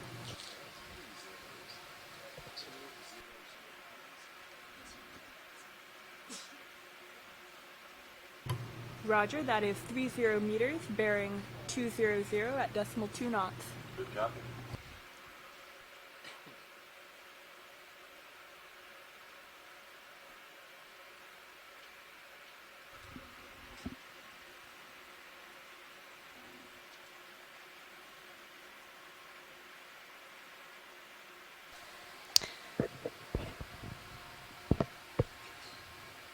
Okay, we got another octocoral or a dozen or so coming up here.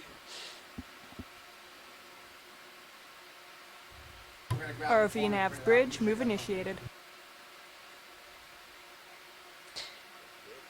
Yeah, we're having a discussion on the chat that all of these IDs that we give on the fly here while we're getting just video shots, etc., they're all somewhat tentative. We can't be really certain about IDs until we take a closer look, either looking at digital stills that are taken from the video, or even better, when we actually have a sample. And as you can tell if you've watched these dives, we don't really have a way to sample the fishes, so those IDs are even more tentative. Let's do a partial here. And then there's so many octocorals that there's no way we can collect one of each, so. Ooh, this is an interesting one. We have another chrysogorgon on the right, I think, and then a bottlebrush type on the left with a crinoid sitting on top.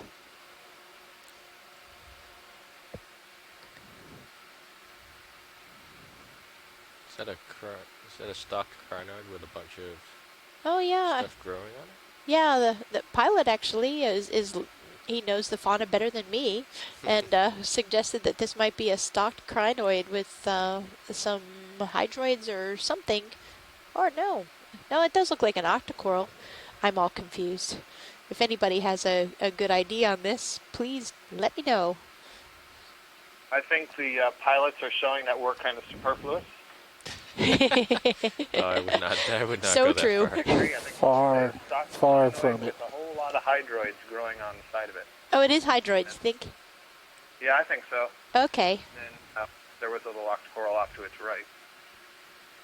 This just shows how much you guys have taught us over the years.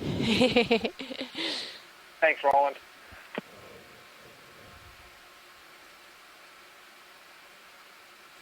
Yeah, there's the bushy one on the right there, now in center. That looks like another small chrysogorgid. Yeah, I agree. This one doesn't look quite as bottle brush shaped, does it? No, it's quite a bit smaller. Not seeing any associates in it yet, but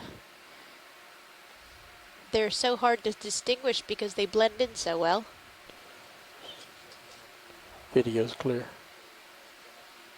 Just trying to get a shot. All right, come on out. I'm getting tossed all over the place here. Let's come wide. Yeah, we're in a pretty swift current, so it's hard to get a still zoom on that. But I think we got enough of a look to at least be able to tell that it's a chrysogorgid.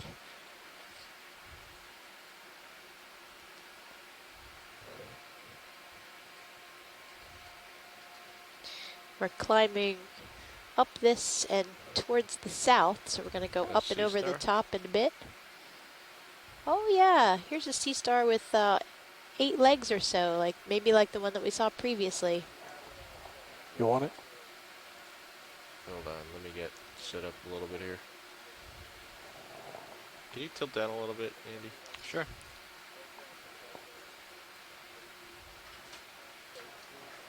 All right, come on in, Roland.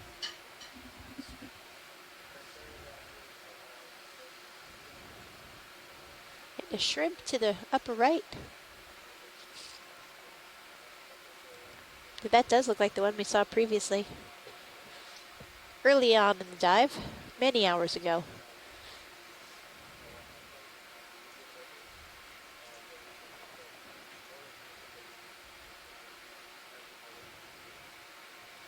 Okay, come in tight if you have it.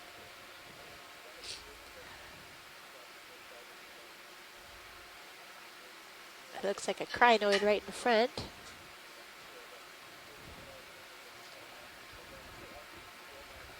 Is that Max? That is. Quite a beauty, wow.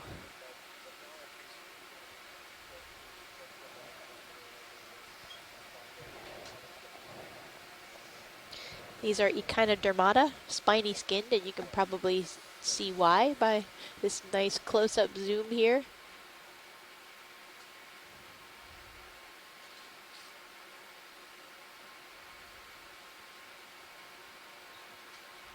It's kind of hard to believe that all that coral skeleton can remain at that really steep angle and not just tumble down the hill. 90 right now. Okay. Video's clear. ROV nav bridge, move is complete. Let's get lasers real quick. What are you getting? Repeat, pilot. I'm getting lasers. Oh. Okay, coming out. So those lasers are 10 centimeters apart. Gives you an idea about the size of that sea star.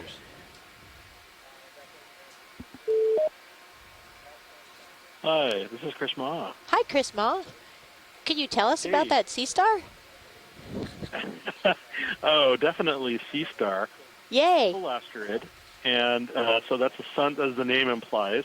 That's a sun star, and I can even further. That's definitely Solaster. Okay. And I'm trying to ascertain. 6, 7, 8. Okay. There are 2 species that occur in this area: Solaster caribeus and Solaster notophrynus. This, to me, looks more like Solaster caribeus. And so this has been a species that's been known for a while. But again, one of these animals that, although we know from specimens, we really don't know that much about its feeding habits, probably on whatever sort of echinoderms that happen, or other sort of meaty animals that happen to be living nearby. Other species in the genus Solaster feed on other sea stars but also on sea cucumbers and yeah, pilot ship stopped, so just about Cyril should be anything pretty much stationary at this point. that is slow enough to be caught by one of these animals. They're fairly important predators in the grand scheme of things, and it wouldn't surprise me at all if we happen to come upon one of those feeding on something later on that that was not simply like coral or hydroids or something that doesn't move. So definitely an interesting one. That one, if it's also Notophrynus, it might also be very widely distributed, since some of those go all the way down to the South Atlantic. But Solaster is a genus that occurs in cold water settings all around the world, from the Arctic to the Antarctic. So one could easily see a sun star such as that in sub-Antarctic water or up in the North Pacific, which is where I've come to know them. So, but looks like you're on to coral now, so I'll let you guys get on to it. Well, great. Thanks so much, Chris. It's so interesting to hear about these genera that have such wide distributions. It's kind of a mystery. Well, I could easily go on for a little while longer about that. Yeah. But I'll let you get to your other business. So. Well, great. Thanks so much, Chris, for joining us. Thank you for stopping and taking a shot of the animal. And that coral that we just looked at was Analopsamia profunda, and it's often yellow like that. So it will be white sometimes and yellow sometimes.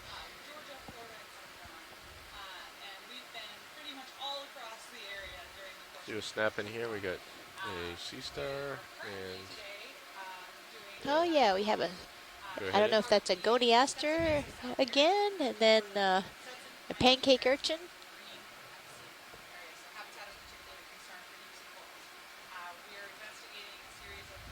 And again, a really, really steep pile of this coral rubble. Run back pretty quick. A sponge and several different octocorals. Yeah, another sponge species. Right now. Yep. We've got a lot of current through here, as you can tell by all the octocorals blowing in the current. All right, let's push on here.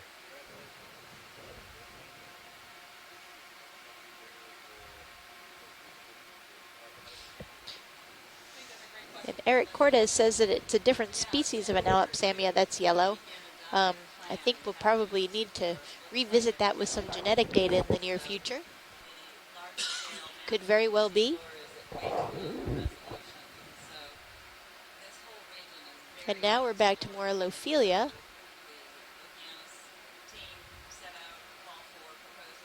And lots of sponges here.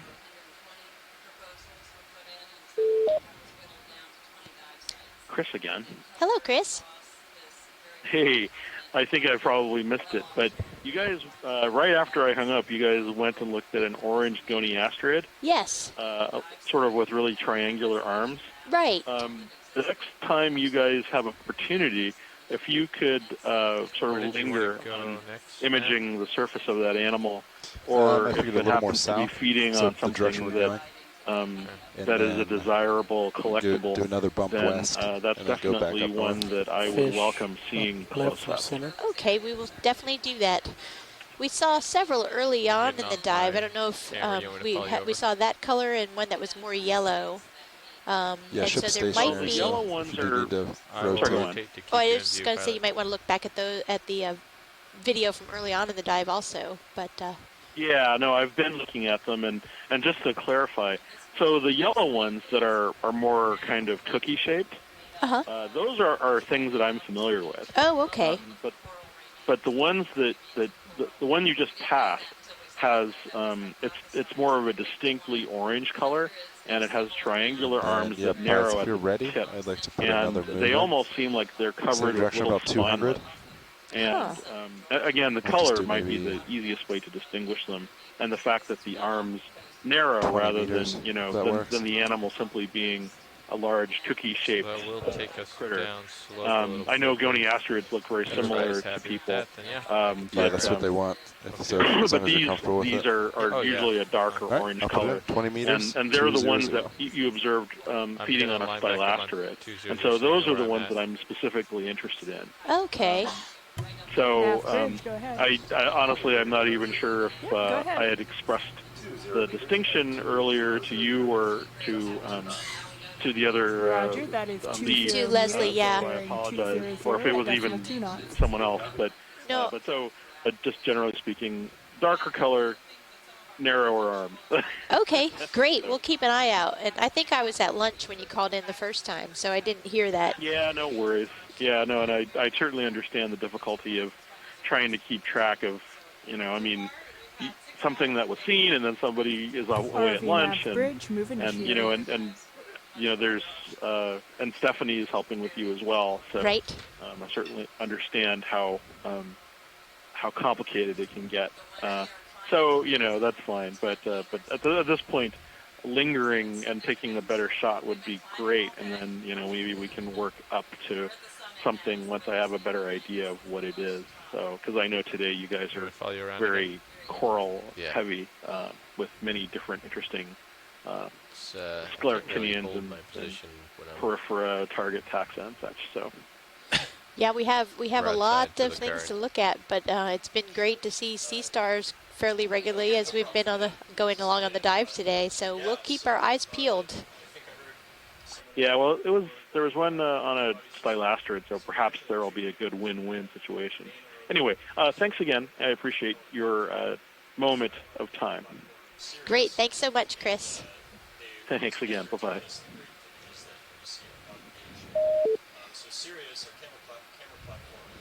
You can tell that we're climbing the steepest part of this top of the feature now. And we have a lot of coral cover. And, here's another madrepora we're coming up to. Lower left, it's the orange stony coral. And we've seen quite a bit more of this on this mound today than we did yesterday at the top of the mound. Another coral hake in the bottom center.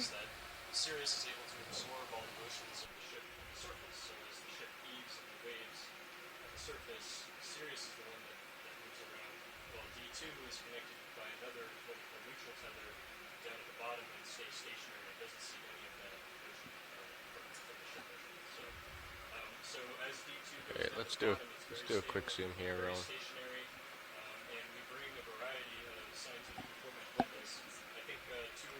Let's do Go a ahead, quick Nav. zoom here.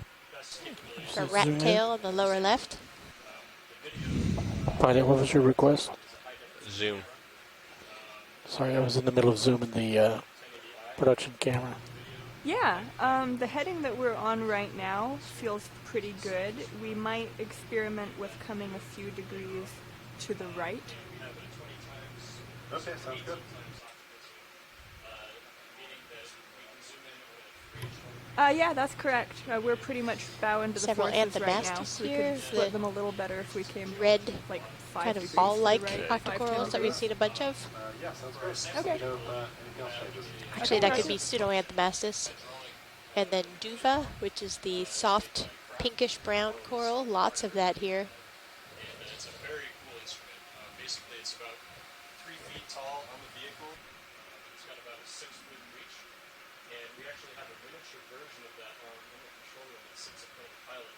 And when we turn on our hydraulic systems, we manipulate that small version in the control room, and all the motion is mimicked by the actual arm of the vehicle.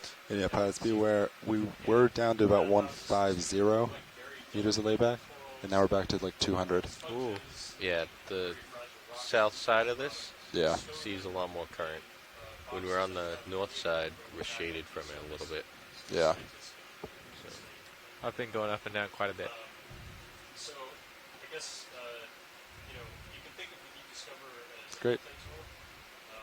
It's a platform that we can add sensors to and remove sensors from.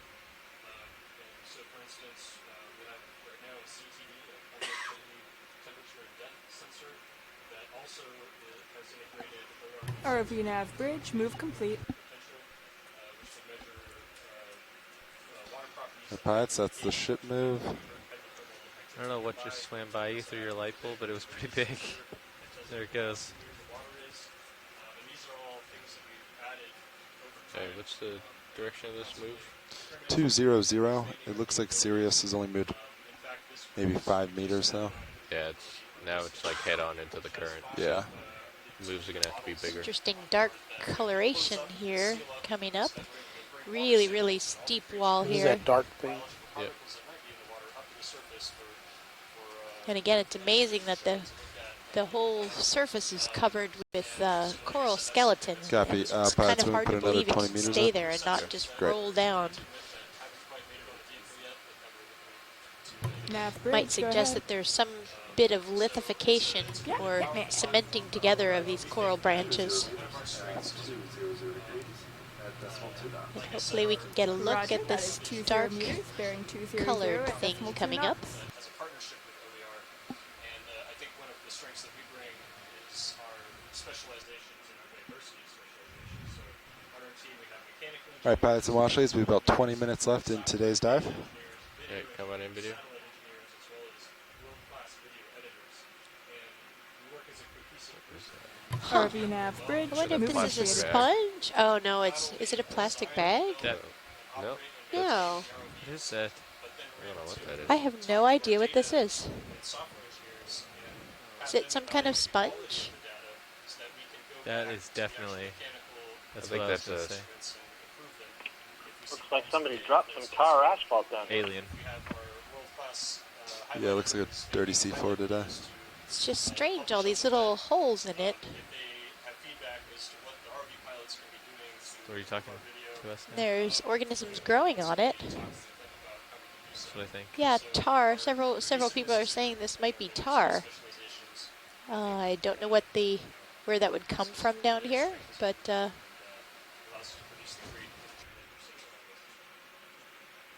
We should take a How sample. close can you get to this? Well, come Yeah, on it's out. cool how everything's growing through it. We should huh? get a sample. It is an encrusting sponge. Okay. Sponge or We kick on tunicate the is extra lights. Casey's guess. Yep. My first guess was a sponge also, Yeah, you gotta- because of all the holes that you see. You But gotta go it's through me. definitely very Otherwise, bizarre. that's just roll. I've never seen But anything you like go it. ahead and turn them on. It's just gonna get blown out. Yeah, co-pilot. Yeah, go ahead in. You mean Roland has to go through you? Yes.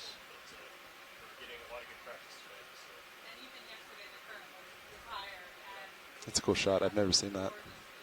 Scott doesn't think that the holes look like sponge ocula. If anybody has any other ideas. If we can image one of the spiky points.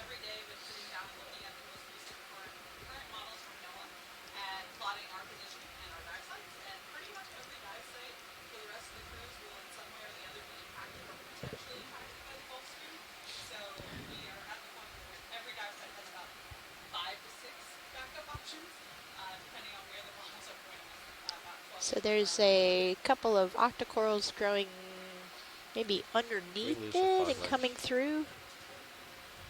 So the Deep Discover and Sirius are both rated to 6,000 meters, which is approximately 3.75 miles deep. That covers about 98% of the seafloor. Pilots, would it be possible to give this black stuff a poke? We're trying to figure out what it might be. Sure, we can try that. And it gets significantly Let's see if I can get set up. trench, for example, is almost twice as deep as our vehicles can go. We are moving. Yeah, so 6,000 Are we meters. moving? Yep, but it might just be tar. This is what Scott said, and some others have said also. You got Maybe it just fell from the surface, and so we are going to try to take a little poke at it and see if we can get any more intel.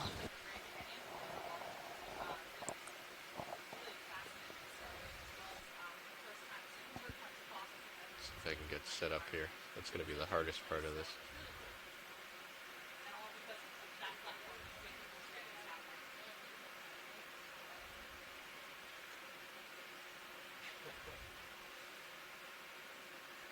No, all of our equipment is rated to the safety margins to 6,000, and we did not go below that.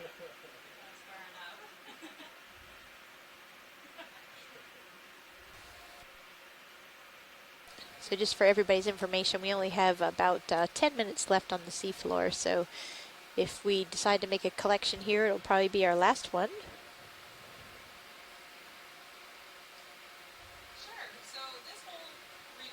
And Joanna thinks it does look like a sponge. I just did a search for the name that Joanna suggested, and it looks a lot like that. That's the strangest sponge I've ever seen. I've never seen anything like that. That's just so weird. So I would think it is worth trying to get a collection here, and maybe if we could scoop something that got some of the sponge and coral and rubble all together, I think you only have your starboard in or outer or something. I agree. I'll inquire with the pilots. Both outers. Pilots, it does sound like Yes. the scientist thinks that this is a sponge. Would it be possible maybe to get a scoop and include a little bit of rubble and some of the wispy little corals? We could try to get all that with the arm. I don't think it would be. I don't think we would get much with the scoop. Yeah, you're probably right. Yeah. It might need to be torn a little bit if it's a sponge. Yeah. Can we get a tight zoom again? Yeah, go ahead, Roland. We do. Okay. We are. Oh, look at that guy behind you. Yeah, so that is so We interesting. got a shark behind us. Ooh, Look at him on the tail Dersitis cam. bucklandi. Yeah. That's And cool. it's the only species known from the northwest Atlantic. Thank you, Oh, Joanna. He's coming after us. That's a movable rock Hey, in a hard spot. watch leads. Oh, we do have a shark behind us as well if you want to. Ooh. It's gone now. See it. It's gone now, but. Oh, there was please just get there was just a shark behind us too. Come wide. Darn it, we missed it. But I mean, this is so exciting. To us invertebrate types.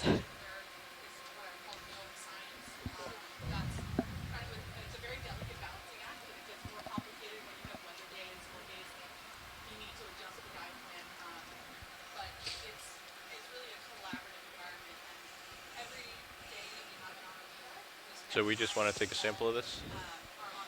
Yes, pilot, and if we could try to get one of those wispy white octa corals along with it, that would be a twofer. I will do what I can. Okay, thanks. What bio box are you going to want? Port if we have it. Yeah, port I believe outer we is do. available. It's a tiny little rat-tailed Nizumia that's Oh, swimming I'm right sorry. around. Port outer's taken. You have to go starboard outer. Okay.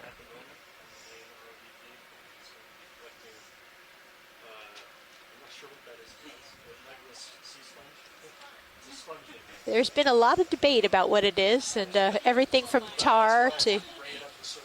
Exactly.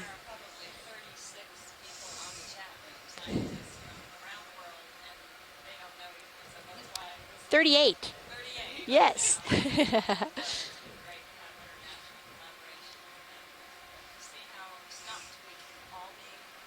Okay, I think I'm clear here to put up the other camera if you'd like. I don't need it. Okay. Brought in and they're involved in deciding the dive sites, but they're even involved on the individual dive level in terms of, as an RV pilot, we'll be driving the RV along the bottom, and we'll hear in our ear from the conference call a scientist in Japan or a scientist in Russia or anywhere in the U.S. that is, saying, hey, there's something interesting over to the left. Can we go take a look at that? And so we'll drive the RV to the left. And that's happening from halfway across the world in real time. I feel like that's not a sponge.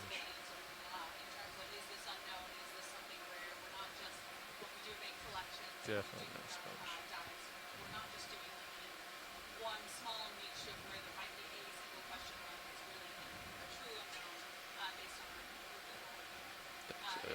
It's a big piece. That's like 30 specimens. I'm turning a little bit to keep you well in view here.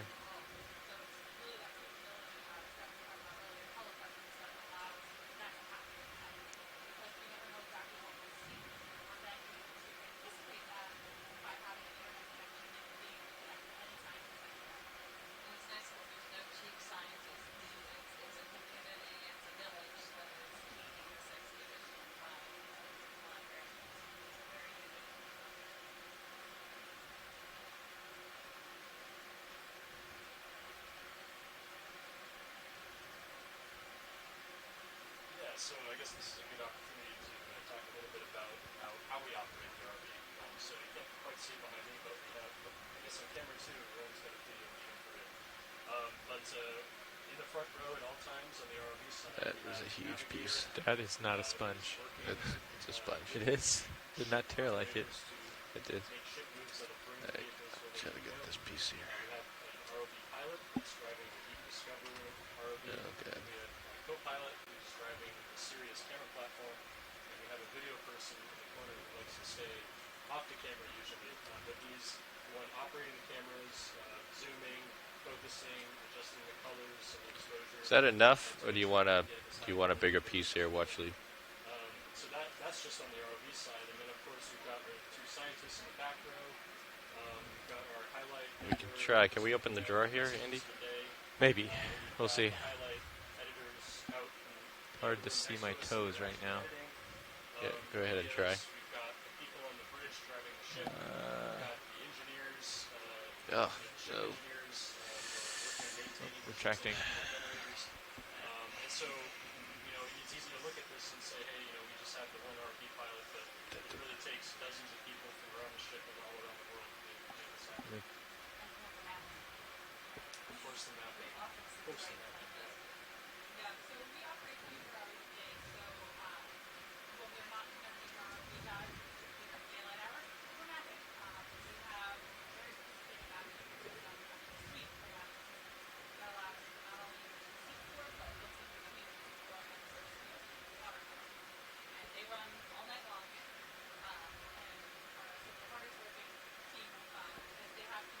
Alright. Ready? Let's get the drawer. Okay. Standing nav, can you watch Yeah. my I got starboard eyes. toe? I have such a glare that I can't tell. Just try it.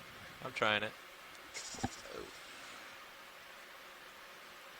I really can't. Yeah, it's about to go into the... Is it pushing? I can't tell. I can't see it. I got too much. Yeah, it's pushing. Yeah. Alright. Well, we're going to have to come up then. Okay, I'm going to retract a little bit. Yep. Just retract it. Okay. Alright. Let's see if we can do this. This is going to be difficult. Yeah, strong current.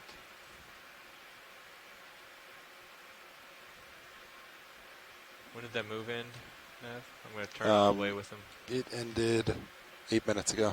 Okay. So yeah, you should be. How do I look? Unless Good. it's layback, you should be still. Okay. All right. Ready for me to come out?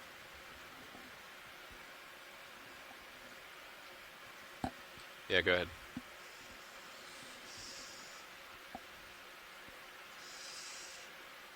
There you go.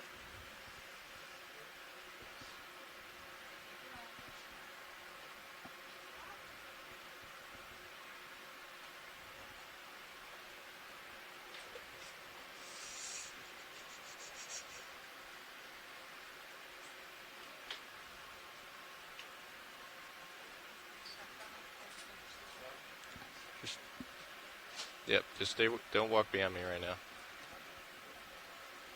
Okay, coming in. Ready? Yep. Nicely done, pilot. Okay. All right, great. So that was an awesome sample of a very unusual sponge. It had all the scientists scratching their heads, and luckily, All right. Clear. Joanna Xavier was the one who had some knowledge of the sponge, who had seen it before. All right, pilots. One thing we were talking about is About how 6 unusual it was that other 7 species minutes were left of growing bottom through time. the sponge. find And she that said shark. she hadn't seen that before, but the Or you do a push sponge west. was definitely very distinctive. Yeah, whatever you want. Whatever you guys want to do. I have rotated And all the I way think to in the east that currently. sample, we With the also east. Copy. I'll turn around. collected the Yeah, if you want to move west, that'll be away from where we came. So that'll white be Octa Coral that newer we've been territory. seeing all dive and yesterday as well. So it'll be really Assuming great there's to some have sort of a slope. sample of that so we can determine the species. Did we get the Cladorisis of waypoint? some type. So waypoint 5 is No, right. did we get the waypoint for the sample? Yes, yes, I did. And we are going to be out of time. Watch these. We still actually have about 6 minutes left. Okay. So yeah, we're just transiting right now. Great, roger that, Nav. We have about 6 minutes left to explore the bottom here. I've got about I hit joy lock instead of index. I noticed. But you got the sample. Yeah, Washies, we did just over 600 meters of RV travel too. And we have traveled over 600 meters, just about 600 meters today.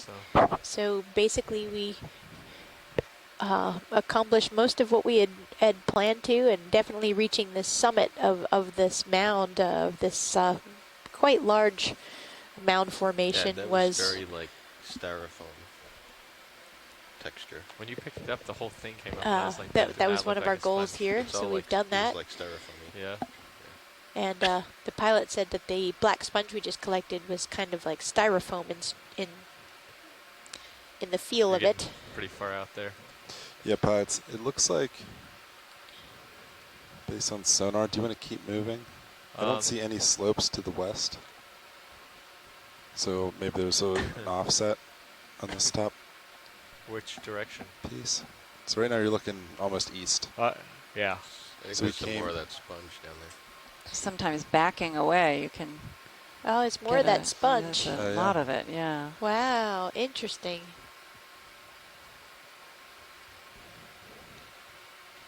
We get so zoomed in and focused. Sometimes so I'd like we to need go to back step west back. if there's any slope that way. Right Okay. now we're almost going Looking back to where forward we to came. seeing what that sponge looks like. Seriously. We have about 4 minutes before we need to start packing up. If you want to go west, we'll have to turn around and push out there. So it might be. Yeah, he's busy. Wow. That's just so It's like interesting. tar.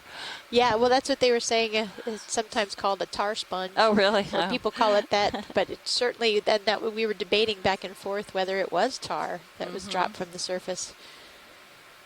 But it has all these openings when you get a Interesting. I'm sorry, I zoomed missed all in that. view.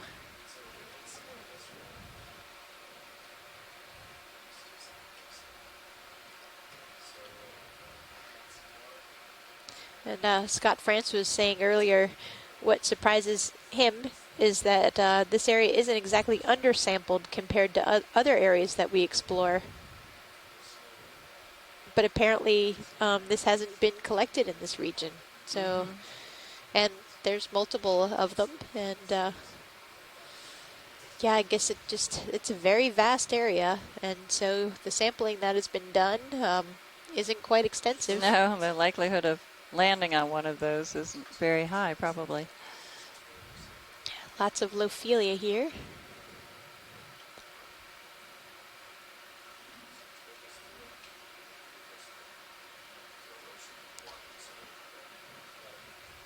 Dirksitis is the genus.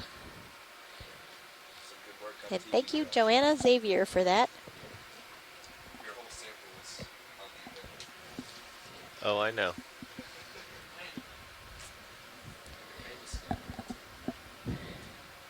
And maybe in this Yeah, last but it's 2 minutes, so not enough time for ship move.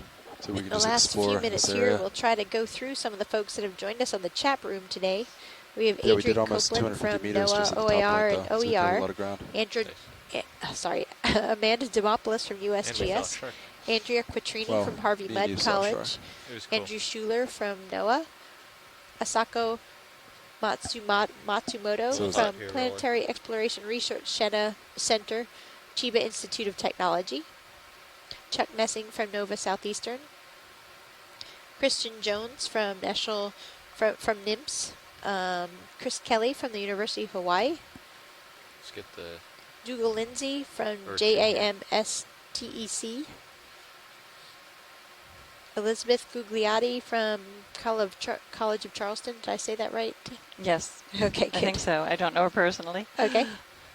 And then we have Ren Salgado from NCOS. Eric Cortez from Temple University. Having a hard time with the light here. Iris Sampaio from University of the Azores in Senckenberg in Germany. James Murphy from the NOAA OER office. He's the Hawaii Sea Grant Knaus Fellow. Jay London from Temple University. Jason Chater and Jill Bork from U.S. Geological Survey. Joanna Xavier from the University of Bergen in Norway. Right, we can start. Did you see that Kate micro Rose, star? NOAA NCEI. Yeah, there was a very small Kelly Elliott starfish in that from shot. NOAA OER. Ken Sulak from USGS. Just as we pulled out. Lauren Walling from University of Louisiana. Les Watling from University of Hawaii at Manoa. Lisa Levin, Scripps Institution of Oceanography. Stand by, dry lab. Megan McCullough, North Carolina Museum of Natural Sciences. We also had Mike Ford from NOAA Fisheries. See it. Nolan Barrett from the Natural Products Discovery Lab at Medical University of South Carolina. Rachel Bassett from NOAA NCOS. Bob Carney from Louisiana State University. Santiago Herrera from Lehigh University. Sandra Brook from Florida State University. We had a lot of commentary from our colleague Scott France at the University of Louisiana at Lafayette. My colleague Scott Harris at the College of Charleston. Shirley Pomponi was essential with her assistance on the sponges. Pulling off She's right now, from CIOERT at Florida Atlantic University in Harbor Branch. I wonder what she's going to think of this black sponge. I know, she wasn't online then. So the And current Steve is Auskowitz from northeast. Temple University. Tom So- Hansknecht from... I'm going to push out that way if you want to. Well, Do you I'm need not to sure take where out a Tom turn? is from. I don't know. It says I'm fine. past You do. taxonomist here. I'm not sure what that means. Tim Shank from Woods Hole Oceanographic Institute.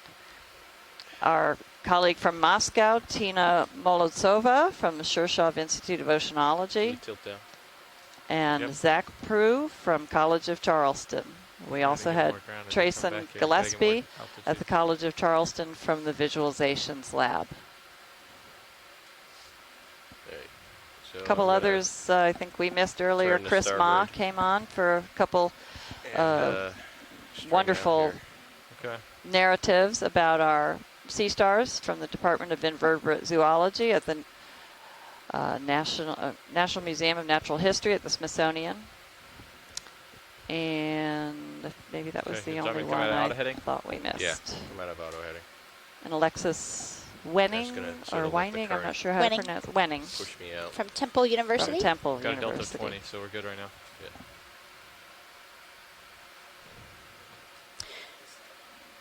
And I think we're going to be Go ahead now. leaving the seafloor soon, but I hope that you will stick around with us. We have dive planning for our next two dives, 7 and 8, coming up here. Roger, thank you. So dive planning Starting for the out. Savannah Coming up. Banks. And then what's the one after that? Richardson Hills. Richardson Hills.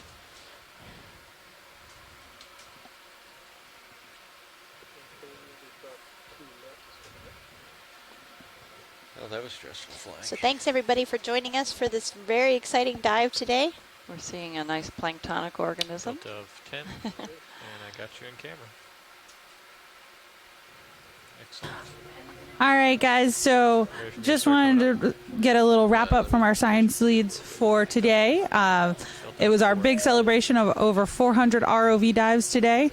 And again, as we talked about earlier today, it was really not possible without our partners at OMAO and the Global Foundation for Ocean Exploration. So congratulations to all on board and everyone that's been a part of the program over the last couple of years. That includes all of our scientists on shore and everyone who's been touched by our ocean exploration efforts over the last several years. job today, everyone. So Leslie and Cheryl, can you maybe give us the 2-minute rundown of what happened today? It was a tough day for you. Go ahead, Cheryl.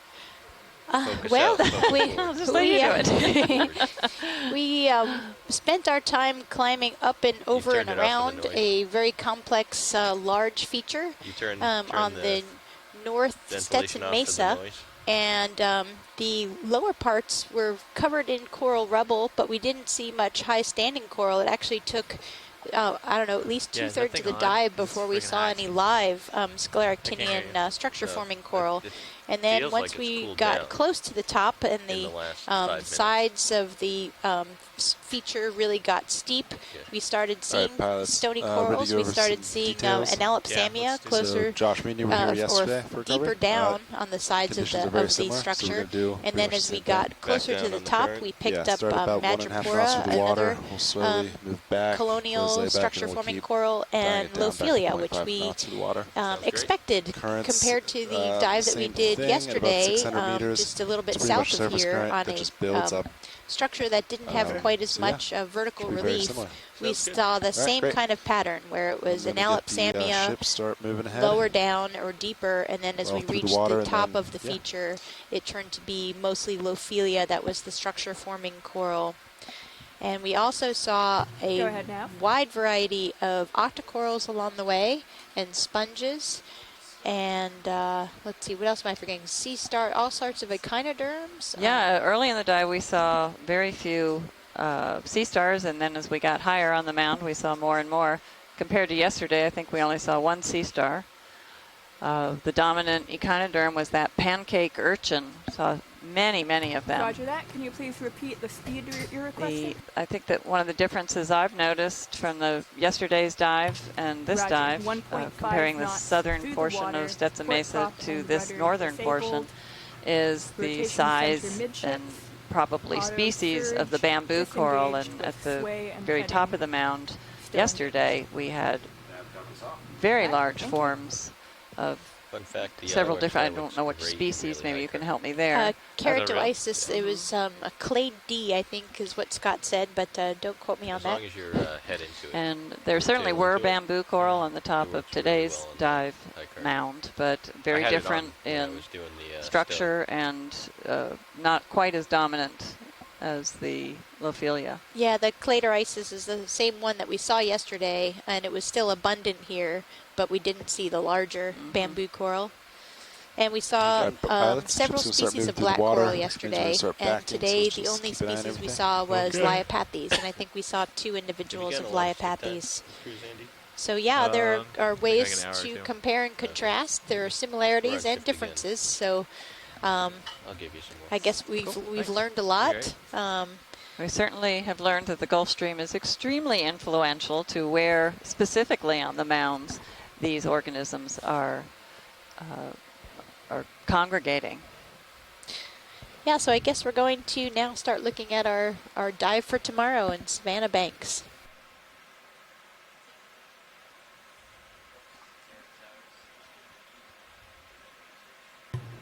RV nav bridge.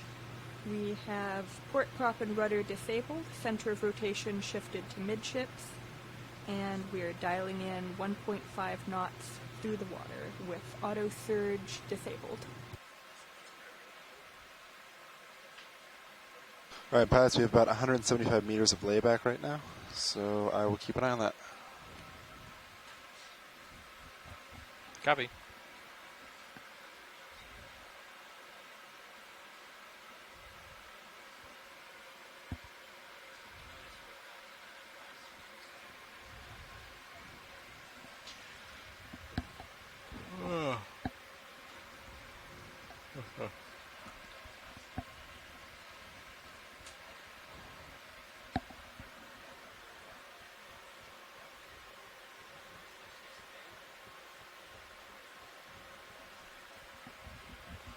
Looks like our 5-minute vector plot's not working.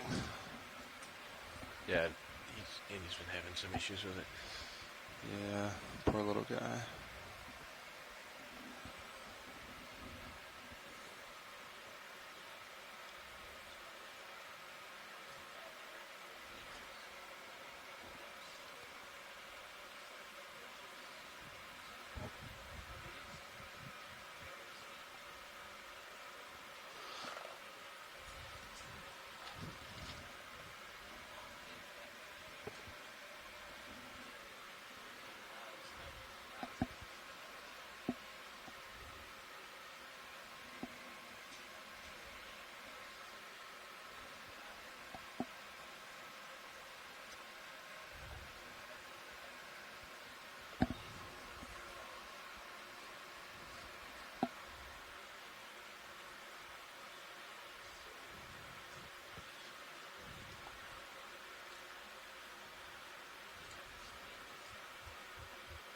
ROV nav bridge.